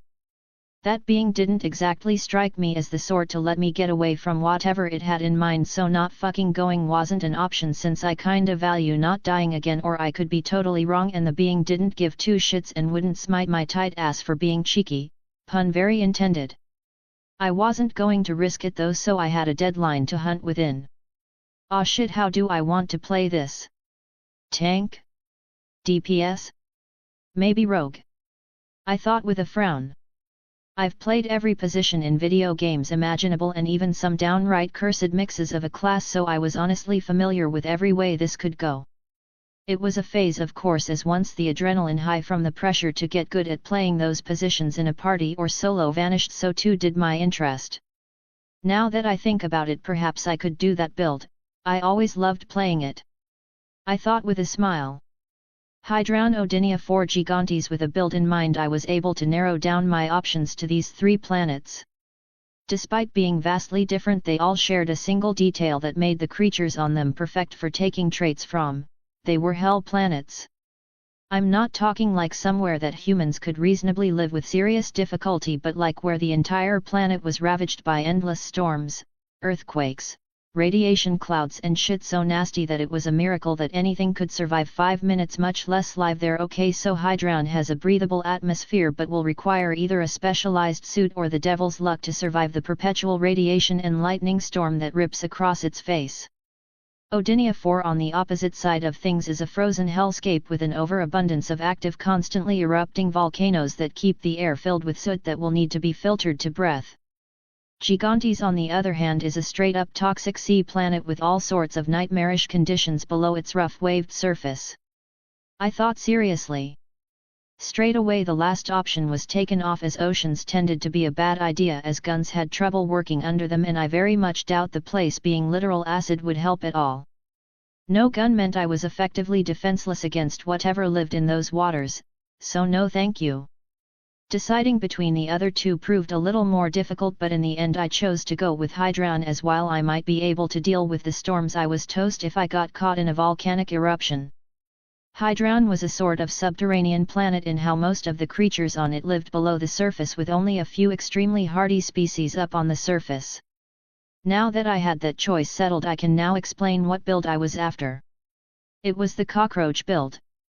The way the build works is that you effectively ignore any offensive aspects and instead focus your entire build on pure bullshit levels of unkillableness. Not to say it would make you immortal, but rather it would make killing you so ass-destroyingly hard that you may as well be immortal. The build was centered around 3 aspects: elemental immunity, or resistance if that was impossible, physical sturdiness, not strength, important distinction, and finally self-healing. From these 3 aspects you build a being that laughed at any attempt at injuring it, because even what little damage you manage gets healed faster than you can make it. This was one of those cursed builds that, while not exactly difficult to play, made any fight tediously long, as you trade nearly all damage for damage reduction. The reason for this was that while not dying was great and all, you also weren't doing much to kill your enemy either. Unlike in the video games, however, that's not how it would work in reality due to one key detail: guns. You see, unlike in a video game where a weapon shows different levels of power depending on who used it, that's not how guns work in reality. A gun makes no fucking distinction between a baby, a monkey, or an adult. You pull the trigger and that bullet will always hit the same regardless of who or what pulled that trigger. Thanks to this, the build stopped being cursed and went straight to being broken. Can you even fathom trying to fight someone like that? Nothing you did made any lasting impact, and unless they ran out of ammo, the same can't be said of you. It's an unbeatable scenario, an impossible to win battle without absurdly massive amounts of ordnance.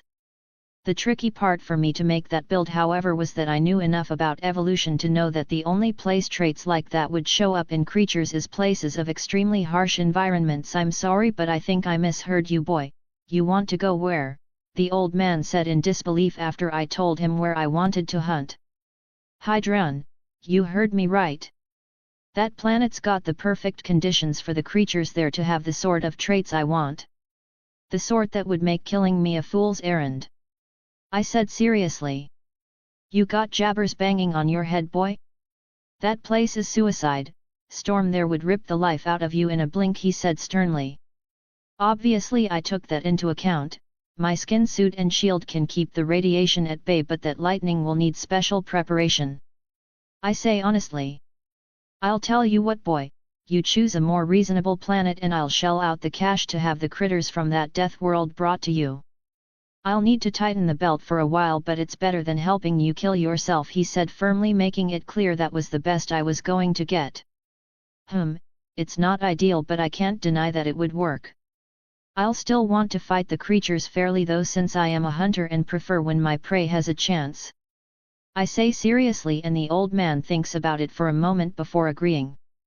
"Don't you tend to shoot them critters in the head?" he asked with a raised eyebrow. "Yes, but they were perfectly free and able to try and run or fly away or even attack me." I said. "A chance, never said they needed to take it. Ask Hammerlock if you want, he'll agree with me about this," I said with a shrug. "No need to bring Alistair into this, I believe you. You got another planet in mind off the top of your dome, or will you need more time?" he asked, and I thought about it for a moment. "Athena's maybe. Echonet says the place has a deep history with sirens and even had one as its queen a decade ago, Dido I believe it was. The local creatures probably don't have many good traits, but it would be worth it so long as I can find any records about sirens there," I said casually. "Well, slap me with some butter and call me toast. You actually said something smart for a change. There's wisdom in trying to learn more about them powers of yours. I'll get Clay to drop you off there while your ship gets built from them parts. Speakin' of, I had an egghead do some work and they told me you can half the size of the implosion drive and thrusters since the rest of the ship would be so much smaller," he said, and I was pleasantly surprised. I mean, it made sense considering the size of the ship that an implosion drive was meant to move compared to my theoretical ship. With that part being halved in size, the thrusters also didn't need to be so massive to push it, though I was only going to drop their size by a quarter since I still wanted that 6 speed it would give me. I started packing for my trip to Athena's after that, not that it required much preparation really, as the place was ruled by monks who all swore oaths of non-violence and was little more than a tourist trap at this point. My preparations were simply a few boxes of ammo, some extra clothes and a last-minute mass extermination of the Ratch colonies on Eden 6 to collect life force, since I and my still-developing beast were hungry for the stuff. The old man was great for this hunt, as he funneled all the reports of Ratch to me before having Clay and a few of his rogues join me on the hunt, which sped up my speed drastically, since as it turned out I could take life force even from stuff I myself hadn't personally killed, so long as it was within range of my powers anyways. This wanton wholesale slaughter of the Ratch earned me a nifty 529,611 units of life force. I doubted I would put a dent in that amount in my time on Athena's, but I knew without a doubt that those creatures being grabbed from Hydron would give less life force than I spent. Unless they had a bunch of shit traits, which I doubt, there was no fucking way I wasn't going to be spending life force like it was sand slipping through my fingers. The old man seemed to understand this, and that was probably why he only gave me a little trouble when dealing with the Ratch ready to hit the road kid. Clay asked me while I was going through my morning exercise routine in the sim room of my house. It was a simple standoff program with me outnumbered 10-1 and the enemies using cover and teamwork against me. I used to get wrecked by these sim enemies, but now I could consistently win all my fights with them and it only be considered a light workout for me. If the enemies were humanoid, I even sometimes forwent guns and used my Muay Thai to hunt them, though I had a higher lose rate when I did, since they were still using guns and I'm not faster than a bullet. https://www.patreon.com/user?u =815788854 number ::text patreon.com/patreon Loscro Alexander Drake Life Force 580,578 Integrated Traits, Gun Expertise Uncommon Grade, Clever Mind Uncommon Grade X3 Enhanced Senses Rare Grade, Omega Body Rare Grade X4 Superior Bones Rare Grade, Armored Hide Rare Grade, Fire Resistance Uncommon Grade, Bone Regeneration Uncommon Grade, Corrosion Resistance Uncommon Grade, Energy Projection Epic Grade, Superior Vitality Epic Grade, Flame Breath Uncommon Grade, Minor Regeneration Rare Grade, Iron Stomach Uncommon Grade, Disease Resistance Epic Grade, Amphibious Lungs Uncommon Grade, Thermal Sensing Uncommon Grade, Water Resistance Common Grade. Stored Traits, Amphibious Lungs, Water Resistance. Chapter 23, Tissue Paper Castle. Thanks to my sim training I had developed a sense for gunfights and how to deal with them. Perhaps it didn't need to be said, but unless you were a soldier during a serious war on Earth you had no reason to actually know how to handle a gunfight fluently. It was very fucking different in my new reality. Here everyone and their dog had a gun and itchy trigger fingers. The further in the Borderlands you went the worse this became, to the point some planets like Pandora considered it strange if there wasn't the sound of explosions or gunfire. Since I was bound for Pandora I naturally prepared to deal with that extremely hostile planet. "Let me grab a quick shower first, then we can go," I told Clay after he asked his question. 15 minutes later I was freshly washed and ready to head to Athena's. "The old man told me your reason for wanting to go to Athena's, but do you really think you'll find something on Sirens there?" Clay asked casually as we walked out the manor towards his ship. I shrugged. "I don't have my hopes up or anything, but it's worth a shot if nothing else," I said honestly. "Suppose you're right. If I had crazy ass powers I'd probably want to know as much about them as I could too," he said, nodding. "I won't find anything about my powers," I said, completely sure about that fact. "Why's that?" he asked curiously. "When I got my powers they came with a short message left by one of the things that created the Sirens. Not a whole lot of details mind you, but the thing made it clear that my powers were the only ones that never escaped. In other words, there has never been another Siren with my powers beyond the first, who had been killed and sealed in the vault till I opened it," I said calmly. "Damn kid, that's some crazy stuff right there, valuable too, but you of all people should understand that. Though got me wondering now, why go to Athena's if you know you'll not find anything about your powers there?" Clay asked curiously as we boarded his ship. "I am hoping to find stuff on the other Sirens. I've looked over what I could on the Echonet, but half that shit was speculation or conjectures with only a few actually useful nuggets of information. One particularly juicy piece of information I found was that those monks on Athena's had a job offer to bring them a Siren a while back. They took it down 14 years ago. Care to take a guess what that means?" I asked with a grin. Clay stiffened and his eyes went wide. "You think they got one there?" he asked, almost whispering the question. I think they either do, or a Siren paid them a visit to tell them what she thought of their job. Considering the utter lack of deaths reported at that time, though, the former is most likely the case," I said with a grin. "Present company excluded. I've never met one of those Sirens myself, but I've heard stories from folk that have. If one of them wasn't happy with those monks, there'd definitely be a lot more deaths involved," he said, nodding in understanding. I took a seat on one of the crates that Clay always seemed to have in his ship for whatever reason after that, as he went to start up the ship and take us to orbit so we could warp to Athena's. Apparently Clay hadn't actually ever been to the place himself in his career as a smuggler, which made sense considering the monks wouldn't have any real need for his services. Athena's was considered a neutral planet, which referred to how it was very mellow and peaceful in all ways. The wildlife tended to be friendly or shy, and the weather or living conditions were cool and calm normally. This was ironic, as the monks on the planet tended to call their order the impending storm, obviously not a very good name considering the planet. I watched the ship shoot up into the atmosphere of Eden 6 from the window and couldn't help but admire how beautiful the view was. A vast pitch-black background littered with an uncountable number of bright pinpricks of light for as far as the eye could see. Clay punched in the coordinates of Athena's as the ship rumbled and it began to rotate in the void to face our destination as the NAV unit took control of the ship. Then with a sudden lurching sensation we blasted out so fast the very stars blurred across the window and even vanished to be replaced by new ones. It only took a mere 2 minutes for us to arrive in the general vicinity of Athena's. Fun fact, but did you know that the reason nobody was afraid of crashing into a planet at these speeds was because while actually moving faster than light, the ship and by extension everything in it was sort of temporarily on a separate but closely related plane of existence? It was some super high level shit that gave me a headache trying to even look at, much less understand, but I at the least could grasp the rough gist of it. When we came out of this warp space I got my first real look at Athena's and I found it eerily similar to Earth at first glance, as it was a big ball of mostly water with continents and smaller islands all around it, while one side was dark and the other covered with the light of its sun. Athena's didn't have a moon, but you could see the clouds moving across its atmosphere. Hello beautiful, I thought with a smile. Clay took control of the ship from here and piloted us to an open patch of land near the largest monastery/town on the planet, which was also where the Siren Queen once ruled from. Some of the locals clearly noticed us arriving, as there was a small group of monks approaching the ship as we landed, and Clay opened the cargo doors.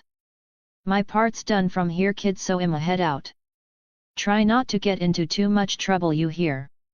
Clay said before leaving me alone on the planet. Young man, I am Brother Hermes of the Order of the Impending Storm. Why have you come to Athena's? One of the monks with thick blue robes and a bald head and gaunt face asked. Scholarly pursuits, I suppose, would be the closest answer I could give simply. The complicated answer is that I am here to find information on sirens, of which I know you have, I said casually as I looked around. This place was comprised of white-colored stone in various natural shapes and green grass with some flowers and what appeared to be blue-leafed bonsai trees. The air was slightly breezy and the sunlight was pleasantly warm against me. I see. Unfortunately the archives are strictly reserved for members of the order and not open to the public, the monk said calmly. That won't be a problem for me, I wasn't asking, I said calmly. The expression on the monks' faces turned ugly. You would threaten us, a peaceful order, just to get what you want? The monk asked angrily. You misunderstand. See, I'm going to go into that archive of yours, but I won't need violence to do so, you'll see. Run along now, you no doubt have someone to warn or something, right? I asked casually. The monks quickly left for that exact reason, no doubt, but I fully intended to take my time walking to that monastery. The scenery was simply too nice not to enjoy after all. It was rather funny when I eventually reached the main gate to the monastery/town and they had barred it with a red thick metal door and a white stone wall nearly 12 feet tall that they looked down mockingly from the top of. I smirked at this and crouched down before jumping as hard as I could, leaving the monks dumbfounded as I easily cleared the top of the wall and landed safely on the other side. You'll need to do better than that, I teasingly called over my shoulder as I casually continued my stroll towards the heart of the monastery. The citizens of the town were normal folks but looked at me in fear and with expressions like they were begging me to leave. I wasn't the most skilled people reader, but I could tell that they weren't afraid of me but rather something else that they thought I would cause to come after them.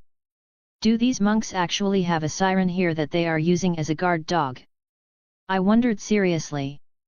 PSST, hey mister, a woman's voice called out from my left and I looked to see a middle-aged looking brunette woman with dark skin leaning out of a window halfway with her body semi-hidden behind a wooden window shutter. Yes, I asked, interested in what she had to say. You are the guy that's got the monks in a tizzy, right? Listen, they have a monster on their side that will get you if you keep defying them like this, she said, scared. Oh really? What sort of monster are we talking here? I asked, very interested. One of those sirens you hear rumors about, the girls that can kill you with their minds, she said with a fearful look as if she was afraid the siren would appear just because she spoke of it. Now that you know, I imagine you'll leave peacefully before we have to let our ward deal with you, a monk said as he walked up arrogantly, and the woman fearfully closed the shutters at his appearance. I laughed. As a matter of fact, no, I don't think I will. Now then, I believe there are some tomes awaiting my perusal. Good day, I said casually as I walked right past the monk with a grin. Against anyone else perhaps knowing of a siren guarding this place might be enough to get them to leave without a fight, but as a siren myself? No chance. It was an interesting strategy to say the least, using a siren to rule through fear when you took an oath of non-violence yourself. For normal folks like that woman who saw sirens as monstrous things capable of horrific feats, this might work, but anywhere else I doubted it. You tried this shit on Eden 6 and the whole planet might laugh in your face before they unloaded a shotgun into it. It didn't take long before more monks started to show up, all talking about how their siren was gonna destroy me and stuff, and I realized something as a result: things weren't so fucking simple. If it was, then why hasn't this siren of theirs shown up yet? Either they didn't have one or the siren wasn't as under their leash as they claim and refused to show up. My money's on the second fucking option being the case. https://www.patreon.com/user?u =815788854 number ::text $patreon.com/patreon Loscro Alexander Drake Life Force 580,578 Integrated Traits, Gun Expertise Uncommon Grade, Clever Mind Uncommon Grade X3 Enhanced Senses Rare Grade, Omega Body Rare Grade X4 Superior Bones Rare Grade, Armored Hide Rare Grade, Fire Resistance Uncommon Grade, Bone Regeneration Uncommon Grade, Corrosion Resistance Uncommon Grade, Energy Projection Epic Grade, Superior Vitality Epic Grade, Flame Breath Uncommon Grade, Minor Regeneration Rare Grade, Iron Stomach Uncommon Grade, Disease Resistance Epic Grade, Amphibious Lungs Uncommon Grade, Thermal Sensing Uncommon Grade, Water Resistance Common Grade. Stored Traits, Amphibious Lungs, Water Resistance. Chapter 24, Hello there, author here. Just want to explain the whole reason why Maya is so young here before someone asks about it. So all my research on how old she was in BL3 says 27, which thanks to knowing the time frame between the events of each game. 5 years from BL to BL2 and 7 years from BL2 to BL3.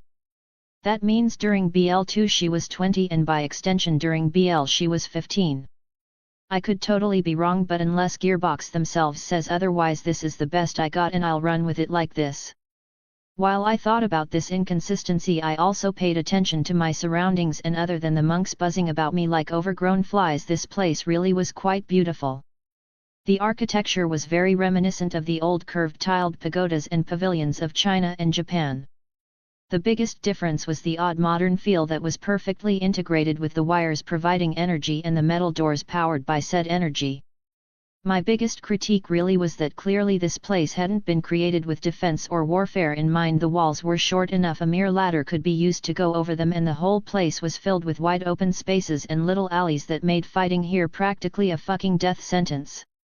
Hell, one of these areas was a gorgeous water pond with crystal clear waters and a small island with a single large blue-leafed bonsai-looking tree on it. In the water I saw fish with long flowing fins that were a bright pink color and slow but graceful movements. I stuck my fingertip in the water, creating a ripple on the surface and drawing the fish to me, thinking I was feeding them. Silver Red Ribbon Fin Life Force, 152 traits, Weak Body Trash Grade 50 units, Short Memory Trash Grade 50 units, Beautiful Form Rare Grade 5000 units, Poor Instincts Trash Grade 50 units. Obviously I wasn't going to feed these things, but rather wanted to see what traits they had, and I was disgusted by what I found. They were fucking showfish and clearly bred with a reliance on humans to take care of them. The only decent trait they had was the one that made them pleasant to look at, and even that was functionally useless. I still grabbed it though, since it would serve my pet well if it wasn't hideous. From my understanding, dragons were supposed to be both powerful and beautiful, so this trait was perfect for that task. The lucky or perhaps unlucky fish that I took the trait from also got a decently sized infusion of life force as a result and thrashed about as it grew larger and stronger. I didn't care about exposing my powers after spending so much time with the Jacobs, so even when the monks gasped in shock at the scene, I ignored it and watched the fish transform from the small weak creature it was to the largest member of its species ever likely recorded. Once I saw it start swimming around the pond, I continued my stroll towards the depths of the monastery/town. It certainly wasn't hard to find the archives, as it was literally the first place I went into after following my nose for the place with the densest smell of paper and ink. This place could use a clean, this amount of dust and cobwebs is simply unacceptable for valuable information like this. I muttered, disappointed in the monks for not taking care of their collection of books. The archives held books that were clearly old as shit, though I am not sure exactly how fucking old.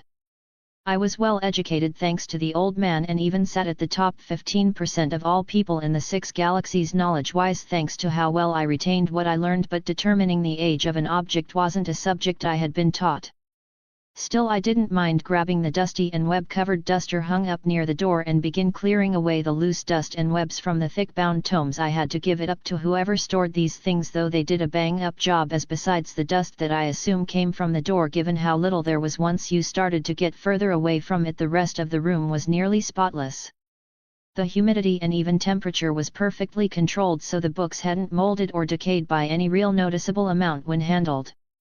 I also noticed that there was clear evidence of someone else regularly coming in here, though I wondered why they never cleaned the place. Still, once I was satisfied with the cleanliness of the place, I found a wall near the back of the archive that was large enough and opened my house up against it before entering.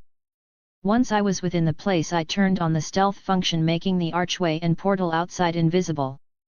I then walked across the stone floors to the menagerie and wasted no time at all integrating the new trait with the egg, as well as another 2,000 units of life force since it was being greedy.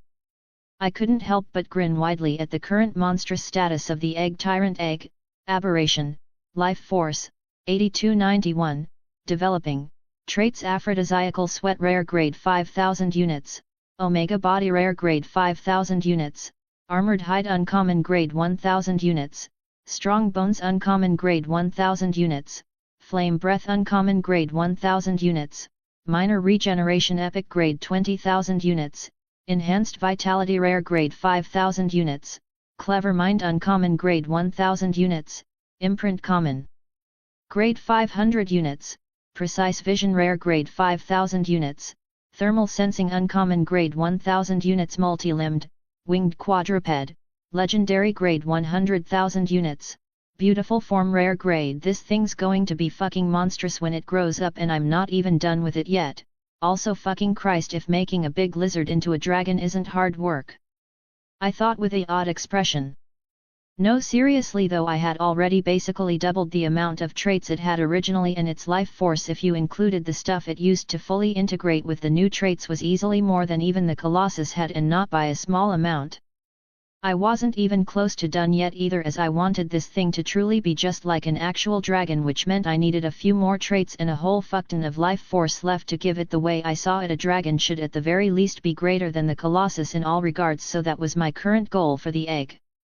Anywho, with that taken care of, I grabbed a chair from in my house here and took it out into the archive so I could sit and relax while I read. I put away my house and immediately walked over to the nearest bookshelf and began looking at the titles. The Dark Times, The Age of Space Cooking for Dummies, 50 Colors of Lust, Sirens, A History. That's the one I want. Also, what the hell is up with this organization? I thought incredulously. Sirens, A History was a tome bound in smooth white leather and had a blue symbol on its cover that I recognized as the Iridian symbol for the word siren. The edges of the book had a little wear on it from what was clearly regular reading, which was curious. Still, I took a seat and gently cracked open the book to the first page. Book narration: the history of the Sirens is one mired in myth, falsities, and confusion. For many years the vast majority of humanity didn't even know they existed, as we were advancing our home world's technology, and the few Sirens lucky enough to not be killed off in superstition hid from the rest of humanity or were captured and treated as fascinating study objects. The nature of a siren's powers made it so that when the owner perished, the powers automatically transferred to a new owner, though this wasn't discovered until after the colonization of the stars began on some planets. A siren was treated as a living god, and the line of succession for the powers had even shown an ill-documented ability to go to a host chosen by the previous user once they perished, but even now no one understands how this happened. The selection process for an inheritor of a siren's powers isn't clear, but due to all sirens known having been beautiful women, there was strong evidence that this was in fact one of the requirements. In any case, this lack of understanding in regards to how one was chosen to become a siren meant that it was rare for any single planet to get a second siren in its entire history, with a single known exception, Pandora. No one is certain why exactly, but for some reason sirens are drawn to the hostile planet to the point it alone has had no less than 18 sirens documented to visit it throughout its entire history. Some believe that this was because of the vast amount of Iridian ruins on the planet, but the question then becomes, why was no siren drawn to Iridian relics on other planets? I pause my reading as the sound of the door sliding open fills the quiet that had just been there. From around the corner, a older-looking monk with ridiculously bushy eyebrows and liver spots covering his bald head walks in with someone else. It was a teen chick with shoulder-length black hair and pale skin, wearing a tight pair of pants while she wore a leotard for her upper body that had a boob window and the left sleeve removed to show her left arm, that was covered in blue tattoos. The monk quickly pointed at me with an angry expression. "Their child. That is the heathen that has came to defile our monastery and even steal our archives," he said loudly. I raised an eyebrow. "Excuse you? I am neither defiling nor stealing anything, I even cleaned this room in case you weren't paying attention," I sent back, offended at the accusation. "Lies. Tricks to deceive. You violently stormed your way here and you even have one of our precious tomes in your unworthy grasp. Quickly, child, be rid of this heathen as is right," the monk exclaimed while commanding the girl next to him. "First of all, I haven't punched, stabbed, strangled, or shot anything since I got here. Second, as you can see, I truly am here to read the records you have on sirens, just like I have stated since the time I arrived on Athena's. Finally, I am rather curious if you've told this pretty lady that I too am a siren," I said, directing that last question at the girl, who looked stunned at it. "You're a siren?"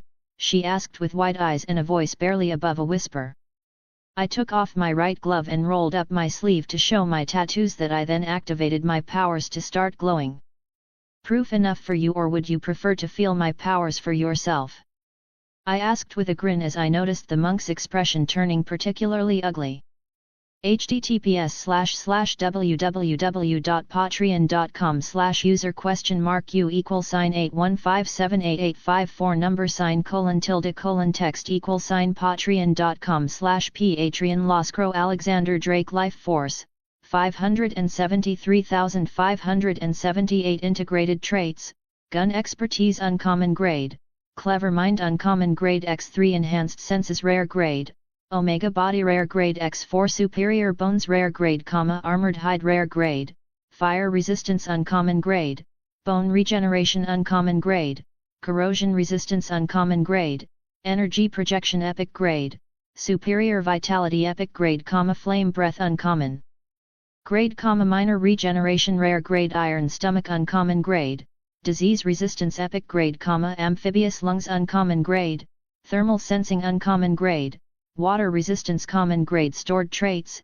Amphibious Lungs, Water Resistance. Chapter 25, Siren Song. "What can you do?" the girl asked curiously. "Enough. Child, do as you should and get rid of this heathen already," the monk screamed angrily, and it took a serious amount of self-control not to blow his fucking head off right then. I like to think I was pretty patient, but these monks had been getting on my nerves since I got here with the way they were acting. Honestly, if I didn't want to leave a good impression on my fellow siren here, I would have long since shown these monks the biggest downside of an oath of non-violence. Judging from her apparent age and the information I had previously, it was easy to deduce that these monks had raised her, which meant just killing them might be less than perfect for giving a good impression. Bang! I fired a shot through the monk's left ear, making him scream and grasp the mangled body part. "You clearly don't use those as much as you should, so I figured you wouldn't mind having one clipped off for you. Want me to do the other side? Even you out?" I asked with a smile that wasn't. "Now then, I suppose before you and I talk shop about our powers, I should explain something that may come as a surprise to you. These monks have been using you to rule the population of the planet through fear of you coming to kill them. They have demonized you for their own benefit, but don't take my word for it, see for yourself. Not like the monks could stop you after all. Oh, and take this, a gift for our first meeting," I said with an actual smile to the girl before retrieving an epic grade Jacob's pistol that had shock damage. It was just an extra that I had laying about from my hunt on Eden 6 that a jabber had before I killed it. I felt that it wasn't a loss for me to give it away like this to someone I hoped to get quite familiar with. She took the gun from me with only a little hesitation due to the monk who was bleeding from his ear and in serious pain. Still, it was clear that she harbored doubts about the monks, as she didn't immediately jump to defend them from my accusation and even was willing to accept a gift from someone who had injured one of them. Who said I couldn't be manipulative? Oh, I am well aware that exposing the monks like this was likely to end in her turning on them, but it also ended with her trusting me all the more for so easily telling her. I couldn't give less of a shit about these monks, but her though, that was a whole other matter. She was a siren like me, and that meant she was someone I wanted a good relationship with, maybe even hook up with in a few years when we stopped being teens. Despite my appearance and mind, I was still only 13, turning 14 when it was time for my trip to Pandora as far as my body was concerned. That meant she was absolutely within my striking range after we reached an acceptable age. Though I did have a concern about that, as I wasn't sure if the changes my powers brought to my body would even make me compatible with humans as far as reproduction was concerned. Different species had serious trouble reproducing after all, and my powers were constantly evolving me into a higher existence, so at what point does it occur that I can't reproduce at all with a human? I was so caught up in my thoughts that I didn't even realize that both the girl and monk had left. Well, to be more specific, she left and the monk chased after her, both out of fear and to try and salvage the situation that was spiraling out of control. It didn't work out so great for him, I discovered a couple hours later when the girl returned alone with a bit of blood on her clothes. Color me impressed. Didn't think you'd go so far as to kill the dude. I didn't see it, if that's what you were wondering, but just noticed the blood on you is all, I said while clarifying when she got a confused expression. I can't believe I fell for their lies for so long. Can you believe he had the nerve to try and say that I was misunderstanding things? She vented, clearly still upset. Not my place to butt in on this matter, but so long as you fixed the issue, it's all good, right? I asked, and she paused for a moment to think about it before nodding. I was a bit surprised when she left for a moment before coming back with a cheap plastic chair that she sat on near me with an eager look. So you're a siren like me, huh? How does that work when you are a guy? She asked with curiosity burning in her eyes. Where to start? Well, you obviously know that sirens are chicks like you, but you probably don't know is that there were not 6 as was common belief, but rather 7 sirens. The first person to ever have my powers got sealed away in a vault, while the rest of the siren powers ran free in the universe. My powers were the only ones designed for a man to own from what I can tell, and I inherited them when I opened the vault they were in a bit over half a year ago. I explained honestly. You opened a vault? What was it like? Was it full of treasure? She bombarded me with questions eagerly while scooting her chair closer so that she didn't miss anything. Ha ha ha. Hadn't thought you the sort to care for treasure hunting, I said with a laugh. Are you kidding? I grew up reading tales about Typhon de Leon. Adventure, danger, loot, and maybe even romance. You have to tell me all about it, please, she said excitedly. I sighed but began to tell my tale, starting from when I woke up on Baal 3 to my time learning on Eden 6. I didn't leave out too many details, though I obviously skipped over some of the more mundane or boring parts, like the details about what exactly I was taught. The girl ate it up greedily like she just couldn't get enough. Your powers are way better than mine, see, she complained while showing off her own powers. The best way to describe it from my perspective was a sort of localized telekinetic bubble that she could control that affected space itself to a degree. Was it worse than my own powers though? Yes and no. See, her powers vastly trump my own powers in terms of immediate usefulness and combat power, since it affected something at range. On the other hand, however, her powers were sort of a one-trick pony and only did the one thing, though with creative use that could be changed slightly. My powers by comparison were a jack of all trades, master of many type deal. The starting point of my power was vastly lower than hers, but the end point was theoretically infinite, whereas hers had a limit. It was easy to figure out why this was as well if you thought about it seriously. Her powers worked a bit like a super soaker in that she had an energy pool that she drew from to use her powers, so she hemorrhaged energy only but never got more beyond refilling the tank she already had. My powers, on the other hand, worked like a fast-moving body of water. I took in power and used that to expand my own like a pond that grew when it rained, except unlike in that case where evaporation would drop the water level again, my power never dropped after I raised it. In simple terms, I started out as a drop of water that turned into a cup, then a puddle, and then a pond, and further with no limit to what I'd eventually end up as. Ah, that reminds me, but I want to know if your powers count as a trait that I could get a copy of. I asked, and she looked interested and held out a soft pale white hand that I gently took in my own.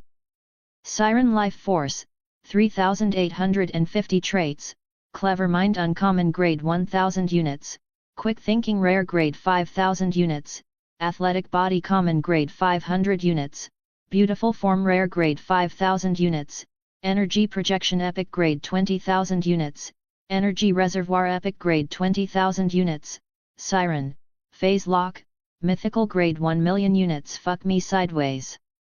I exclaimed in shock. How could I not be stunned at this status? She only had a single common grade trait and 3 traits that were epic or higher, including her Siren ability trait that was a whole new grade, mythical. She pulled her hand out of my hand at my outburst, and I snapped out of my thoughts. Sorry about that, your traits just surprised me is all. I said, embarrassed. Was it that bad? She asked worriedly. No, nothing like that, but the exact opposite in fact. It was phenomenal. Oh, and I can in fact copy your powers, but they are stupidly fucking expensive. In addition to that, you have 3 other traits that I want but are also a bit pricey, not nearly close to the same point as your powers but still pricey as shit. I said seriously. So you can take my powers from me then? She asked curiously. I shook my head no. From still living things such as you I can only copy the traits you have but not steal them outright. So if I took the trait for your powers you would still have them and I would have a copy, a knockoff if you would. I explained, and she looked interested. So why didn't you do that right away? She asked confused.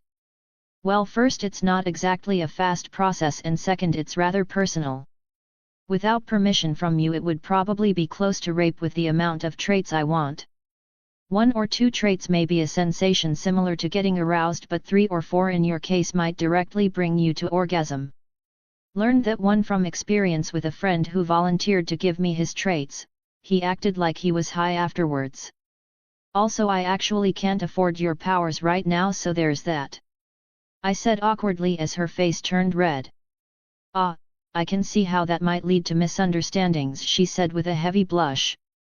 https://www.patreon.com/user?u =815788854 number $:text $patreon.com/patreon Loscro Alexander Drake Life Force 573,578 integrated traits, Gun Expertise Uncommon Grade, Clever Mind Uncommon Grade X3 Enhanced Senses Rare Grade, Omega Body Rare Grade X4 Superior Bones Rare Grade, Armored Hide Rare Grade, Fire Resistance Uncommon Grade, Bone Regeneration Uncommon Grade, Corrosion Resistance Uncommon Grade, Energy Projection Epic Grade, Superior Vitality Epic Grade, Flame Breath Uncommon Grade, Minor Regeneration Rare Grade, Iron Stomach Uncommon Grade, Disease Resistance Epic Grade, Amphibious Lungs Uncommon Grade, Thermal Sensing Uncommon Grade, Water Resistance Common Grade. Stored Traits, Amphibious Lungs, Water Resistance. Chapter 26, Siren Song, 2, Yet, I'd rather not have you getting any wrong impressions about me if possible. Besides, we are both a bit too young for stuff of that nature. I said with a chuckle. You did say that you are actually 13, didn't you? If you hadn't explained it I would still think you were 20-something. Oh right, I'm Maya by the way, she said, finally introducing herself. A rather late introduction, but I'm Alexander Drake, go by Alex though. I said with a nod. That was how my meeting with Maya the Siren went for the most part. What did you expect, some sappy nonsense like love at first sight or something? Sorry to burst your delusion, but that shit doesn't happen in real life, it's fiction, nonsense, grog shit, whatever fancy way you want to call fake. She was hot, yes, but first and foremost I was 13 at the moment and she was 15, so yeah, that's a thing. Second, while we got along fairly well for this first meeting, basing your entire understanding of a person from such a short amount of time is no different from asking someone to peg your ass with a hot sauce lubed foot-long strap on, questionable at best and retarded at worst. Not here to kink shame, but if you are into that kinda stuff there is something wrong with you, and it's not a small thing. Questionable quotes about life choices aside, Maya didn't stay for long as the monks came looking for her, and she knew she needed to set things straight on Athena's, which would take time. Once she left, I went back to the book I was reading previously. The handwritten words did as the title said and went over the history of the Sirens. As per this person's knowledge of it, I learned of the abilities of 3 other Siren abilities in the past, though the power's current users were unknown. The first was phase walk, that was a sort of teleportation with aspects of fire manipulation and creation as well. I practically salivated at the thought of getting my hands on that power, as I could very easily imagine how busted it could be if utilized properly. The second was phase shift, that was the stuff of nightmares with the sheer amount of technology around. More or less the power worked by allowing the user to integrate, communicate with and control nearly all machinery and electronical devices. Pretty much anything with an electrical current that wasn't biological in nature was the user of this power's bitch. It also apparently came with a sort of shock generation and control as well, much like phase walk did with fire, not the main thing but still present. The final Siren power was phase trance. It was kinda the odd man out though, as the abilities it had actually changed apparently depending on who had it.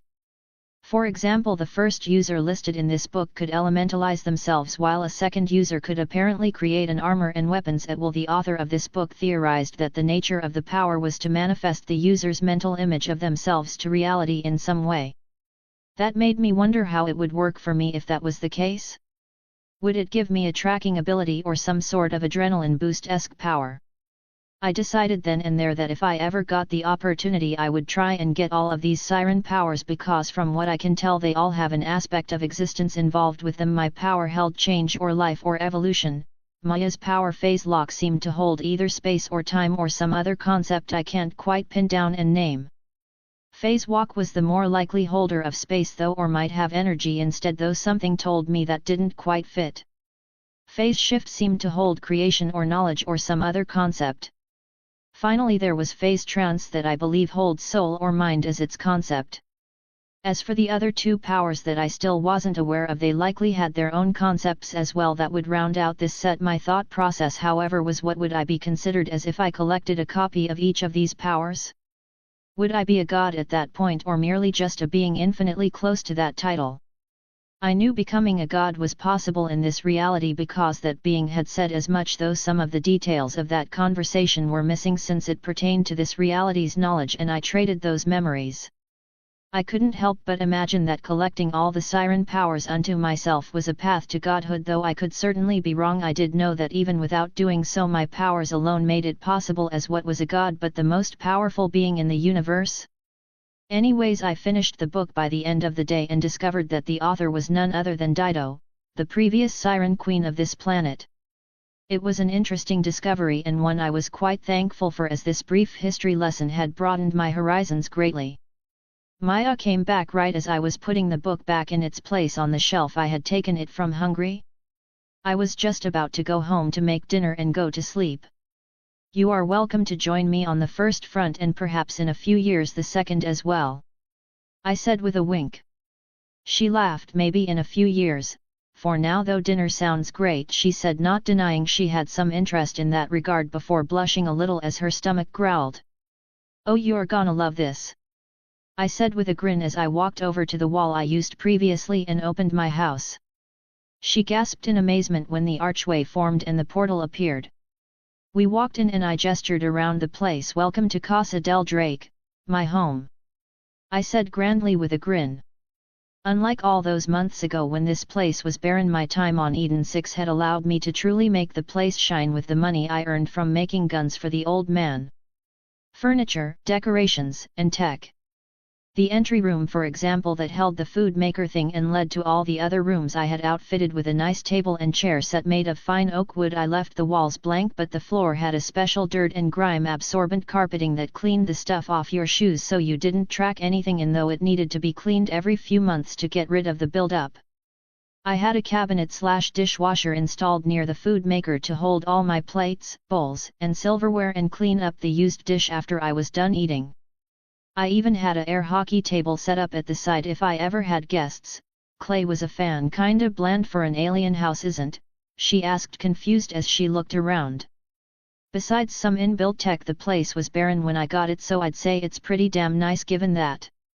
Anyways, what ya feeling for dinner? I have everything, I said, still grinning. What do you mean everything? She asked, confused. I mean anything your heart, or in this case gut, desires. I have in any amount you may like, thanks to this beaut here, I said, patting the food maker thing. So if I wanted, say, a pizza with olives, peppers, pepperoni, sausage and onions, you have it?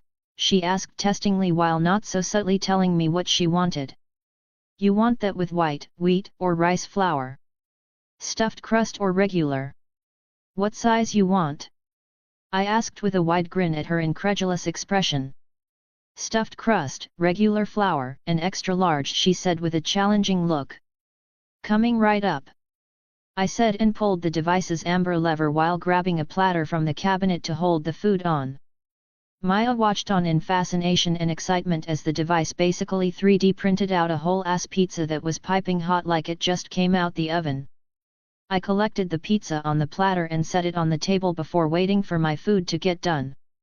She looked at the device in confusion when it kept going, and soon a bone easily 3 feet long covered in sizzling meat was made, and I grabbed it and set it on a different platter.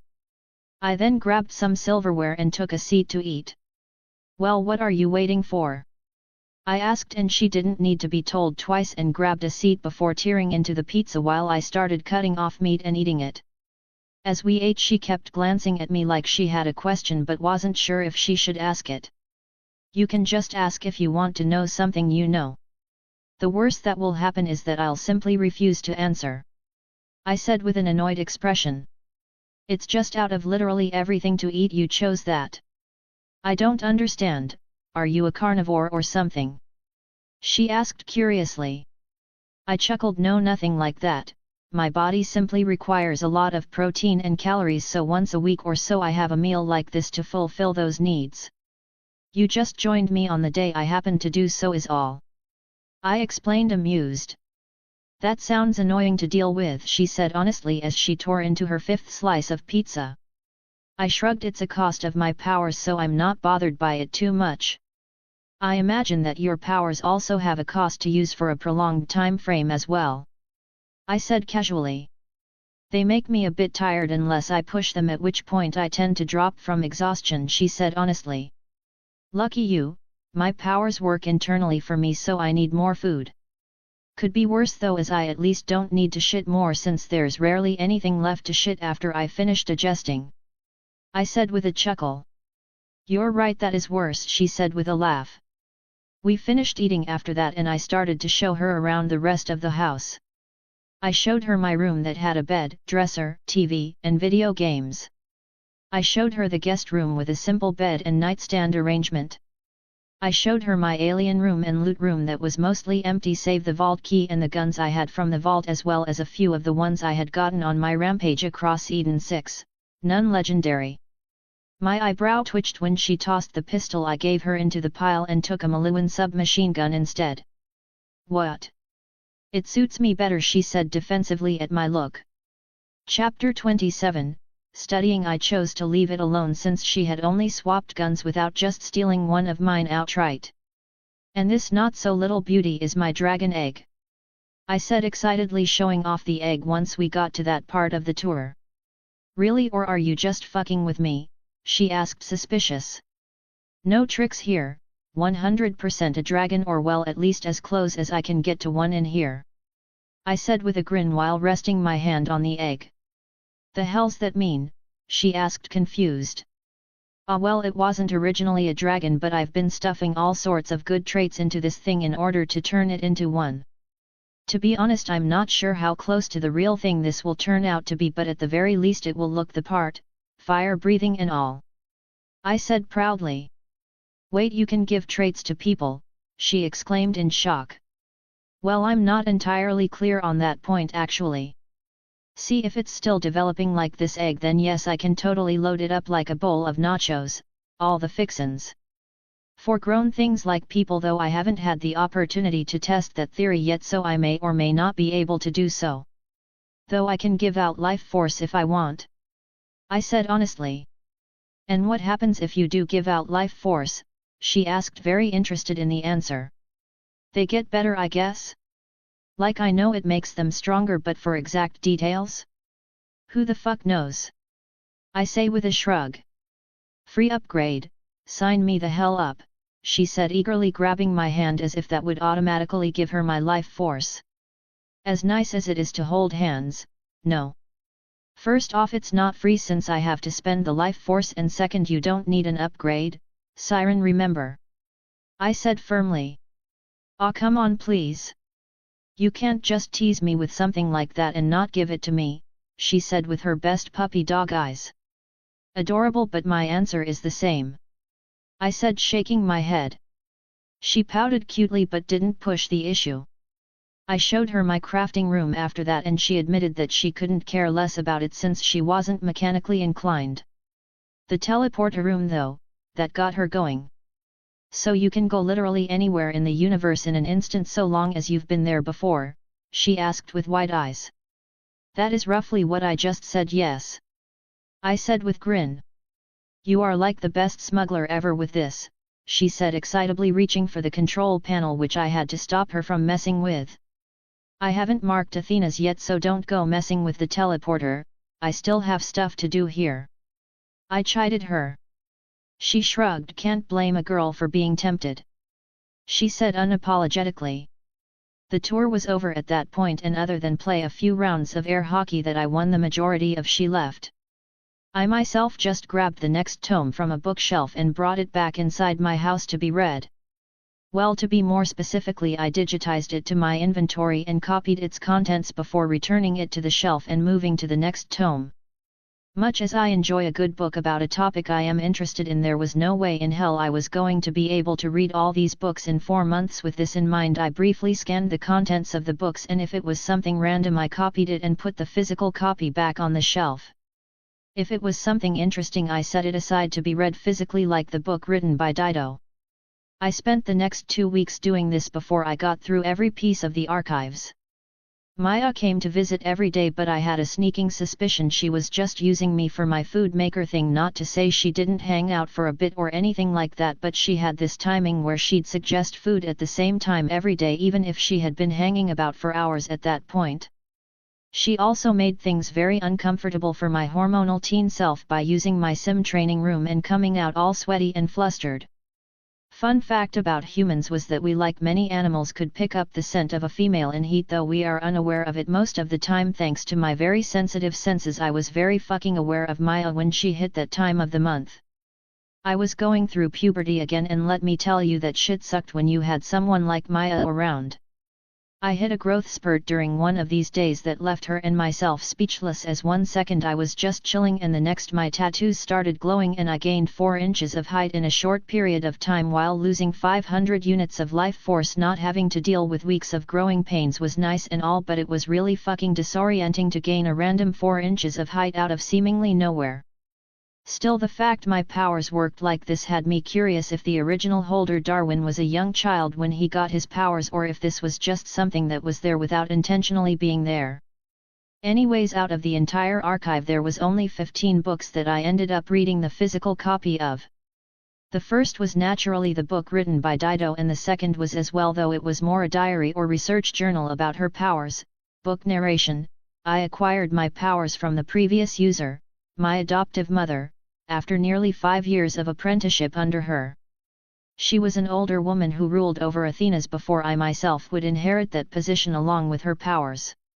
She had fallen ill and had only a scant few years left upon my adoption that she used to teach me all I would need to know upon her passing. She never told me how, but she said she adopted me because she knew I would succeed her. My power, known as phase lock, worked by principle of targeting and control. I designated a target and my powers subjected it to my control via an orb of energy. Through this control I could manipulate space, time, gravity, and other fundamental forces of the universe on a minuscule scale centered around the target. There was a caveat, however, to my power that offered a serious limitation to my use of it. Any living thing subjected to my power could either resist its effects or outright shrug them off. It was powerful enough. The more resistance I faced and the larger the target, the more energy it cost me to use my power on it for more than a few moments. With practice and my mother's teachings to guide me, I eventually learned how to target and control multiple things simultaneously. On the matter of the alien substance known as iridium, I learned from my mother that our powers disallowed us to absorb the material without a special method that her predecessor generations back had developed. The reason for this inability to simply absorb it like most sirens was, I believe, due to the projection nature of our powers. Our powers sent energy outward and had no intake feature to it in its base usage, thus leaving us unable to enhance our powers using the material. The technique to use the material was in fact merely a creative usage of our power to encapsulate the iridium as a target and use our control to break it down into pure energy that was then released into our bodies. It took a great deal of control and focus, but the payoff was that it gave us a massive, borderline qualitative boost to our powers. The rest of the book spoke of the ways she used her powers and even spoke of the special vault that could only be opened by a siren wielding the phase lock power and using iridium. Fascinating as that was, the real kicker was that apparently a previous user of Maya's powers actually somehow tied the powers to the planet, which meant that every user would at some point come to live there. How they accomplished this wasn't explained beyond that it killed them to accomplish, which was a steep price to pay, but I suppose worth it with how long the rule over the planet they had lasted. It was only during Dido's reign that the next inheritor of the power arrived after she passed away, which meant she never got the chance to teach them herself and keep the ruling line going. Ironically, Maya was still in a fashion ruling the planet, since she was what the monks used to keep the population under their thumb, or used to before I showed up. Nowadays Maya spent most of her days either dyeing her hair bright colors, she was partial to blue apparently, or setting things right with the local population. Unfortunately, few chose to stay once they learned that she was not in fact going to kill them with her powers if they tried to leave. Some did, of course, but the monks had done a damn fine job making Maya out to be the Krampus, the boogeyman, and God, all wrapped up in a nice neat package that traumatized the citizens. Belief was a funny thing like that, contagious. The Blue Net was a little disheartened by this mass exodus, but it only made her more determined to fix this situation. The monks really didn't like me right now if it wasn't obvious, but since they swore oaths of non-violence, their hands were metaphorically tied. You know, you could just tell them to fuck off, right? I said when Maya came to complain about the monks' complaints against me. You could stop antagonizing them at least and leave the archives so that others could have a turn, she said, and I scoffed. You act like I'm stopping them or something. They are as free to enter this place as they ever have been, they are just too big of a pussy to do so, I said disdainfully. https://www.patreon.com/user?u=815788544 number text patreon.com/patreon Loscro Chapter 28 Temporary Goodbye. Maya rolled her eyes at that but didn't argue, since I was right. Besides that one monk I shot the ear off of, I hadn't harmed a hair on any of their heads. Hell, I hadn't even threatened them, and they still act as if I'm some bear holed up in a pantry. It was a bit annoying, to be honest, as they keep complaining about it when in fact we all know they were just too cowardly to actually come near me. How long are you planning to stay, by the way? Maya asked, changing the subject. My answer is still the same as the last 3 times you've asked, Maya, about a month. I'll spend about another month collecting traits from the wildlife here on Athenas before spending the last 2 months hunting Ratch and the beasties taken from Hydron. I said for the 4th time in the last 2 weeks. Can you just, I don't know, extend your time here or something? I like having you around, she asked with large pleading eyes. Oh, is that right? I assume that has nothing to do with the food you've been eating at all, I said, and she looked away with a sheepish smile at being called out like that. Okay, so maybe that's a part of it, but I'm not lying. It's nice to have someone else like me around, someone who understands what it's like. It also helps that you're hot, she admitted shyly. And 13, as I keep reminding you. Seriously, I get that I look like an adult, but stop looking at me like I'm a piece of meat. At least for another few years anyways. I said, and she blushed. I had made it clear as day that while I too found her sexy as shit, I refused to entertain any thoughts of acting on that idea until I was at least 16, which was biologically speaking a perfectly acceptable point to become sexually active. No one would bat an eye about it either, as few ever lived past 40 in the Borderlands, so hooking up early was even considered the norm. As someone from modern-day Earth, that felt foreign, but I was adaptable, pun intended, if nothing else. 16 was the lowest I was willing to accept, however, which means another year for Maya, who was 15, and another 2 and change for myself. I suppose I should point out that Maya had no intention of leaving Athena's until it was stable again, which would take a few years at least. The mass exodus of people really fucked the planet in terms of economy and government. Those left were watching to see if Maya went full tyrant or was good to her word and really had no intention of ruling any of them. I helped her a little, since I was decently educated at this point, and told her some of the ways I could think of to fix the issues, but the truth was that unless a corporation bought the planet, it was going to take some time to smooth things out. You may have noticed that nowhere in my said schedule did I mention grabbing her traits, and that was mostly because over the last 2 weeks I had already grabbed 3 that I wanted: quick thinking rare grade, energy projection epic grade, and energy reservoir epic grade. I had only integrated energy projection so far, which caused the range of my powers to extend in every direction to a total of 25 feet. This was just an extra 10 from the 15 that the single stack of it gave me, but was still very useful. I hadn't integrated energy reservoir or quick thinking yet, simply because I wasn't entirely sure if it was a good idea. Energy reservoir, for example, created a sort of energy storage capacity within the body of a certain amount of energy. For anyone else that would be great, but I had this instinct that if I personally added it to myself, I'd cripple the potential of my powers. It wasn't hard to figure out how either, after going over the way I understood my powers. See, right now I could in theory hold an infinite amount of life force, my energy of choice. If I took this trait, however, that infinity would suddenly have a limit, and a small one at that. I decided to give the trait the shelved treatment for now, to deal with it later. Quick thinking followed a similar reasoning in that I simply hadn't gotten around to it yet, not the "it's bad for me" part. My days here at the archives were fairly peaceful, and since I already had a game plan, I wasn't in a rush to leave. Anyone who says that not having a plan was a good way to live was lying through their ass and should be shot for giving bad advice. A good way to live would be to have a plan and then prepare yourself for it not working out. Then you feel like you have some control over things, even if shit goes flying fucks sideways. Hell, plans don't even need to be complicated.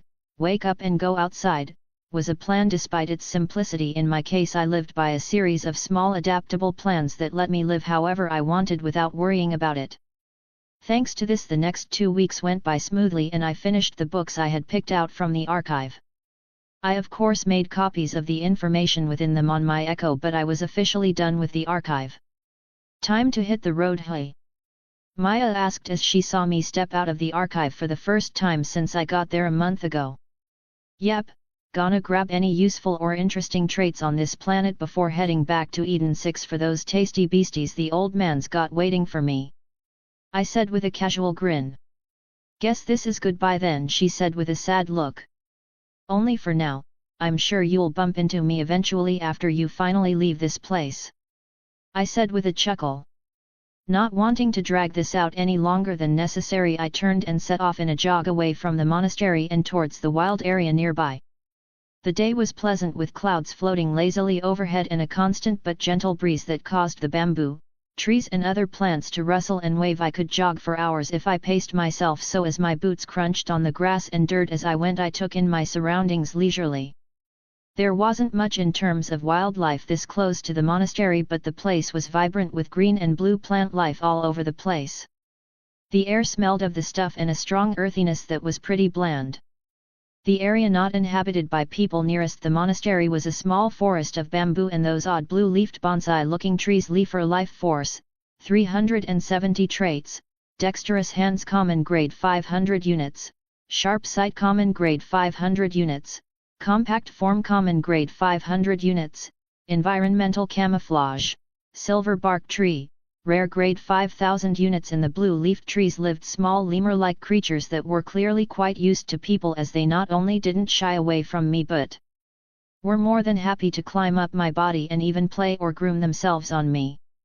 They were about a foot long and had blue fur that matched the trees they lived in, as well as tails that looked like the leaves of said tree but were made of fur and cartilage rather than leaf. I wasn't particularly interested in any of their traits, to be honest, as even the rare grade trait was clearly an adaptation to evade the few predators that lived on this planet by blending into the trees they lived on. I could see the things being quite popular pets though, as they were adorable, hyper-friendly, and enjoyed getting petted. Most of them went back to their tree once I started to walk away, but one of them seemed perfectly content to nap on my shoulder, which ended up forcing me to take it off and put it on the tree. The next creature I encountered was not much better in terms of traits and was just as friendly as the leafers. It was a small feline about the size of a normal house cat, but was clearly more of a forager/scavenger, as its body was lean and it had a pouch of skin on its stomach used for storing food for later. Physically speaking, the creature was roughly built like a raccoon but less bulky and with clear feline features. Its fur also had a green color to it that let it blend into the grass and bamboo with ease. I hadn't seen the predator of this area, but judging from these details in both the species I had encountered so far, I was willing to bet it was either an avian of some sort or relied heavily on its vision. Anyways, this feline creature called a grammet had no hesitation at all, walking up to me and shaking its paws at me as if to beg for scraps, much the same way a raccoon would ask for something. Once it became clear I didn't have any food to give it though, the creature lost interest and wandered off. Morak Life Force, 1299 traits, Ambush Muscles Common Grade 500 units, Sharp Vision Common Grade 500 units, Active Camouflage Epic Grade 20,000 units, Powerful Jaws Common Grade 500 units. This fucker got me good after I had let down my guard because of those two friendly species. See, I was walking through the woods right, and all of a sudden one of these bitches springs out of bloody thin air and latches onto my upper arm and bit down hard with its shark-like teeth before thrashing my shield. Stopped any damage, but I was not in a good mood and blew its fucking head off with a satisfying red mist explosion. It had a trait I very much wanted, however, so I immediately planned a little population control to get some copies to stack. Active camouflage was more or less the shit that chameleons could do, but in this case turned up to 10 as it blended almost to the point of perfect invisibility. I obviously grabbed the trait and life force without a second thought. Chapter 29, Price Match. Nice as I believed the trait would be, the price stung a little if I'm being honest. 20k for a trait was not cheap and likely never would be. That didn't even take into consideration that traits might get more expensive in the future as I got stronger. Right now my body was sorta like a blank slate with plenty of room for improvement and upgrade. But eventually it would get covered in traits, and the price it would cost me to add new traits would as a result increase. Higher graded traits cost more because they impacted more and took up more room in my body.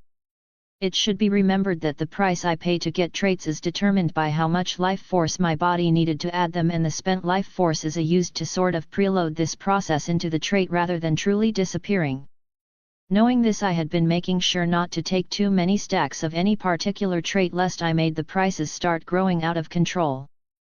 Some traits were worth grabbing as many stacks as possible in, like energy projection, but even then it wasn't exactly a common trait, and so I only had the 2 copies integrated. Active camouflage wasn't one of these kinds of traits, as I estimated that after the 3rd copy I'd be basically invisible whenever I flipped it on, so long as I was naked. Yes, slight downside there, as the trait being a part of my body didn't extend to my clothes, or rather would need some special usage to do so. My powers were the tits and let me mix and match traits like fucking Legos, so I could get some traits to act differently than normal with the right combinations. In this case, applying active camouflage to energy projection should in theory allow me to create a small area around myself that was invisible as well, probably. Bioengineering stealth aside, I left the now ash corpse behind and continued walking through the forest. As it turned out, Morak were territorial as shit, so I hadn't found another even hours later. I had found some new creatures during this time, but they were all grog shit, useless for traits. I either already had the traits being offered or they came with big downsides. For example, there was this one trait called suicide, yes seriously, that let the creature off itself if it wanted to. I understand the idea behind why something would have such a trait, as sometimes death is preferable to suffering, but to have a built-in night-night switch was off-putting as hell. Thankfully the odd mouse creature didn't cyanide pill itself when I caught it, since it hadn't been hurt, but it was still fucking crazy to find. I should also make it clear that by the end of the day I was miles away from the monastery. I set up my house and ate a nice dinner before grabbing an hour of training in the sim room and feeding my monster egg some life force. For my next trick I'm going to disappear, I thought with a chuckle as I stripped and nudged my active camouflage trait to integrate. I immediately felt a burning sensation like a billion fire ants going to town on me all over my body. I couldn't be blamed for scratching at my skin at that point, as I developed a whole new set of nerves to control my new color-changing skin. The discomfort, like usual, didn't last long, but the phantom itch was real, as I had this psychological urge to scratch an itch that I was certain didn't actually exist. As for functionality, this new trait wasn't quite what I had expected, as while it could indeed let me change color and even alter the color of a small area around me for a short period with energy projection, it worked based on my sight. Now I had some damn good vision thanks to my traits, but not even I could see behind me. In other words, this trait was not as great as I thought it would be. Still useful, but like situationally useful rather than invisibility that was OP as fuck. Everyone seems to fail to realize that true invisibility meant that if used correctly you were untouchable. People forget just how much we rely on our sense of vision until it's taken from us, so when confronted by something that bypasses that sense entirely, well, I hear hell's nice this time of year. Now I'm not saying this is an absolute case, as instincts and the other senses can play a part in surviving against such an attack, but not many have those at the level that becomes possible in any way. I was disappointed in the trait, and after sending my clothes through the cleaner went to sleep in a bad mood. I was feeling better when I woke up and got dressed before heading back outside my house and putting the place away. I ended up walking another 3 hours before I came across a new biome that held new possible traits. In this case it was a whole-ass mountain complete with rocks, and you guessed it, more rocks. There was a bunch of moss and some shrubbery as well, but that was more or less it as far as plant life went. I used my hands as well as my feet to climb up the steep sides of the mountain and was rewarded for my effort. Athenian rock lizard life force, 843 traits, keen nose common grade 500 units, efficient lungs rare grade 5000 units, frail form trash grade 50 units, hard skin common grade 500 units. Ignoring the lazy naming sense, the small stone-colored reptile with 6 legs had a really good trait that I was glad to grab, since it solved a problem I'd have much later. Efficient lungs basically allowed this high-altitude reptile to absorb far more oxygen with each breath it took. That didn't sound all that impressive at first glance, but what I had taken into account was that my body would likely require more and more resources the stronger it got, and that included oxygen. Being able to get more of it with each breath I took was a damn good thing to have as a result. Plus it meant that I could hold my breath for way longer so long as I remained still, since I'd have much more oxygen than normal. I grabbed that trait and moved on, leaving the lizard confused but still alive, since there was no reason to kill it. As I got higher and higher up the mountain it got colder and colder, but to my surprise I discovered a cave with snow packed into the entrance over time into a thin layer of ice. I accidentally discovered it when I reached for a jutting piece of rock and it slipped out and smashed the snow-covered sheet of ice. The inside of the cave was much warmer than the outside, but what really interested me was the preserved corpse at the back. It was a strange humanoid thing with 2 arms and 2 legs, but the proportions were all wrong. The limbs were long and thin and the body was narrow and slender. The entire thing also had on a metallic armor on that had been clearly cleaved through with some form of claw on the center of the chest piece. The corpse was little more than a mummy that had long since lost all life force and traits, and may even have turned to dust already if not for the perfect conditions the cave provided for it. Oh, now there's something I hadn't expected to find, I said with a wide grin splitting my face as I laid my eyes on the object resting quietly in the 4-fingered hand of the corpse, a vault key. Name, Athena's vault key. Description, a strange Iridian object with the power to open the vault on Athena's. The key itself was made of the same impossibly tough material as the one sitting in my house right now, but the shape was very different. This key looked almost like a staff in design, as it was a pole comprised of 3 pieces and covered in curving marks and symbols regularly favored by Iridians. I walked over to the corpse and examined it before taking the key from its long dead hands. No blood trail and the darkened stone beneath this corpse is too small. You teleported to this place, didn't you? I muttered, confused, as I could see no tech on this thing at all, much less a teleporter device. After taking the key with a crack that came from the broken bones holding it, I didn't hesitate to defile the corpse by stripping the metal armor off of it so I could study it. I remember that annoying time on Bale 3 where I took apart one of those seraphs only to discover that their internal mechanisms defied all logic. It wouldn't be a stretch to think that this corpse that I had suspicions of being an Iridian could have similar tech in it. Don't think I wanted to spare the corpse either, as if it really was an Iridian. Even if it was mummified, it was worth a fortune. The problem, however, was that anyone with a brain would notice that the corpse had something on it that had been removed and naturally assume I, as the finder and seller, took whatever it was, which was totally fucking true in this case. Tough luck, I guess. Looks like you get to rest here until someone else finds you, if ever, I said to the corpse before heading back out the cave. I scaled the mountain to its peak and after taking a shit on it went down the opposite side.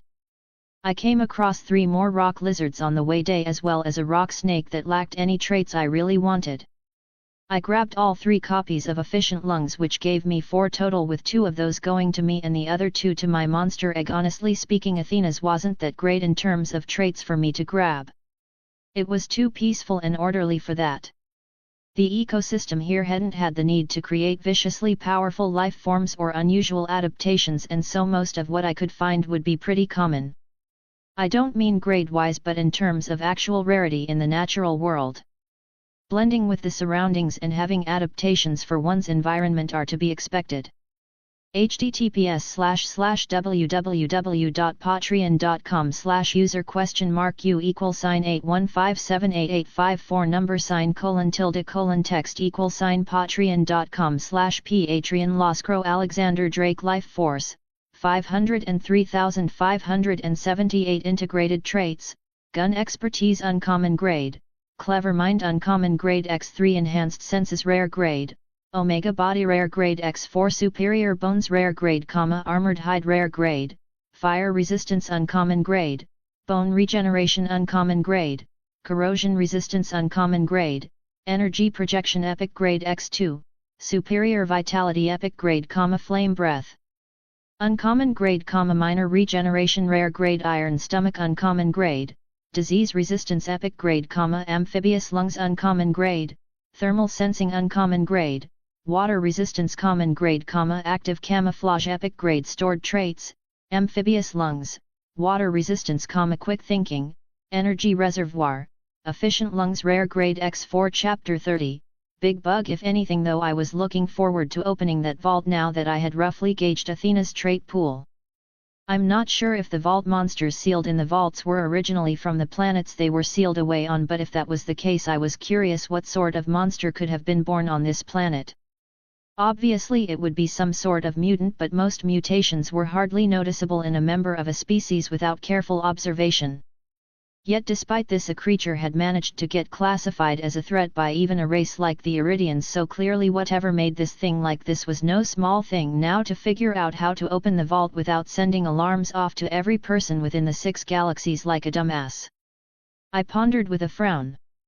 Finding the vault was easy since it was public knowledge where it was located.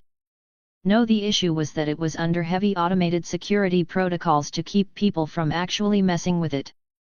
Those same security measures had long been hacked by the various interested parties that wished to study the vault. This meant if I just walked into that place brazenly, I'd tip off a whole hell of a lot of people that I not only went to the vault but was also responsible for opening it. Now I don't mind a bit of adversity, but not even I'm confident in surviving the onslaught of every jackass with a gun in the 6 galaxies gunning for my fine self without stop. Just the rumors of a vault to be opened on Pandora is enough for people to throw away their lives by the droves. Not to even get started talking on the repercussions that actually opening a vault would cause. For starters, I'd immediately get a massive fucking bounty placed on my head regardless of the Jacob's interference. There was no way to avoid it when the contents of a vault could be valuable enough to send any of the major corporations skyrocketing ahead of the competition. In the face of such juicy potential profits, few would stop at anything to get their hands on them. Sure, they'd all try to buy the vault key and the vault's contents off me first. but when that inevitably failed, since I definitely wouldn't hand over my prize so easily, it was bounty o'clock anyways. The next big issue with opening the vault that came was related the previous, but not exactly at the same time. I am of course referring to the absolute shitstorm that the Jacobs will get hit with, since there was no hiding my ties to them. This was going to turn into one of those guilty by association type deals for them, as everyone will start pressuring the Jacobs to hand over whatever I got from the vault. Thankfully that particular old tree had a thorny bark and believed in shotgun diplomacy. Any pressure put on Jacobs would only result in the old man in charge returning it in kind. Ugh, how annoying! I thought as I sat leaned against a tree at the bottom of the mountain planning my next move. I don't like complicated plans, never have. Too many details hinged on the previous step following through leaves far too much room for something unexpected to happen that fucks the whole thing up from that point forward. I like generalized plans with plenty of room for improvisation. You know, now that I think about it, couldn't I just shoot out the power to cut the signals? I thought, sitting up as the idea hit me.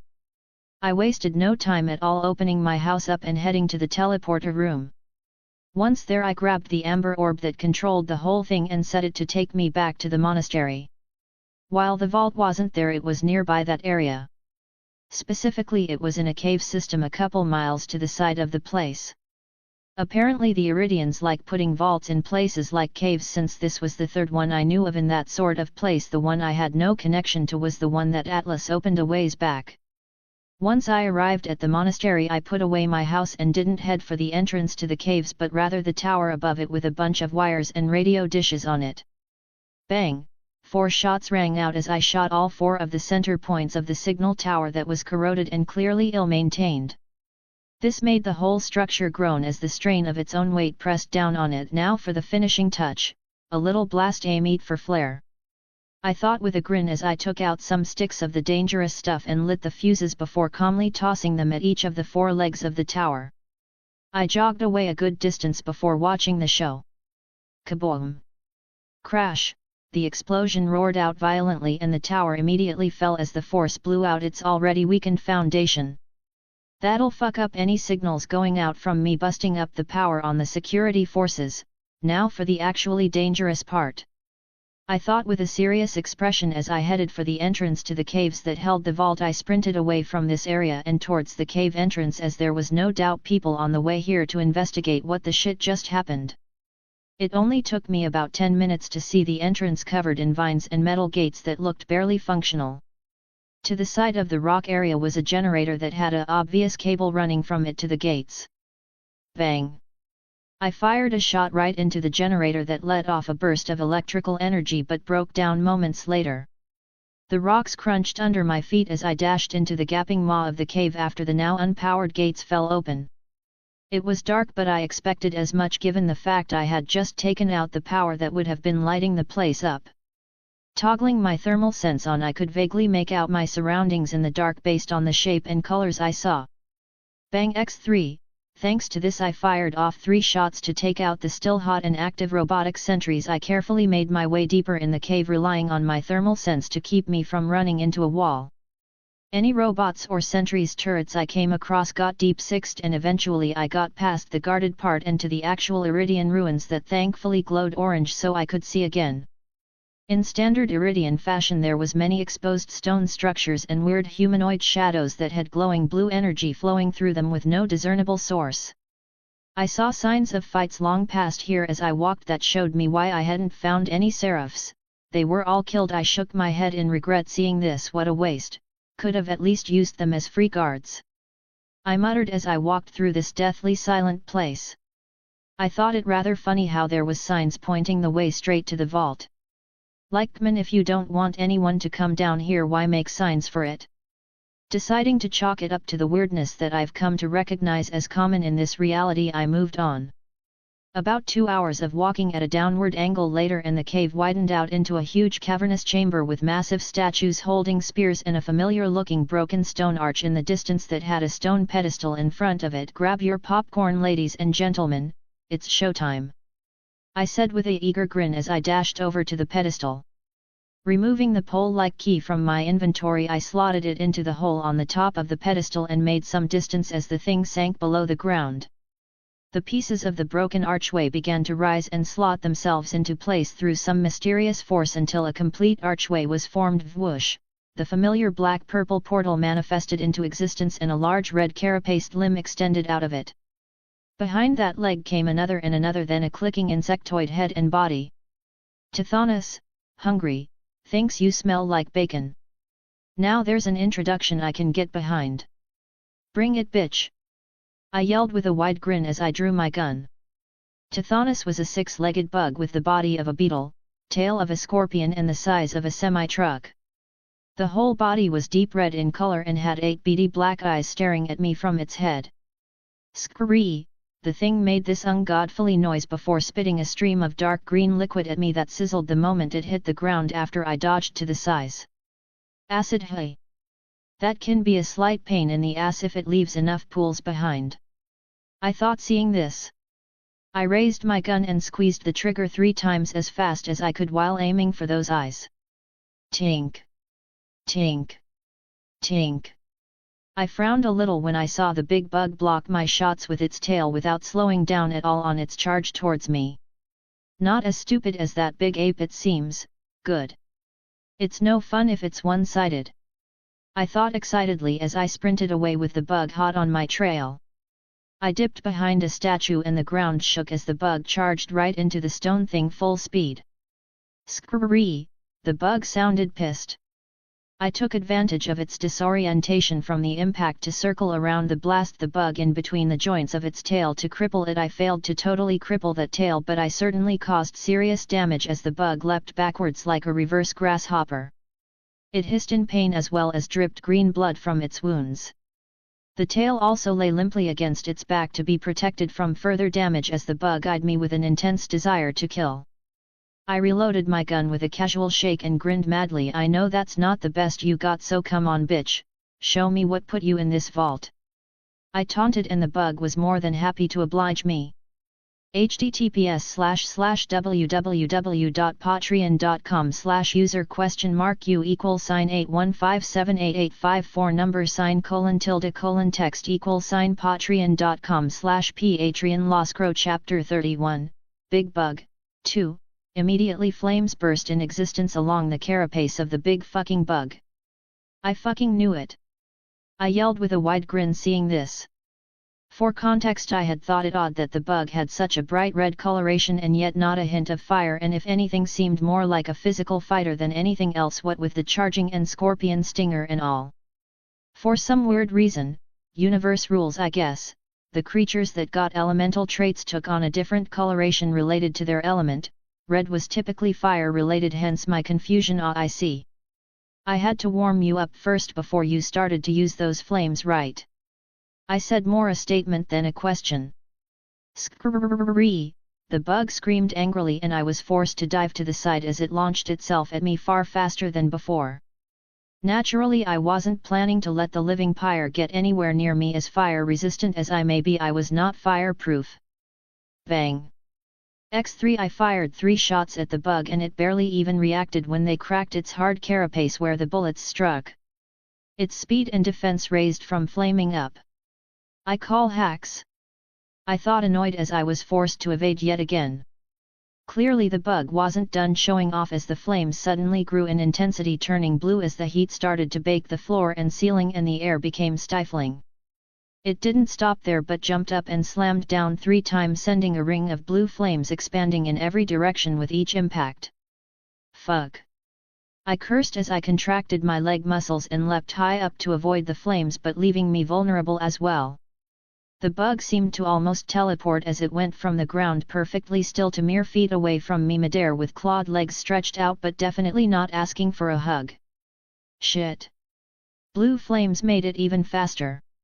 I thought in horror as I realized that this bug was considered highly dangerous by the Iridians for a very different but equally valid reason than the Colossus. Unable to dodge since I was mid-air, my mind raced with possible escapes and I found only one, but it sucked balls. I had to let it hit me. I felt the heat start to strain my shield and with gritted teeth lashed out with my gun held hand straight into the waiting claws. The shield broke immediately and my right sleeve burnt away shortly afterwards as the claws ripped into my flesh, but the impact thankfully pushed me away before I suffered catastrophic damage in it. I hit the ground hard and rolled but got to my feet immediately while ignoring the vicious burns and weeping gouges in my arm. All my senses heightened as adrenaline flooded through me and a massive predatory smile crossed my face, not unlike the snarl of a tiger or jaguar. This was my element. The dance at the tip of a blade that made me feel more alive than ever, the chilling wisps of death's breath on the back of my neck was intoxicating. I entirely failed to notice my tattoos glowing in response to my emotional state, nor that my eyes were practically blazing green as I locked my entire focus on the bug. There was no missed beat as the instant the bug landed, its legs tore apart the ground as it turned its forwards momentum into sideways momentum. It was slower now that my senses were firing at full fucking capacity, but still moved like a slightly blurred image. I could see how it got so motherfucking fast too, as the flames were shooting behind it much like a thruster pushing it forward. I pushed off to the side mere moments before it would have barreled into me and noted immediately that all that speed came at a cost: control. It couldn't turn without serious effort, and that gave me some ideas. I located the nearest wall and began to sprint towards it while keeping an eye on the bug that was working to cancel its forward movement. I reached the wall just in time as the bug was positioning itself to charge me once again, and I crouched, priming my legs for a full force vertical jump. The bug blurred towards me, but I remained perfectly still. It drew near, but still I refused to move.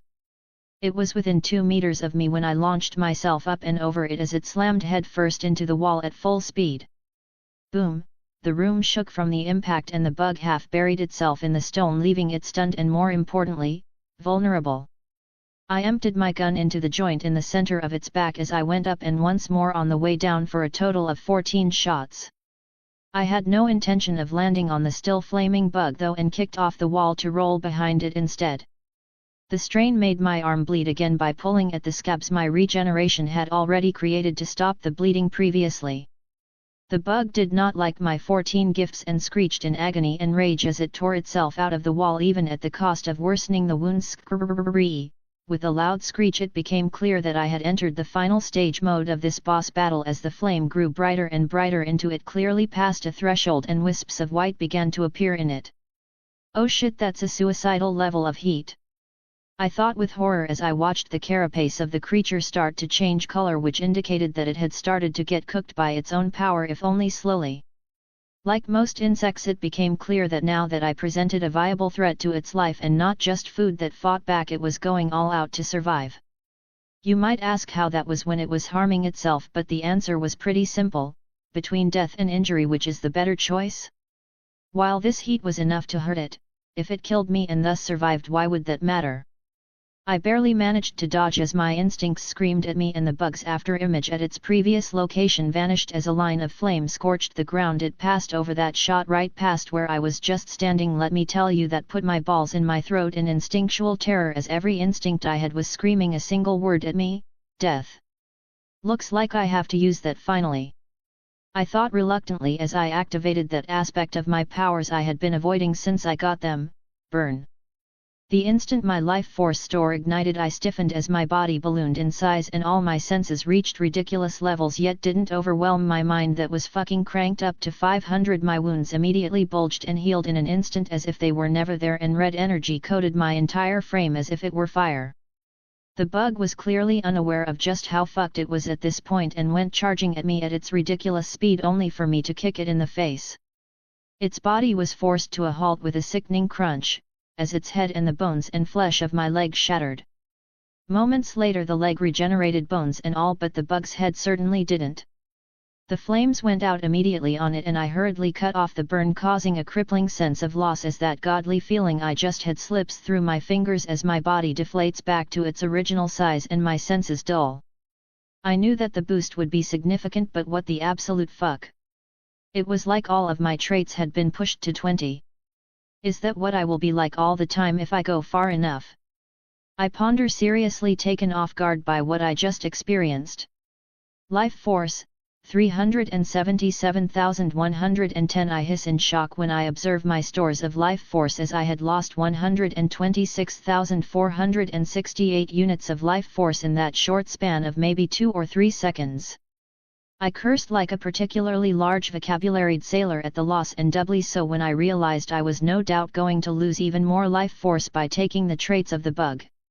I sighed before opening my house and dragging the corpse inside while ignoring its traits, since I was sort of on a deadline before people start showing up to come at the vault. Leaving my house, I hurry into the now functional vault portal, and after a moment of disorientation notice it was a bit different than the last one I went into. Not much, as it was just a big open pocket dimension with no real walls and lots of statues of Iridian design, and of course the 4 chests in the far back of it. The real difference was that in the center, where there was a single statue holding my house on bail, there were 3 statues in this vault holding the prize. Said prize was interesting, as it appeared to be a person-sized black tech cube with purple energy lines swirling along its entire length. Iridian data module level, relic description: knowledge is its own reward, doubly so when it's about guns. Oh fuck, does that mean what I think it does? I exclaim in shock and more than a little greed. Unless the description was lying, this cube here was a motherfucking treasure trove, as it contained the methods the missing alien race used to craft their weapons. This was huge, as so long as I could crack and translate the information into something I could understand, I could make my own corporation based on the tech. That might sound rather uninspired, but keep in mind that corporations not only held monetary power but also military and political power as well. Before I could get caught up in my power fantasies, though, I reached out to grab the cube, only to freeze the moment my hand touched it.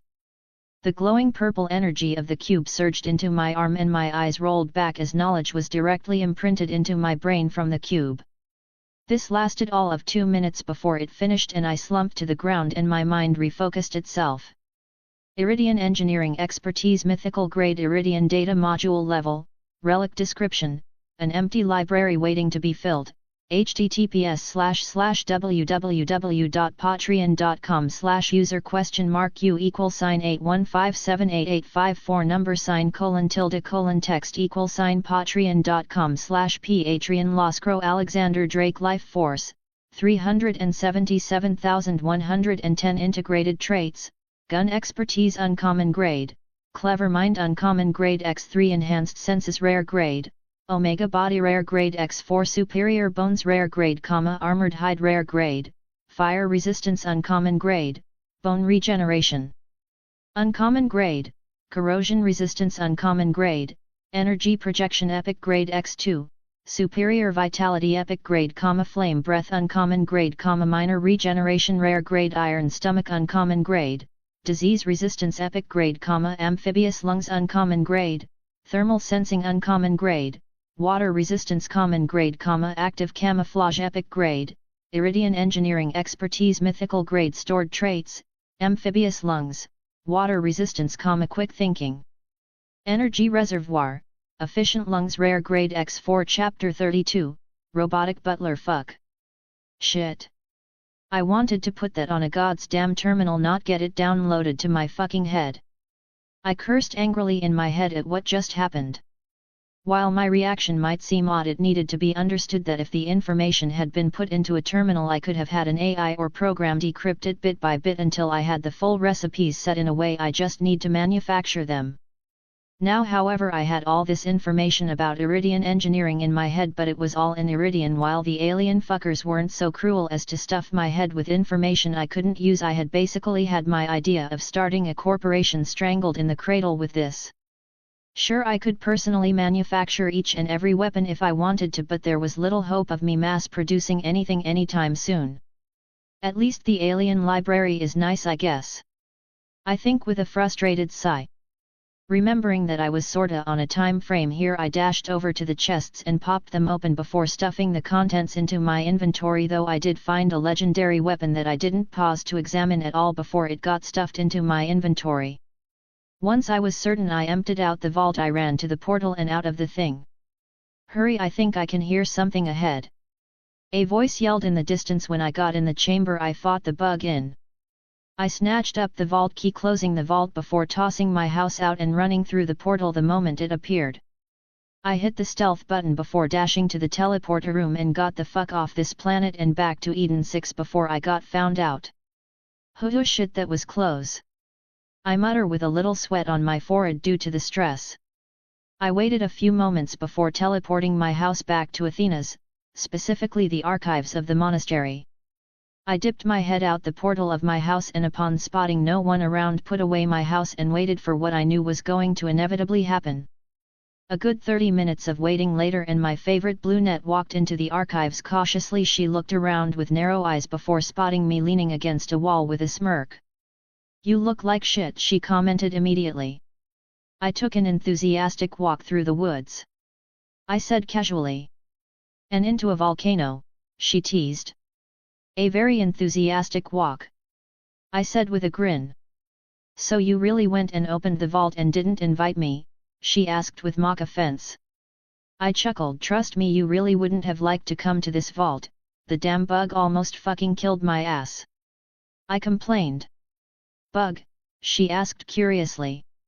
"Yeah, the vault monster was this giant red beetle thing with a scorpion tail that moved fast as hell and hit like a truck. Oh, and it was on fire," I explained honestly. "Sounds dangerous," she said, and I chuckled. "Yeah, that was kinda the whole reason it was in there to begin with. There's this theory that vault monsters are just Iridian weapons, but I know for certain that is at least for the most part wrong. They are for the most part just creatures that upset the natural order in an extremely dangerous way, anomalies really," I said with a sigh. "Was it worth it at least?" she asked curiously and with a bit of greed. "Well, I got a whole library's worth of knowledge on Iridian engineering and the library itself, so kinda," I said making a face. "That sounds awesome, so why the face?" she asked confused. "Stupid aliens set the information to be downloaded straight into the mind of whoever got it. And I had this whole plan of making my own corporation and everything," I complained. "To summarize, you can make Iridian stuff and can't share the info?" she asked with a growing smile, and I nodded annoyed. "You're rich," she exclaimed excitedly, confusing me a little until I understood what she meant. In my self-pity I had sorta forgotten that all Iridian tech was worth more than gold, and the fact I could just crank the stuff out at all meant I was a walking treasure chest. "Hey? I guess I am rich, aren't I?" I muttered, a little disoriented by the understanding. Once excitement died down over my newfound hypothetic fortune, Maya proceeded to explain how things went while I opened the vault from the outside. Apparently at first it was just someone getting sent out to investigate the signal and power generators, but once it was clear that someone was going to the vault, it was all hands on deck. Ships started to get scrambled to Athena's to try and take the now open vault for each different party who had been monitoring it for opening. According to Maya, the only reason I hadn't gotten caught was because the different corporate troops that were sent to secure the vault fought in a big skirmish which held them off long enough for me to finish my fight and loot the place, though it had been a close call. The funny part was that despite clearly understanding that the vault was opened, the troops that made it into chamber where I fought, Atlas apparently, thought that I was stealthed and still in the chamber and thus combing it. Even now, clearly they hadn't realized that I had teleported out, or even that I could teleport out of the chamber. Honestly, I almost felt a bit bad for them, as they were destined to fail at finding anything and had come all this way for nothing. "So you want to see the big bug before I turn it to ash?" I asked with a grin after she was done explaining the situation to me. "Yes," she said eagerly. I opened my house up again and we went in, where she saw the corpse in the middle of my floor and shuddered. "Ugh, it really is a big bug, and it stinks too," she said, holding her nose. I had to agree, as there was a rotten scent coming off the corpse of the bug despite the short period it had been dead that may have been chemical in nature. Pointing my right hand at the corpse, I activated my powers and got a look at the bug's traits. Tithonus life force, 57,491 traits, Gigantism uncommon grade 1000 units, Supreme exoskeleton rare grade 5000 units, Multilimbed common grade 500 units, Poor vision trash grade 50 units, Fire resistance epic grade 20,000 units, Elemental body, fire, legendary grade 100,000 units, Superior vitality epic grade 20,000 units. Oh damn son, that's some good shit right there. I exclaim in pleasant surprise. Before Maya could ask what I meant, I listed out the traits it had as well as the amount of life force it had. Nice. Those last three in particular sound like the tits, she said with a wide smile. I agreed and without hesitation spent the 140,000 units to get them, but got back 57,491 from the corpse, so two of them basically cost me nothing. Out of them, elemental body, fire, was the most impressive because it was what the bug used to flame up as well as harden up and speed up while it was on fire. It was a trait that did exactly that too, so it was quite simple in use but powerful without any doubt. Despite this simplicity, the only real catch was that you could only go as hot as your body was able to handle, because even if you were projecting it away from you, you still got the heat of it all the same. This explained the ungodfully powerful fucking resistance trait the bug had as well. It was there to keep the bug from killing itself by flaming up at any point. The fact that you needed an extra trait for safety reason told me that if I ever came across another elemental trait like this, I shouldn't take it without the corresponding resistance trait. The corpse fell into a pile of grey ash once I took the life force and traits from it, which was a bit annoying but not a huge problem. What's that in the ash? Maya asked, surprised, and looking carefully I saw that there was indeed something within the pile. Walking over, I brushed away the ash to reveal a round object that made me laugh. It was an Iridian power core. I guess we know what it ate before it was sealed in the vault. I joked and we both laughed. What even is that? She asked curiously, and I explained. So the tech the Iridians used to power their stuff. Is it any good still? She asked doubtfully, and I looked it over carefully. It's dormant but the casing is intact, and from what I can tell the rest of the components are as well. If I were to make a recharging station, I should be able to use it, I said honestly, using my new knowledge. I thought Iridian tech had infinite energy though, she asked surprised. Infinite energy is a myth. Iridian tech is just really efficient, so until now we mistook the amount of energy to be infinite. Still, even with that being the case, a single core like this could power a large ship for centuries no problem. I said seriously. What are you going to use it for? She asked curiously. Robot butler. I say seriously. What? She asked, dumbfounded by my answer. I'm going to make a kick-ass robotic butler with lasers and shit. It's going to be awesome. I said excitedly. Why though? She asked horrified. Why the fuck not? I have a whole fuck ton of Iridian engineering knowledge crammed in my head and a power core that is typically made for Iridian seraphs. It's like fate itself wants me to make a badass robotic butler. I preach excitedly.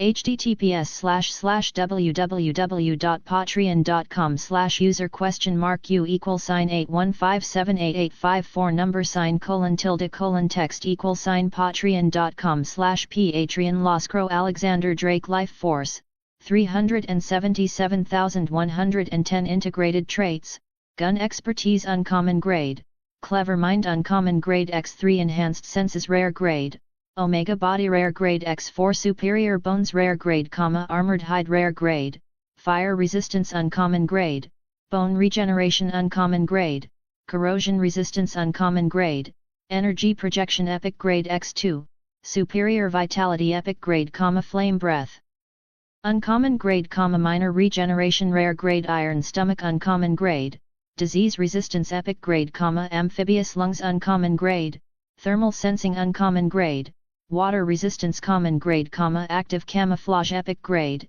Iridian Engineering Expertise Mythical Grade. Stored Traits, Amphibious Lungs, Water Resistance, Quick Thinking, Energy Reservoir, Efficient Lungs Rare Grade X4, Fire Resistance Epic Grade, Elemental Body, Fire, Legendary Grade, Superior Vitality Epic Grade. Chapter 33, Broken Hopes Counter-Argument, Gun, she says, and I pause to consider it.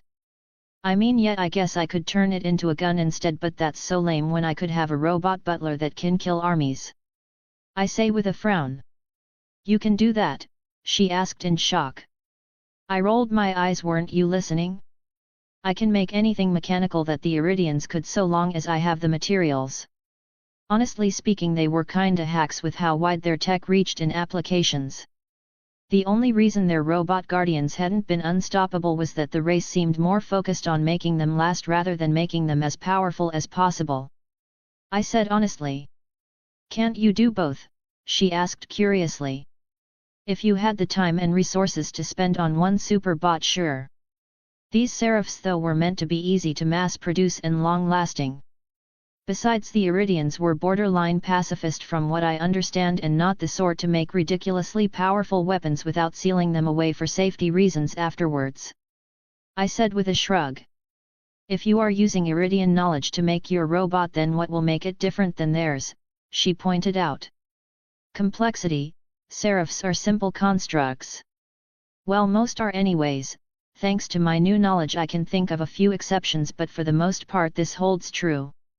Anyways, my robot will be almost complex enough to be considered false life. Wait. Fuck. I forgot about that. I went to explain my plan before realizing a huge issue and cursing loudly. What? She asked, confused. All this knowledge I have will let me make the body of such a robot, but not the mind. The knowledge doesn't include the programming for A.Is. I said, frustrated. Can't you just use a normal A.I? She asked, confused about my frustration. Can an idiot drive a ship? Yes. Would you trust them to do so correctly though? Not if you valued your life. The same applies here. Sure, a normal AI could operate a robot like this, but it's like putting an idiot behind the wheel of a ship, a very bad idea. I sigh after my explanation. Looks like you get your gun idea after all. I mutter, a little annoyed. Well, look on the bright side, awesome gun, she said, trying to cheer me up. She failed.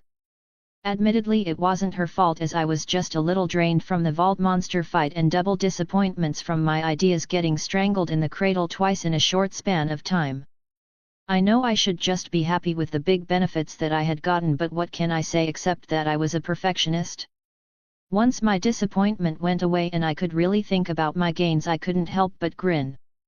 Whether it was in terms of traits or loot, I really had gotten lucky as shit.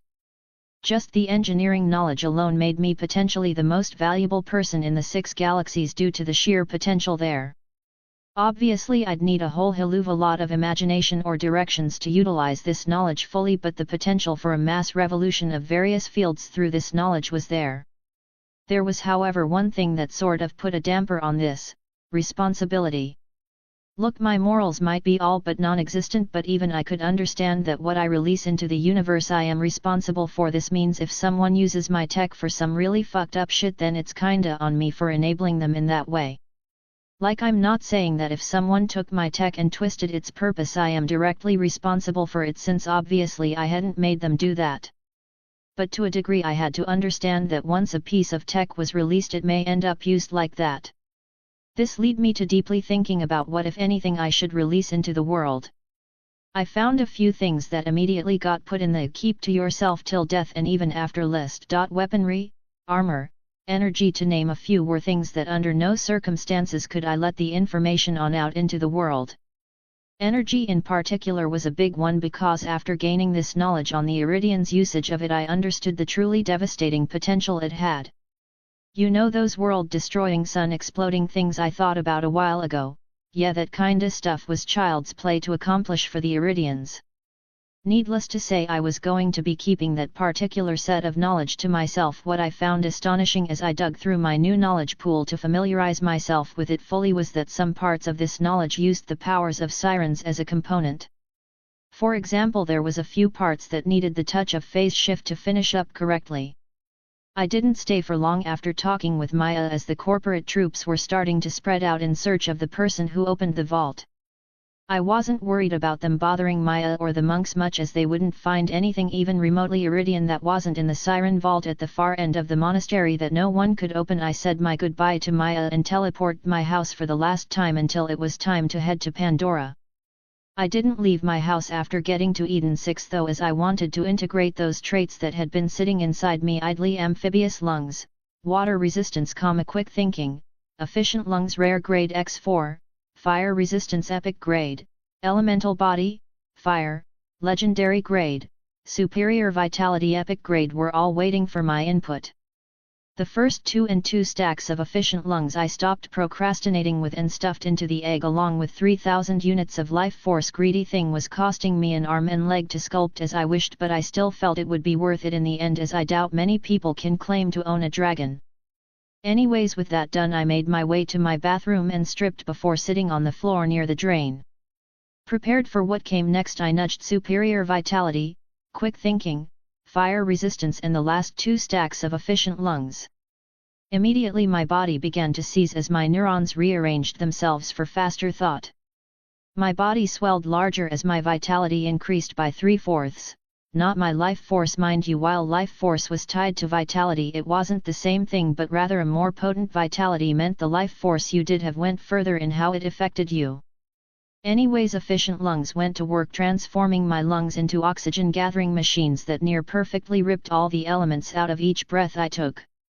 The greatest change, however, came from fire resistance, as my skin began to slough off only to be replaced by darker bronze skin with a noticeable red tinge to it. This transformation only lasted a few moments as per normal, but I felt like shit afterwards, which was to be expected given the amount of traits I had integrated all at once. I also noticed that my original fire resistance trait had fused into the new one, but had pretty much no difference due to the sheer disparity between their grades. My fucking hair. I just grew that back for fuck's sake. I complained as I noticed the changing of my skin had caused my regrown hair to get discarded, again. I cleaned up the mess from this round of integration before finally moving on to the main course, the legendary grade elemental body, fire. The integration of this trait went very differently than any that had come before. Rather than causing a change in my body that was purely biological, my tattoos that covered my entire right arm, leg, chest, and stopped under my eye expanded. They glowed a vibrant green as the odd swirling symbols on my chest started spawning even more on my belly, reaching over to the left side of my body before stopping. Unlike before, where the tattoos only covered my right side and the center of my chest, I now had tattoos across my abs as well, with only my left side being free of them. This transformation was also entirely painless, but I felt the trait's effects clearly.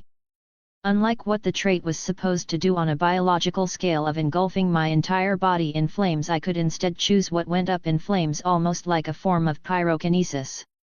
With an interested look, I raised my right hand, and with but a small flex a red flame sparked into existence on my palm. As I had thought, I still felt the heat on my skin, but thanks to my resistance trait, no harm was coming to my body from the flame, and in fact the skin of my palm even hardened slightly instead.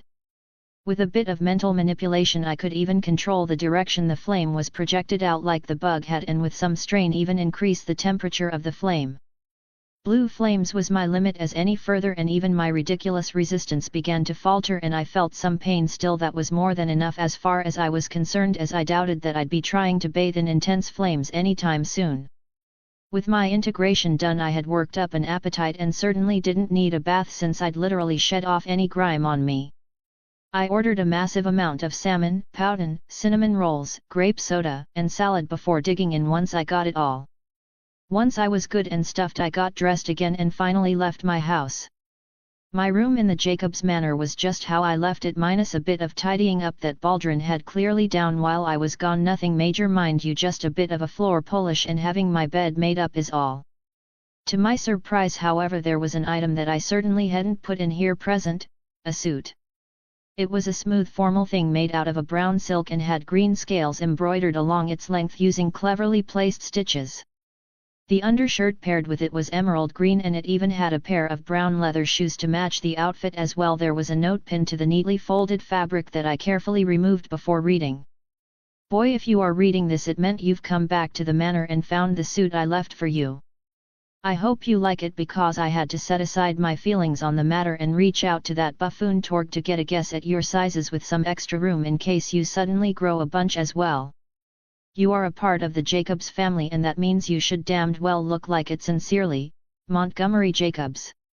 https://www.patreon.com/user?u=815788554 number sign : text patreon.com/patreon Loscrow Alexander Drake Life Force 374,110 integrated traits, gun expertise uncommon grade, Clever Mind Uncommon Grade X3 Enhanced Senses Rare Grade, Omega Body Rare Grade X4 Superior Bones Rare Grade, Armored Hide Rare Grade, Bone Regeneration Uncommon Grade, Corrosion Resistance Uncommon Grade, Energy Projection Epic Grade X2, Superior Vitality Epic Grade, Flame Breath Uncommon Grade, Minor Regeneration Rare Grade, Iron Stomach Uncommon Grade, Disease Resistance Epic Grade, Amphibious Lungs Uncommon Grade, Thermal Sensing Uncommon Grade, Water Resistance Common Grade, Active Camouflage Epic Grade, Iridian Engineering Expertise Mythical Grade, Amphibious Lungs, Water Resistance, Quick Thinking, Efficient Lungs Rare Grade X2, Fire Resistance Epic Grade, Elemental Body, Fire, Legendary Grade, Stored Traits, Energy Reservoir.